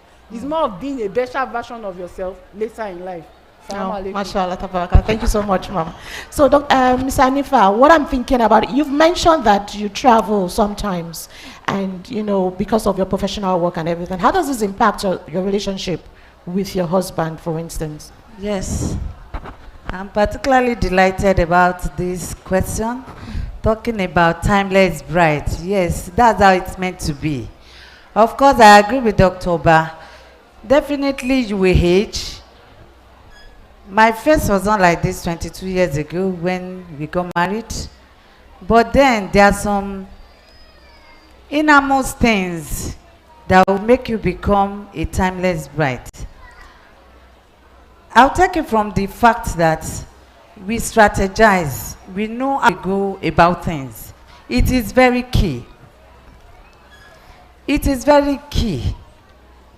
Ọgbọ́n àyíníke. Without being sinful about it, we need to know when dealing with our husband. Yes, I travel a lot. That is one of those things that will relieve you, that will relieve your stress. You just say, job, work. At the end of the day, you find yourself nowhere. But by the time you do it, a little here, a little there, you realize that everything get balanced. Back to your question, how do I do it? I'm telling you categorically, aside the local traveling here and there, I've been to America 3 times. I spent 2 weeks. I spent 4 weeks. I spent 3 weeks. As much as that. But then, I don't leave anything lagging.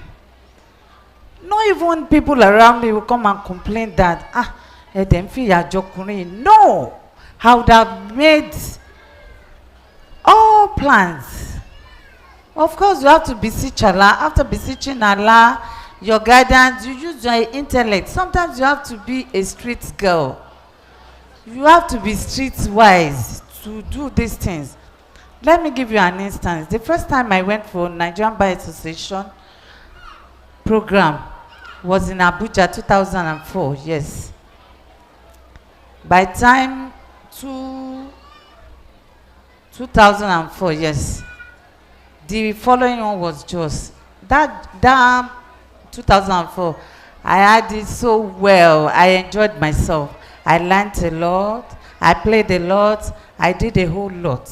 So by the time I came back, the following year, it was built for Jos. How do I do this? You know what I did? Those times, if you want to do anything, you have to go to the computer, what's it called, business center. I now wrote a formal application to my husband. Number 11 Solomon Street, blah, blah, blah. Application to proceed on MBA conference for this year. After that, the body of the letter. The reason is that, part of the reason, I really enjoyed myself the last time. I learned a lot and all that.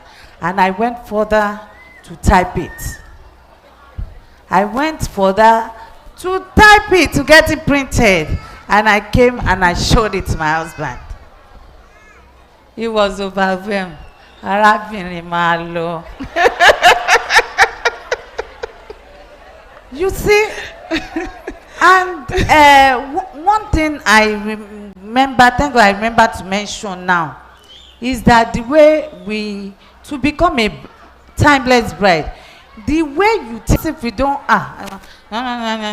we know it now. Family. I took his mom as my mom, took his sisters as mine, and all that. I'll be the one that say, oh, this, we have to do this, we have to do this. We are going for a function this coming weekend. I say, we have to go Friday to the time. Your friend, what are you giving him? You have to give him something before the date. I monitor him that much. To the extent that when the mom was on her sick bed, she called the other children and said, ìyá àlíyá òun ṣe ìyàwó ọmọ mi ni o, ẹ bá mi tọ́jú ẹ o. Now she's late. So it's all those tactics that you use. I've always worked. I have always worked. So the answer is because there was sometimes I had, no, I've always worked. But I make sure I balance it. Then again, I don't joke with my husband's job. He's a paint manufacturer. I do the marketing everywhere. He goes to the factory, he faces the materials, the chemicals and all that from morning till night. It's me that will meet Lagbaja, Tamedu, commissioner, PS, directors all the time. Even if I go for training, he's training, no. I'll do my training. At the end of the day, I'll go and, madam, Esmisa, my husband makes paint. He's one of the best paints in Nigeria. He does this, he does that at the end of the day. So there's no how you do all that. If you just want to be overwhelmed with your own particular, of course, legal practice. It is really overwhelming. But if you want to sit into that, you will not be able to achieve anything. So let's make our husband, anything he's doing, any of his affairs, let's prioritize it even more than our own. Mashallah, mashallah. Jazakallah khairan. Thank you so much for that. I really enjoyed your response to that. I said earlier that this is something that I get as a family practice that comes often. And this is, let me tell you one thing. A lot of the times when you are complaining that my husband doesn't want me to work, or my husband doesn't want my business to grow, what may be behind that also may be that the husband is feeling neglected. You do not recognize his love language enough. So what we grow up, the myth we grow up with is that food is the way to a husband's heart. I am sorry, some men don't like food. My own husband doesn't like food. But if you sit down with him and you rub his head from head to toe, and you're like, how are you? How was work today? Just do that once a week and he is happy. Do you understand? But some of us, we don't even take time to understand our husband. We don't take time to understand what they want. So when they are angry or they are showing face and they are telling you, well, is it that job? Why must you go? Is it only you that has to do the exhibition? Is it only you that has to do this? What they're also inevitably telling you is, you're not paying attention to me. Of this question is the very fact that the minute we start giving birth, things change. The body that you take into the labor room is not the same body that will come out.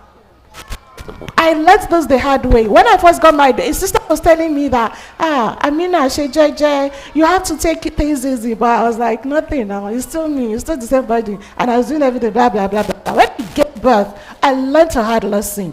I got tired easily. Sometimes I was breathless. And this was even after I had gone through postpartum depression and come out of it fully. But my body was still adjusting to the new norm of being a mother, being a wife. I had to stop my career in the international company, go back to school, learn and become a family therapist. And then all these were still showing up. Now, how did that affect my relationship with my husband? And first, one of the things I had to learn is use his love language to communicate. It is not that you don't want to help him iron his clothes the way you used to when it was just the two of you. It is not that you don't want to have enough time to gist with him. By the time he's coming home at 8 p.m., you're already feeling sleepy. You want to do those things, but your body is not allowing you to. But however, if you don't tell him, he doesn't know it. He just thinks all you're thinking about is your work, children, work, children, work, children, and he doesn't feature in your factors at all. If you have ever spent time using his love language to communicate, sooner than later, he would realize that, of course, this person that I'm now speaking with is changing. This person, I need to help a little bit more. I need to, we ask for help. I mean, I also had to learn this. For me, it was like I didn't know how to ask for help. I wasn't trained to ask for help. But as you are changing, as your body is getting used to the new phase that you are in, you have to learn how to ask for help. You ask help from your husband. You ask help from your in-laws. You ask help from your own immediate siblings. Have that time. And I think this goes into the next question, where I like both of my dear panelists to tell us, what are the actual self-care tips that you practice that helps you to, because being a woman is a 24-hour job. Hormones, menstrual pain, postpartum blues, children, husband, it's a whole lot. So how do you distress? What do you do to take care of yourself? Okay, you want me to start? Yes, please. One of the things I must say is about me, well, I can only talk about me in terms of experience, really, is I've always had this motto. After Allah, after my parents, okay, the next person I believe in is myself. Okay? I believe in myself that no matter whatever anybody, no matter what others tell me, I believe in myself. So number one, what that helps me to do is to keep out negativity. Okay? So every day, whatever I do, however, whatever reply I get from people, whatever the outcome of interactions is, it still boils down to, look, you can do this thing. You can move forward. You need to move away from this. Okay? So that helps me. I'm now talking in terms of mental health. Okay? So that helps me a lot in terms of, because, in life, as you go through life, all sorts of things, as they say, life would happen to you. There will be ups, there will be downs, there will be tragedies, there will be losses, at times. Okay, there might be things that the unexpected will come up, but you are supposed to rise above those things. And one of the ways you can rise above it is through self-care, knowing yourself, okay, and believing in your abilities. So on a day-to-day basis, how do I do that self-care? Okay, one of the basic things I do, and I think everybody in my house knows me for that. After my salah in the morning, after zikir and all that, they know I like 20 minutes of quiet time. And I don't talk to anybody, not because I want to exclude everybody, but it's a way of helping me, to kind of like audit my life, audit the day before, audit what I am doing, okay, and then re-strategize. I do that on a daily basis. Then, on other times, as she said, during other times, I look at things, what can I also do to improve myself? So I also look for things that make me happy, okay? Things that can bring me and my family together. That is in terms of my children and my husband. There are some things my children want to do, and my husband will tell you I'm not too keen. There are some things my husband will want to do, but I find like a bridge for everybody. There are things we also... Pardon? Okay. Sorry, there are things we also do together, okay? But I also find time for myself. One of the things I've done is like medicine is my calling. That's the way I see it. But there are other things I like to do. I'm the kind of person that likes nature. So if you go to my house, you see gardens, trees, all those things, you know. So in the evening when I'm tired and I've done other things, I just go there. At times my children help me, so it's part of the time we bond, okay? At times, you know, there are some things my husband is also interested in. Of course, we bond through those things. So those are the ways in which it's like self-affirmation for me, that you are doing it good and you are moving on. It's not like there won't be down times. There will be times of failure, times of tragedy, times of loss, times of self-doubt. But as I said, you believe in yourself, okay? Have time for yourself, develop a me time, and then look for times to also connect with other people. As I said with my parents, what I do in terms of that is that I sit down with my parents at least once a week and have a meaningful discussion. While I was here, my father had called me because Sunday was supposed to be that meaningful discussion. And he's already like, oh, I have something to tell you. And I said, don't worry, I'll come, you know. So those are the things that help me in terms of my mental and self-development. Mashallah. Thank you. Jazakallah khairan. Thank you so much for sharing that, ma'am. Yes, Sanifa. Alhamdulillah Rabbil Alameen. Self-care. I think I've mentioned most of the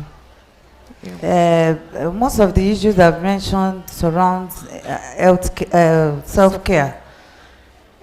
We need to pamper ourselves a lot because, like she rightly said, challenges, and we are Muslims. I said I'm particularly delighted that I have this kind of audience. You know, Muslims, we are realists, unlike when it's a mixed audience. Let's say we have Christians. You know, the major thing is, for we Muslims, we know everything comes and it can come. We are expecting it. Not because we are wishing for it, we're expecting it. When it comes, there are ways to tackle it. Unlike the other side, they don't want to believe it will come. That's why when it comes, it's difficult for them to tackle. But us, we are realists as Muslims. So when it comes, you first, you know, take everything easily. You take things, you do things with wisdom. You take your time. Before I do things, I reflect a lot. I sit down more to plan what I want to do than even what I want to do.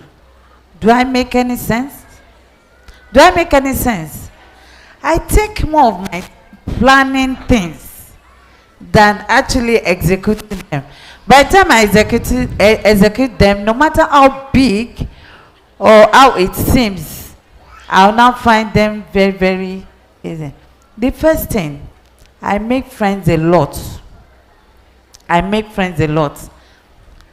In my neighborhood, I've been there for so long.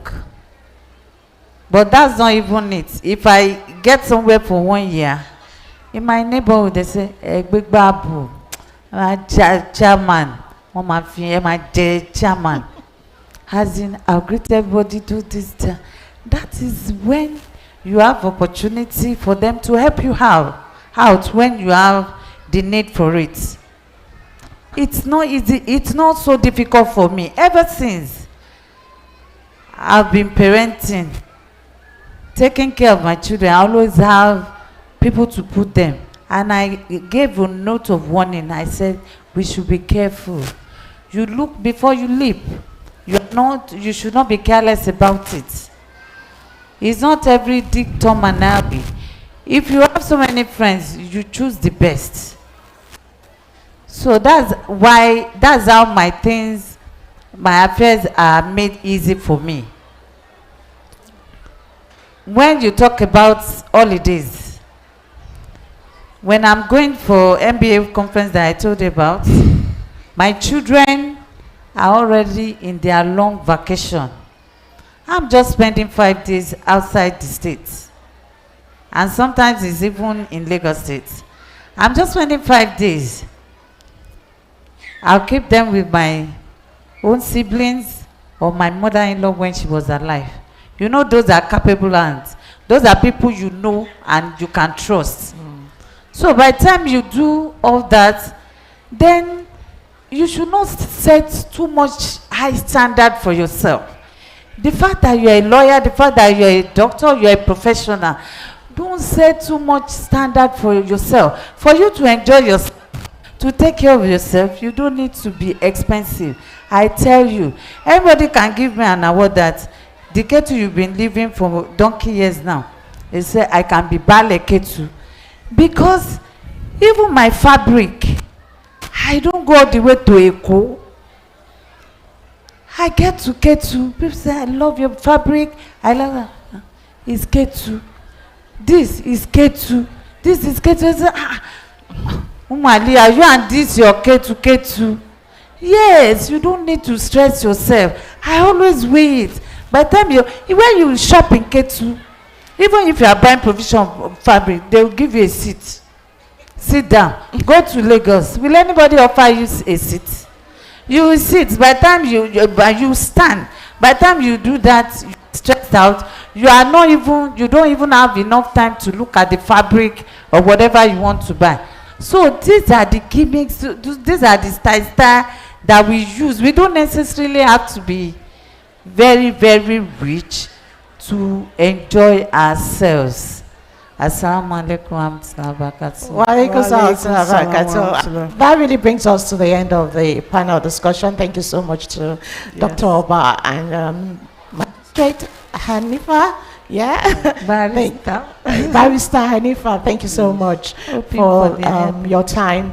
In closing, one thing I want my sisters to know is you are just as every bit important, if not more, as each role you play. So my own practical tip is this. On Sundays, I do not cook. That is a fact. If I have to cook on a Sunday, perhaps we are having guests. And that means, okay, so another day will substitute for it. But I have a royalty day where I am utterly taking care of myself. The only reason you see me outside on a Sunday is because of programs like this. Any other reason, you probably will not see me. I'm there just lying down, taking time for myself. So again, it doesn't have to be expensive. It's not like you go to a spa or you go to a party, or you do this, that. Sometimes taking care of yourself is just being in touch with yourself and asking yourself critical questions. So I hope this has really been helpful to your journey. I wish you all the most awesome, blessed journey, professionally, spiritually, educationally, and in all the ramifications that matter to you. And I pray Allah subhanahu wa ta'ala continue to bless all of us to continue to live the most impressive mark representing his deen with the best. Mashallah. Assalamu alaikum wa barakatuh. My name is Amina Yunus Ali. Thank you very much. Yes, thank you.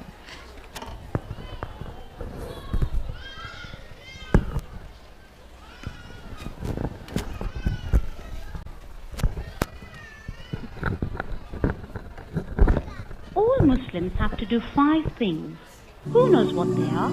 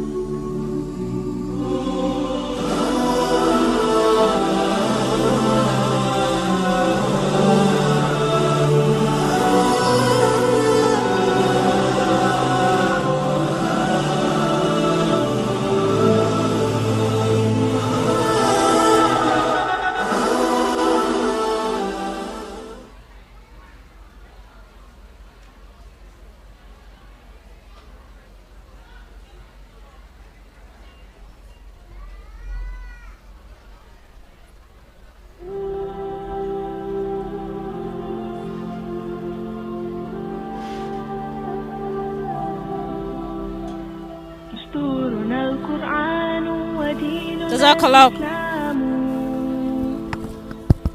أركانه جليلة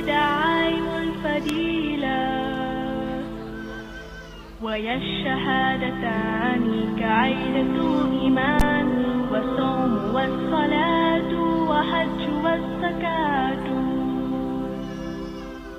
Our guide is the Quran, our religion is Islam.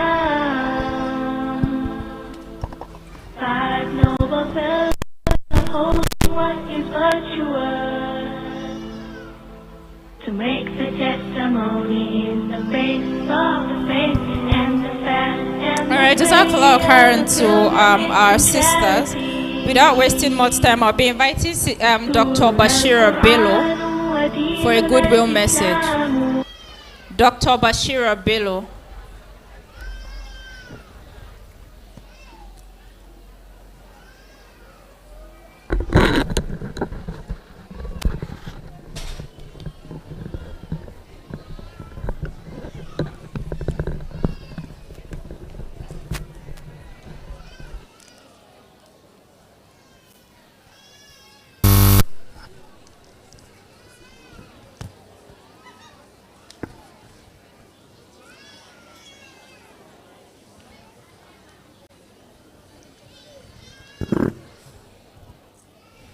Assalamu alaikum wa rahmatullahi wa barakatuh.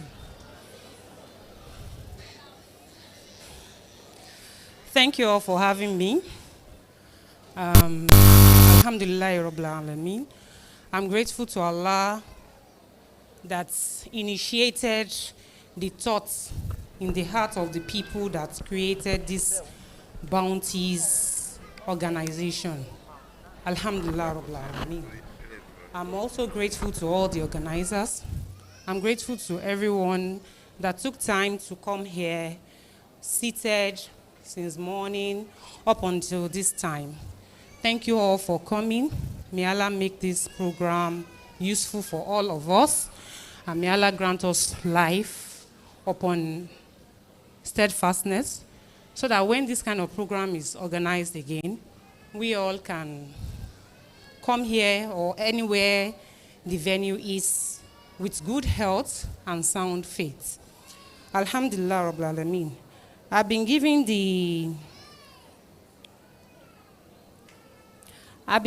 the task to give a goodwill message to all of us. I believe that we have all listened to a lot of things here and we have benefited greatly. However, what I found out is that most of the time when we go for programs like this, a lot of things that we hear here, we forget. We only take a fraction of what we've been told, or we take the ones that concern us or we feel resonates more with us. But I'm somebody that I like talking to a group of people and I love them to benefit from whatever I say. So most of my talk is always coming as stories. I'm a storyteller. For those who know me on WhatsApp, you know that I always tell stories. I tell stories because with stories, you remember whatever you have learned. The things that we were told here today, they are very important. But many of us might have eaten amala or something and we might have forgotten. Or when we get home, the Oga that gave you the permission to come and attend this program ask you, Kino Soni bi tell Oleni, and you're like, money self-love.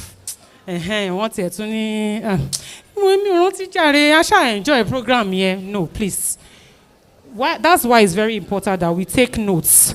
Whatever you want to stick with you in terms of knowledge, write it down. So if you write down something, it's going to stay with you for longer than when you do not write it. Most of us came here as meet and greet. All the sisters that you have not seen for a very long time, you are here greeting them, buying stuffs, forgetting the major message that we have come here to take away, which is the challenges we are facing as Muslim women, our life purpose. These are two basic things that we should never forget if we are talked to about them. Some children came with us, some younger adults came, and I believe that because of the attitude that we are putting up, many people are not going to gain from the program. The last panel, we're talking about merging our business, our careers with being a wife and all of that, I believe that the majority of the people that need that talk most are the people selling stuff, because they are the ones that really want to sell, put out their into selling whatever they are selling. They are the ones that should be told that self-love is needed. They should give their husband time. They should understand their husband's love language so they can communicate properly and all of that. But they're busy selling. May Allah help us women. I'm going to tell you a story because I'm a storyteller. But before my story, I want you to know that we are here for a purpose. And the purpose is in your trials, in your challenges. So I'm going to tell you my own story. My own story is that I was born in Lagos to a man and a woman. My mom was the second wife of my father. So when I was born, my parents are party-like people. They like parties. So we grew up going to birthday parties, burial parties, and all the parties you can imagine. In fact, we used to go to parties of people who, because they bought something, even if it is a television, they want to celebrate it, they will do party. We will go to this party. So I grew up knowing that the only happiness you can find in your life is in going to parties. So anytime I want to feel happy, I just want you to do a party and I will come to your party. So even if that party is that you are celebrating that you bought your new shoe, I will come to your party. So growing up like this, you know, when people go to party, they dress at their best. So I found that my own parents, their life rallied around buying the best of all jewelries, the best of shoes, the best of clothing. The life is just around how they will appear. They just want to look very good at these parties. But as Allah will have it, I got into the university and I started using the hijab. So when I started using the hijab, I would always wear black hijab or a blue hijab. My own parents didn't like it, and they were against me and saying that, why will you dress like this? You should not dress like this. We don't like it. The challenges that Allah has given me with this, my parents, is where my own purpose lies. Look into your own life. Where is your own purpose? Because my parents had to swallow the hard pill that this, our daughter, we might have raised her like this, but she's not going to continue like this. In that, they felt like, no, we have to force you to remove this hijab. So I had issues with them. And I ran away from my own challenge.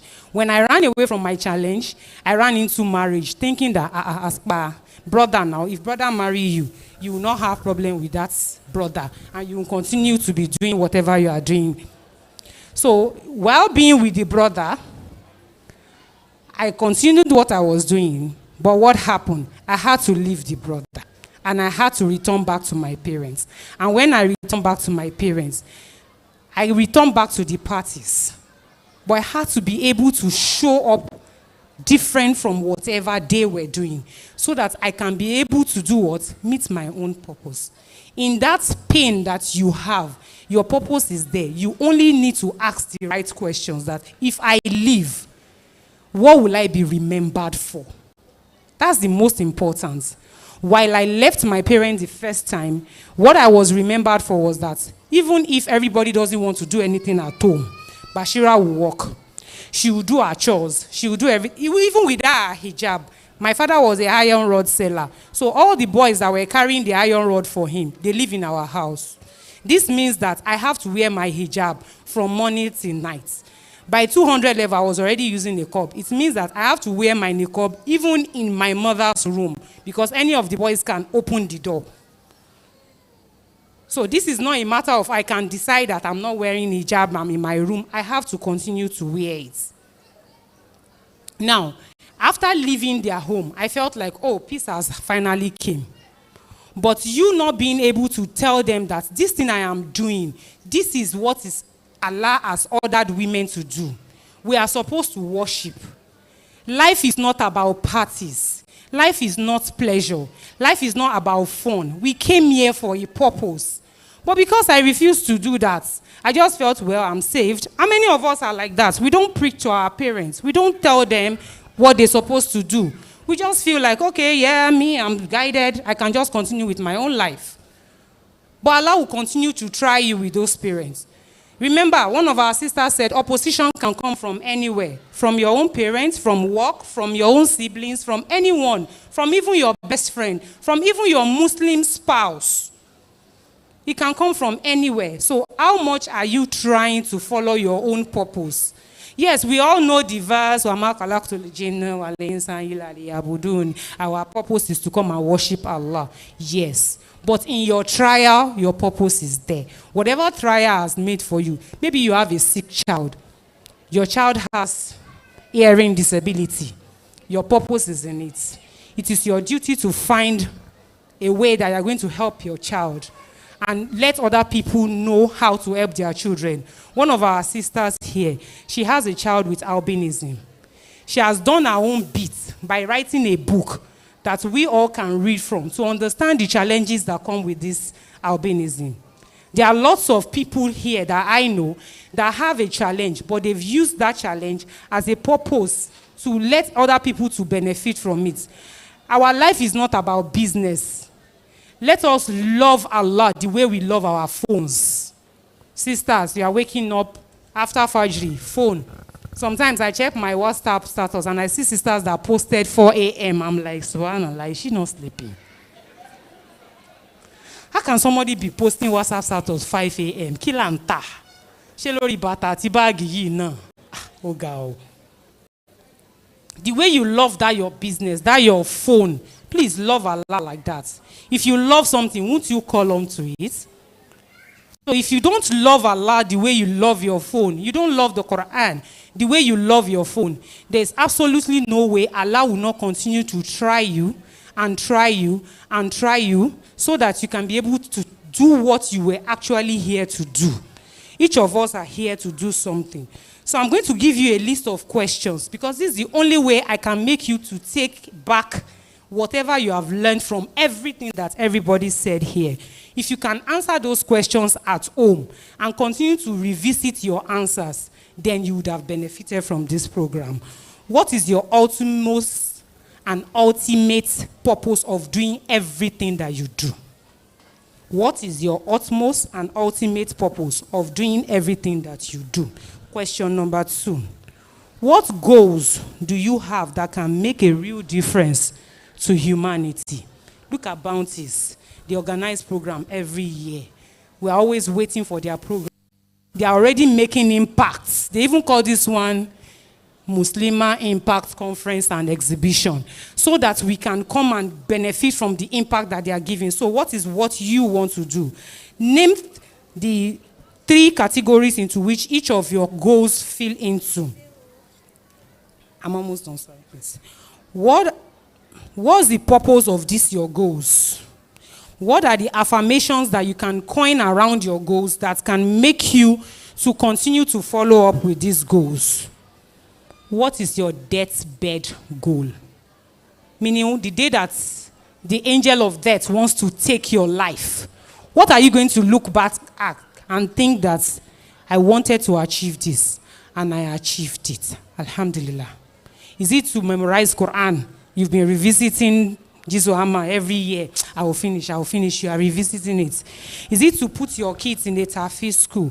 Is it to build a school? Is it to make a charity organization? Is it to ensure that people are eating healthy? Is it to help people with their health?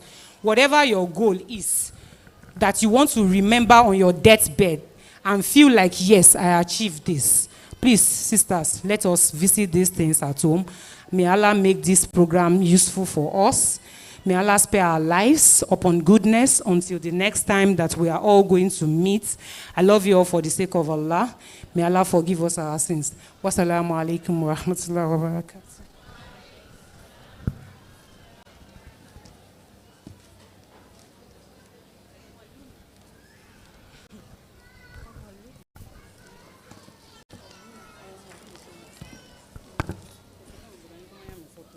Okay. Thank you so much, Jazakallah khairan, Dr. Bashir, for that. Tekbullah for her. If you enjoyed it, Tekbullah. shall not vex. Because I know that you have enjoyed that we gave it to you, feasibility, so I will not be angry. I will not use it to abuse you. May Allah bless the knowledge for us. Okay, so before we move on to the last, present it to her. She wants to run away. Come and carry her. So before we move on to the last speech of the day, I'd like to call out and shout out to all the business exhibiting today.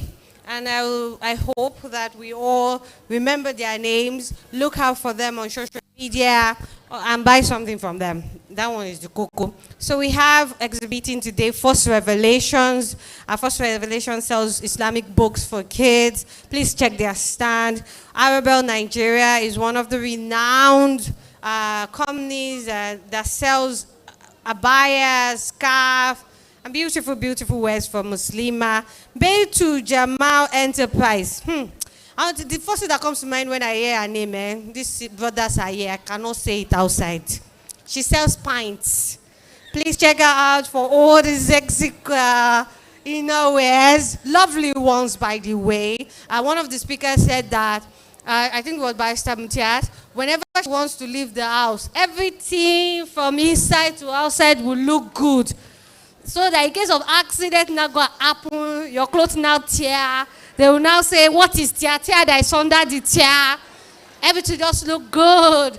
But personally, as a public speaker and confidence building coach, I will tell you for a fact, the way you look under your hijab makes you kind of yourself like, a mini. Let me give you an example. We were on a group and somebody said, all these hijab people, their hijab safe, only God knows maybe how much they are selling it. And you know that kind of thing, you want to reply the person, but you're like, where do I even start? Under this hijab, the Sankara that they are selling, 15,000 naira, so one way, that's just under. On top of the abaya, you know how much they are selling abaya now. Scarf, last one, no 1 2 yard, it's half. I just say, where do I even want to say? That this artist that went to do better and select, iron and wear the thing. She thinks she look better than me. I just look at her. Don't let me even show up. But I can do that because I know that I look good inside out. So, Betu Jamal, Arabelle, Alami's place, these are people that you should see. It's not about showing up, really. The way you look is the way people will address you.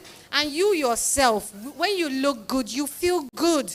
You see how children twirl around the house when they are wearing new clothes. How many of us still do it as adults? Me. I should to mama was you program you.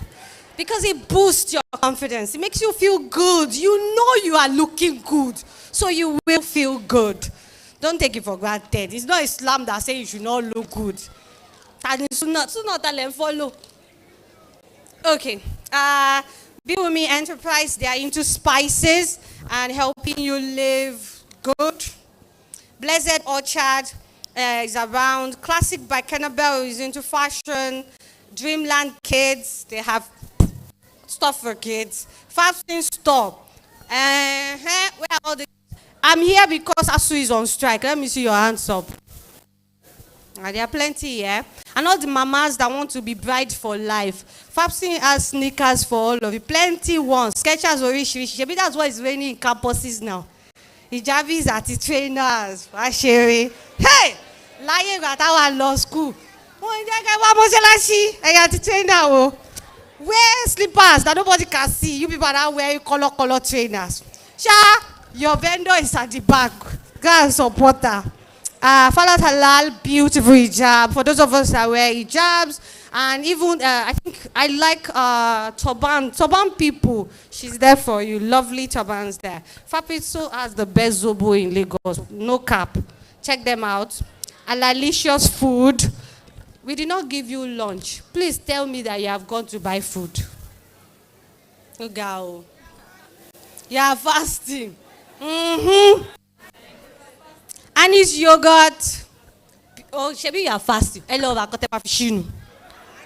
Ashabel cakes. Hello, Akotema Fishinu. Infusion Technologies, I don't know what they sell, but it's technology and it will be good. Jamila Stitches and Stores, loungewears for you and your kids, wakpa, like this. Knowledge Kills, books, games, go check them out. Labule, what are they selling? Les Multicolors is for those, they have products for kids that have educational challenges. Stop blaming village people for your children's struggles with reading and math. There are resources shop for you. Lotus Capital, investment, and halal funding. Ma'am, she was here, she was one of the panel. Sister, that everybody was begging me to allow to keep talking for hours. They're out there. Maria's Food and Confectionaries. Go and buy food to break. Nature's Bounty, Nature's Goodies. They sell nature stuff. Good stuff for you. New Takafu Insurance, Takafu Insurance, obviously. Pick a book up. She has this lovely collections of classic books that all of us grew up with and gave us some sense that we have. Do get some for your kids. Reader Smoothie, I've almost finished selling. I will quickly go there before they tell you they are sold out. Okay, where's Root Food Limited, Chekoni, Sonny Fatima, I don't know what she's selling. Shukri, your store, Tifa's Ensembles, lovely hijab accessories and abaya. TMS stick and fries. Don't say that we not feed you, almost faint. Go and buy. Toiro Blends have herbal health solutions. Check them out. Tutoria have books and they have educational solutions for you. Do check them out. Last but not least, we have Annie's Yogurt, Z Food, and Sister Solia Lasaki is the owner of Jamila Stitches. And those are the amazing sisters who are supporting us by buying the stand for the summit. Take Billah for them. May Allah bless them and their businesses. Please show up at their stand and support them with your patronage. So we move on to the last thing on our speaking agenda. So she first. Okay. Yes, so we have the third and final keynote speaker in person of Sister Zahra Sawari. She is an author and instructor at Al-Kauthar Institute. She'll be joining us live.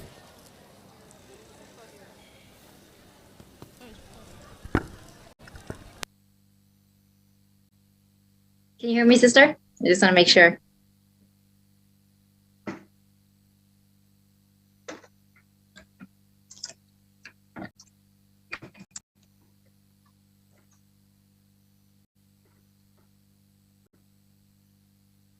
Yes, please, you can go ahead. All right. Bismillah, alhamdulillah, wassalatu wassalam ala rasulillah. Assalamu alaikum wa rahmatullahi wa barakatuh, my dear sisters. So my name is Zora Warren, and I'm coming from Tampa, Florida, live.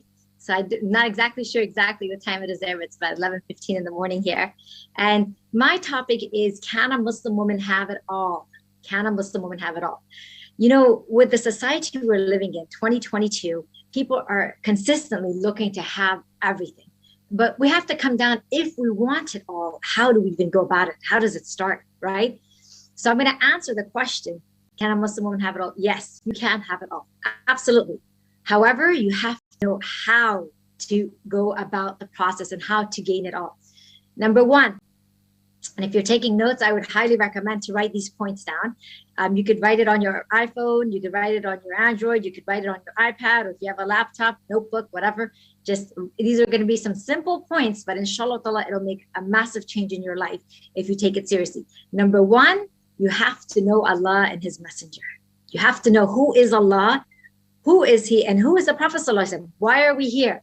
And I know probably throughout the day, you guys have been hearing the different messages of, obviously we're here to worship Allah, and you know, Islam is our religion, but it has to go way deeper. It has to go way deeper. What is your relationship to Allah? So number one, you have to know who they are. Number two is, what is your relationship with Allah subhanahu wa ta'ala? What is your relationship with the sunnah of the Prophet sallallahu alaihi wasallam? These are going to be your foundations of a Muslim woman being able to have it all. So I'm going to give you a little bit of background of myself. I don't know how much you know, But the reason why I like to give it is because I like to feel like I'm living that life personally, alhamdulillah, by the mercy of Allah. So I've been actually in the States, in America since I was 6 years old. I was raised here. And then, I grew up here. I got married. I had 4 beautiful kids, mashallah, tabarakallah. I went through a divorce, and I'm a single mom for almost 7 years now. And I'm taking care of my kids, and my mother's living with me. And the reason why I say I feel like I can have it all, in the midst of all of this, I was able to get 2 AA degrees, a bachelor's degree, 2 master's degree, master's in business administration, as well as a master's in Islamic studies. I was able to write 16 books. My kids wrote books. All of my kids, mashallah, tabarakallah, graduated high school by the age of 13. 2 of them are hafiz of Quran. The 3rd one is on her way, inshallah. They're all authors of books, international speakers. So I do feel like you can have it all. But what was the purpose? What was the reason? How did we get it all? How? And that's what I really want to teach you guys today. We put the foundation very strong. What we're missing as Muslim women, we're missing our foundation. And our foundation is our deen. If we don't have a connection to Allah subhanahu wa ta'ala and His Messenger, if we don't have this connection and we don't have a strong foundation, then no, you can't have it all. I'm not even going to lie to you. It's going to look like you have it all, but inside you don't. On the outside you may, but inside you won't. And that's just reality. And that's why you see so many celebrities, or you see so many stars who on the outside, they're rich, they're famous, they look good, but they commit suicide. They go into drugs, they're in rehab, they have all these other problems because, like I said, on the outside, it's one thing, but on the inside, they're fighting a whole different war. The only time when you can have it all is when you're in sync, when you're on the inside, you're connected and you have your path right and you know your purpose. And then on the outside, it falls in. So you may say, all right, Zora, so how is it I can have it all? Let's say I want to be a doctor or I want to be a lawyer. How can I do that while doing everything else? Well, you got to know your boundaries, number one, right? You got to know your boundaries. If you're a Muslim woman and you're married and you have children, then you need to know your boundaries. You need to know everyone's rights. Rights start off first with Allah subhanahu wa ta'ala. 5 times a day, your salah on time. You got to make your salahs, no matter where you are, what's going on, you got to pray your salahs on time. Personally, I'm going to tell you, if you really want to be successful and you really want to get to the top and have it all, wake up the Hajj. Wake up about 30 to him. That is going to be your, how should I say, your golden egg. That is going to be your golden egg. Start off your day with the Hajj, After you're done with that, you pray Fajr, spend about 10-15 minutes a day just reading Quran. If you don't know how to read Quran, there's a lot of sisters and brothers out there who don't. That's okay. You don't know how to read Quran. Get a teacher, spend about 10-15 minutes a day, learn. It's not a lot. What is 10-15 minutes? Nothing. We spend more than that looking through our social media, looking on the phone, looking through texts. That's all I'm asking. About 10-15 minutes, right? Pray your salahs and then you start. So it's like there was a story, right? When the professor was asking, his students, he had rocks, he had sand, he had water. Can all of this fit in the bottle? And they were like, no, it's like too many things at once. So what did the professor do? He put in all the big rocks in first. Then he put in the sand, shaked it up, and the sand filled in the other street. Then he added the water and everything filled up properly. If he had put in the water first, then the sand and the rocks probably couldn't all both go in there, all of it. We'd have problems. So you have to know priorities. Your priorities are Allah subhanahu wa ta'ala, and then following the sunnah of the Prophet sallallahu alaihi wasallam. And then what are your responsibilities? If you're a mother, your children. If you're a wife, your hubby. If you're, a daughter and your parents are with you, your parents. These are all your responsibilities. So I'd say, when you have your foundation, your responsibilities taken care of, then beyond that, then you add, the sand and the water. You add your career and other stuff. Sometimes, my kids will say, they'll joke around and they'll say, my mom is like a robot, right? I don't know if she sleeps, because my responsibilities are my family first. And then when I get additional time or in between there, I have my lecturing, my speaking, I give live classes for an AA degree. If I'm working on a book or giving a lecture like this, I turn around and see how I can add it into my schedule without it affecting the rest of my life. So that's why you can have it. So okay, now I'm gonna answer the questions, because I know a lot of sisters are like, well, how about, if I want to be a doctor and, I've got kids now, I've got to have Aisha radiallahu anha, right? MashaAllah, tabarakallah, the wife of the Prophet sallallahu alaihi wasallam. She was into law, into medicine, into everything, mashallah. She was very educated. How does she do it? It comes down to, you don't have to actually go to every university and go to this or that. You can learn in your own home, my dear sisters. Nowadays, with the computers, mashallah, tabarakallah, we are so blessed. There are so many avenues to learning and growing and to even starting your businesses from your own home. It's all about your intention. It's all about your intention and what is it you want to do. I only work from home. I don't work outside of my house. If I teach classes, I mean, every Sunday I do teach live classes, but my entire family goes with me to the live class, including my mother, who's 85. And I give a live class about 4 hours, and they're all there. Then afterwards, we all come back home. Otherwise, any other work I do, it's from my home. I don't leave the house. And that's because my main priorities, again, is, taking care of my elderly mother who's got diabetes and dementia, and then my kids, and then everything else kind of goes around it, right? So you can have it all. Just coming back down to know your priorities. Why are you here? And like the sister just said right before me, if you were to die tomorrow and Allah only gave you 24 hours to live, he said, doctors come in 24 hours, that's it. There's nothing else we can do. This is it. What would you do those 24 hours? What would you give up? Would you give up drinking if you're drinking? Would you give up smoking? Would you give up, drugs? What would you give up in those 24 hours? Because now you're about to meet Allah subhanahu wa ta'ala. What would you repent from? What? Whatever you would repent from, whatever you would give up, you give it up now. Leave it now for the sake of Allah. Allah will replace it with something better and restructure your life to your goals, but not at the expense of your family, not at the expense of your loved ones, not at the expense of, I want to just, it's about me. With what's going on in social media, all we see is everyone doing surgery after surgery after. It could be on your body, your face, abs, but whatever. They're all trying to look like something they're not. And what it's doing for the average person is making them feel so insecure in who they are and what they are. So they're trying to look just like that. My dear sisters, don't even go into social media if that's the cause. I mean, don't even look at it. Be content with how Allah made you and created you, and be happy with that. And know that that's not your purpose, to try to be something you're not. Allah made everyone unique in the way we are. My kids will tell you, like, I'm barely 5 foot tall. They're like, oh my God, my mom is so tiny. My mom's so tiny. I'm like, oh my God, I'm perfect. Alhamdulillah, I'm perfect. Allah created me, so I'm perfect. This is how Allah wanted me to be, I'm very happy with it. So, and I'm going to tell you guys that same thing. Be thankful to Allah, be grateful to Allah, be happy with Allah, and then just build your entire life around Allah subhanahu wa ta'ala and the messenger. Make it clear who you are. Make your foundation strong. Know yourself. Be confident. Because if you're not confident, then shaitan will come in and waswas.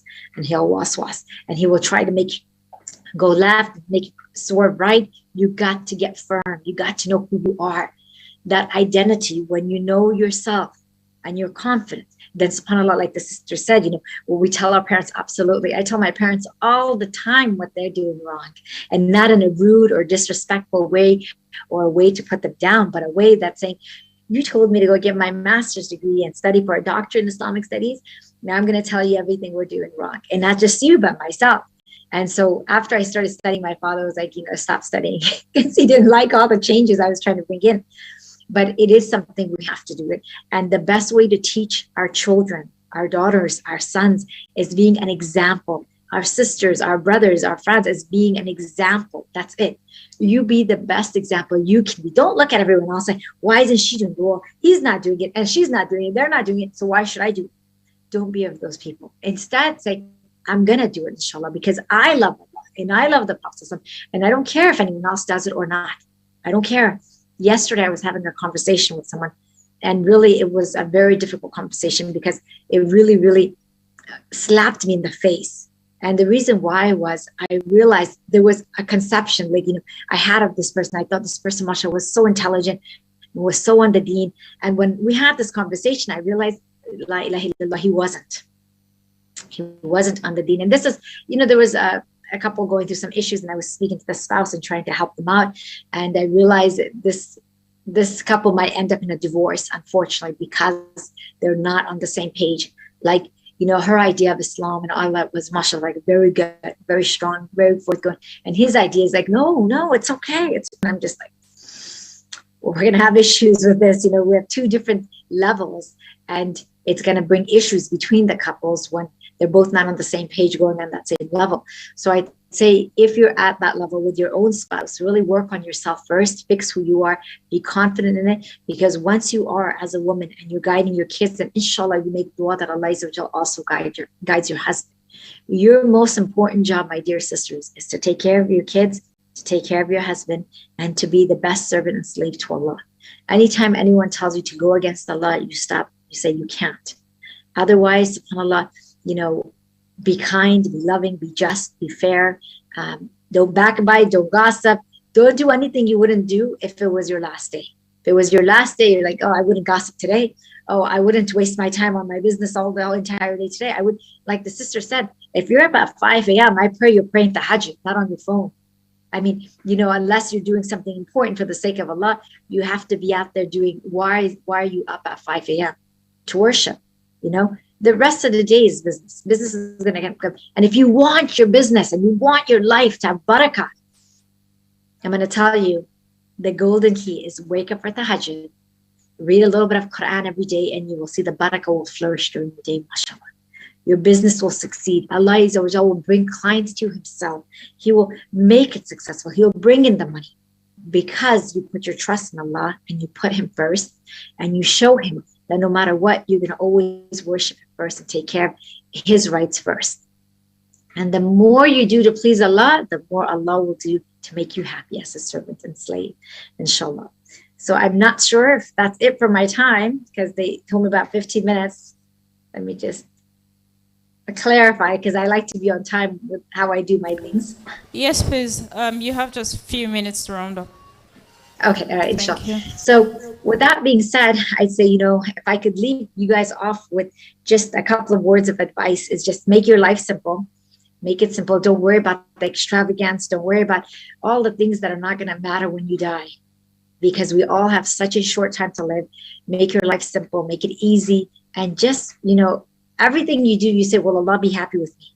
If you're about to argue with someone and it's not going to get anywhere, just leave the argument. If you're about to yell at your parent and it's not going to change and there's no reason for you to yell at them, don't yell at them. If you're about to get annoyed with your kids, which as parents we do because they don't listen a lot, one of the best things we can do is make dua for them. Oh Allah, please help them. Oh Allah, please open their hearts. Oh Allah, please make them do this. Oh Allah, please, open their eyes. Make dua for them. And so I'd say, if you can, inshallah, with this, just make your life simple, make it easy, and put Allah first, and then put the Prophet ﷺ sunnahs second, and you will see the barakah will just flow in, whether it's your business. I will tell you, mashallah, tabarakallah, people say, Zora, how did you do all of it? How did you get, your kids to do this? I said, honestly, my intention was to make Allah happy. It is Allah that helped me and allowed me to do it. I didn't do anything. I cannot claim anything. I cannot say it was me. It wasn't me. I just put in a little bit of effort, and Allah subhanahu wa ta'ala blessed it for me. I put in a little bit of effort every single day. I put in the effort, and it is Allah that blesses it and magnifies it and makes it amazing. So if you know your boundaries to Allah, you know how to handle, in a situation, how to be with your spouse, how to be with your children, how to be with your neighbors, how to be with your family. If you know all of your boundaries, and more than anything, you put Allah and His Messenger above everything, then inshallah you won't have many issues. You'll be tested, of course. All the time you'll be tested, but you'll know how to handle those tests. Inshallah, they won't break you like they do many other people. So with that being said, Jazakallah khairan, subhanakallahumma wa bihamdik, and nashhadu an la ilaha illa anta, astaghfiruka wa atubu ilayk. Assalamu alaikum wa rahmatullahi wa barakatuh. Wa alaikum assalam wa rahmatullahi wa barakatuh. Jazakallah khairan, Sister Zara. That was very interesting. May Allah grant us the strength to rise beyond our challenges. Before I go to the final goodwill message, if there's anyone who came here with a Toyota Corolla with plate number FKJ 998EF. Toyota Corolla, plate number FKJ 998EF. Please, it's obstructing the way for another car to drive up. So now would be calling on Sister Raula Young to join us live to give a goodwill message in just a few minutes.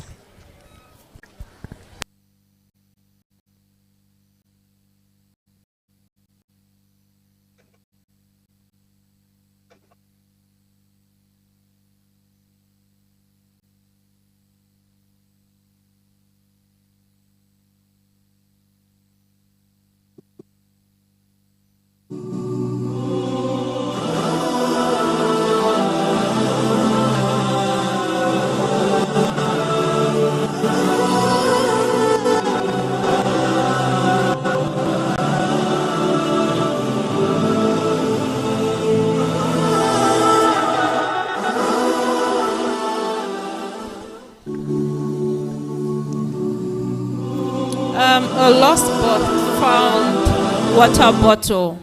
If you're looking for your water bottle, please reach out to any of the organizers to pick it up.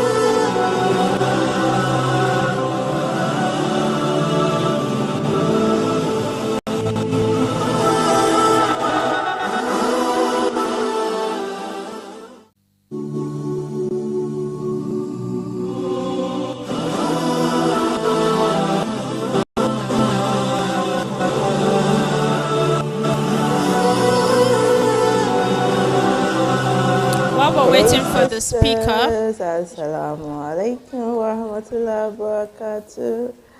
Oh wow, mashallah.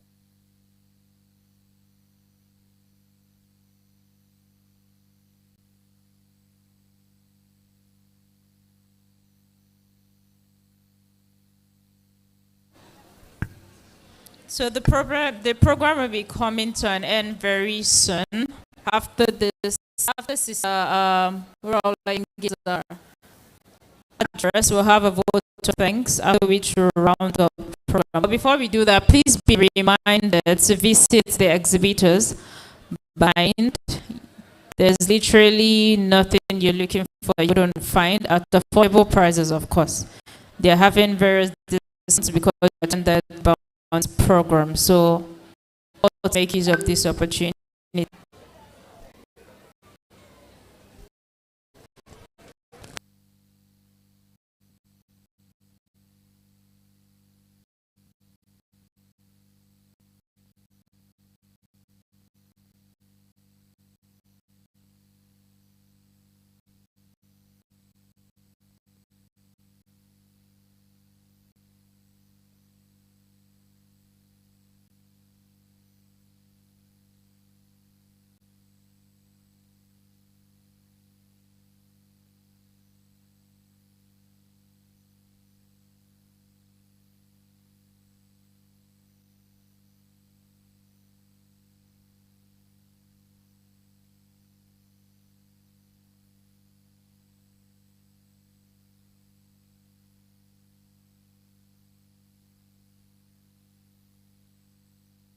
Assalamu alaikum wa rahmatullahi wa barakatuh. Oh wow, mashallah. This is such a privilege This is such a blessing, and I'm so very, very grateful that Dr. Jima and the entire team of the Muslimah Conference 2022, Muslimah Impact Conference 2022, deemed it, relevant for me to be here, even though, oh my goodness, when Fatima contacted me, I was like, I am in the middle of my dissertation, I'm barely sleeping, the work is like plenty, and there was no how I could promise that I'll be able to come live to present or even do a recording and send this in. But the more we spoke about it, and the more I thought about it, the more I'm like, you know what I love and what I do primarily in life right now is about how Muslims can make an impact. Some of you all may know me from being the lead and founder of Sisters in Business Leadership Network. Many siblings, by the way, some people don't know what the full meaning of siblings is. So thinking about purpose and impact for the Muslimah is very, very, very, very dear to me. It's very vital to the work I do. It's the core of what I do, bottom line. Coaching, mentoring, leading, building leaders, helping women build sustainable and profitable business. That's the core of what I do. So even though my schedule has been mad, even though I have barely been sleeping, for those that know me, I run on coffee, right? The amount of coffee I've had this last week, I need a detox. Anyway, alhamdulillah, we're here today. Alhamdulillah, I'm able to do these videos that I'll do in short clips so that it can be uploaded, and I pray inshallah you'll get to listen to this. Even if it's not during today's impact event, that will be uploaded so that people can benefit from it, inshallah. Right. I have been following the Bounty's work off and on over the years, and may Allah reward the entire team for the great work they're doing. May Allah make all our efforts, all the Muslim organizations, even the organizations that are not Muslims that are trying to move the world forward, may Allah let our impact be truly felt. May He purify our intentions, which is vital for us as Muslims, and give us the strength and the resources to keep going, right? The world needs us more than ever right now, because the world is going to nuts with all sorts of ideologies out there.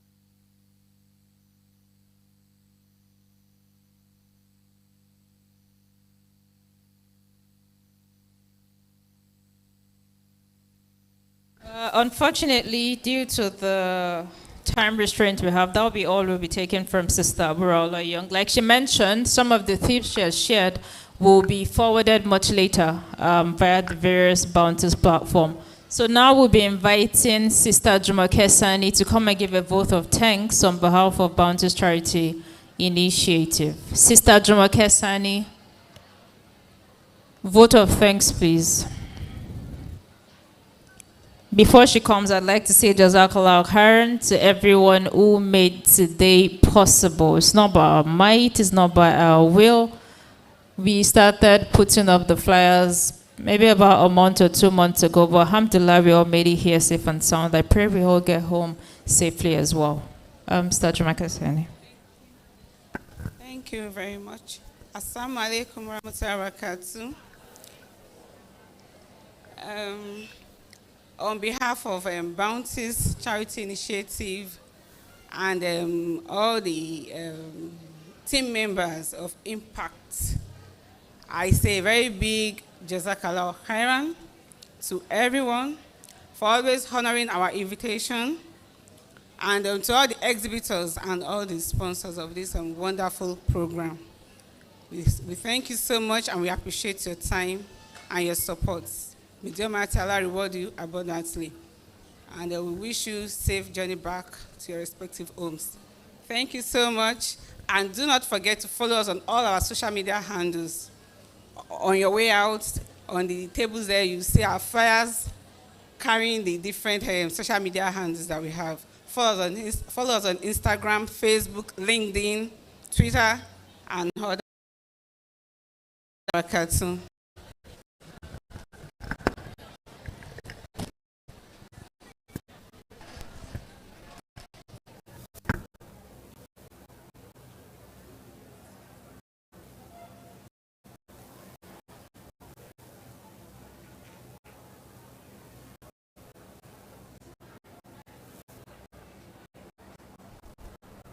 Assalamualaikum.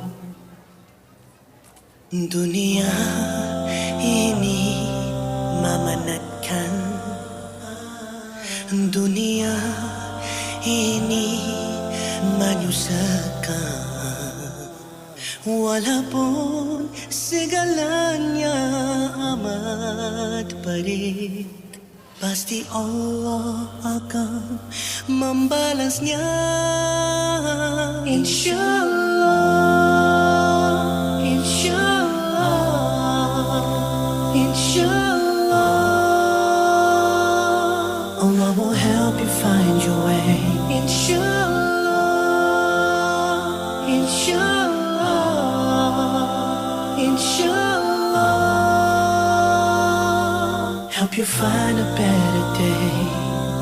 Diriku ini lemah, diriku ini berdosa, walaupun segalanya amat payah, pasti Allah akan membalasnya, insyaallah, insyaallah, insyaallah. Allah will help you find your way, insyaallah, insyaallah, insyaallah. Help you find a better day. Ya Allah, Tuhan yang Maha Esa, berikan kami kekuatan iman. Setiap malam pasti datang siang, setiap susah pasti datang senang, insyaallah, insyaallah, insyaallah. Allah will help you find your way, insyaallah, insyaallah, insyaallah. Help you find a better day, insyaallah, insyaallah, insyaallah, insyaallah, insyaallah, insyaallah. Allah will help you find your way, inshallah, inshallah, inshallah, inshallah. Allah will help you find your way.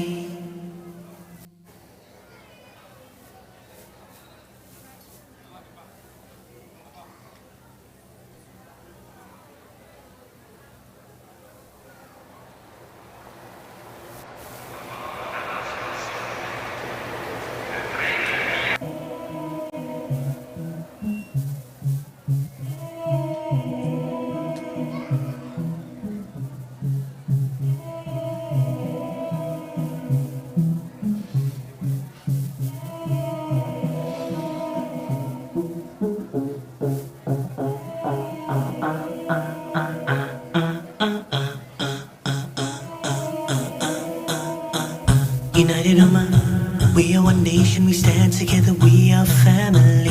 United Ummah, we are bound together, we are one community.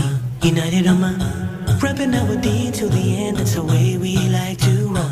United Ummah, wallahi, trust my family's lit and you should know. The 7th century was a time, the final messenger started this ummah. But first we give thanks to him, to Allah for blessing us with this ummah.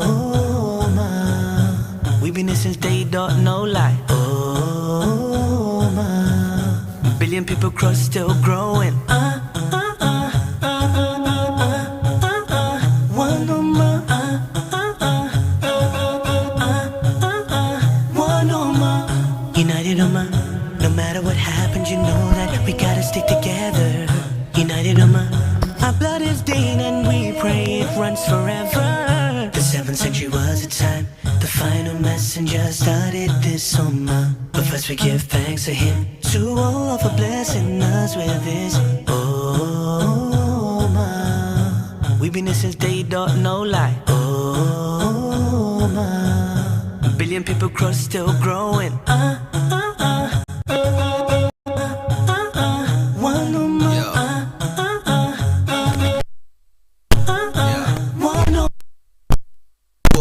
Turn Recording the first page. stopped. That's Bilal Ibn Rabah, the black slave. I love a Friday, yeah, that's my best day. Turn up to Joe, man, all white, looking like a shake, smelling like Calimat on his prayer mat. Dua is my weapon, praying for Yemen, using miswak. My teeth always fresh. Decided a meal with my brother from Bang.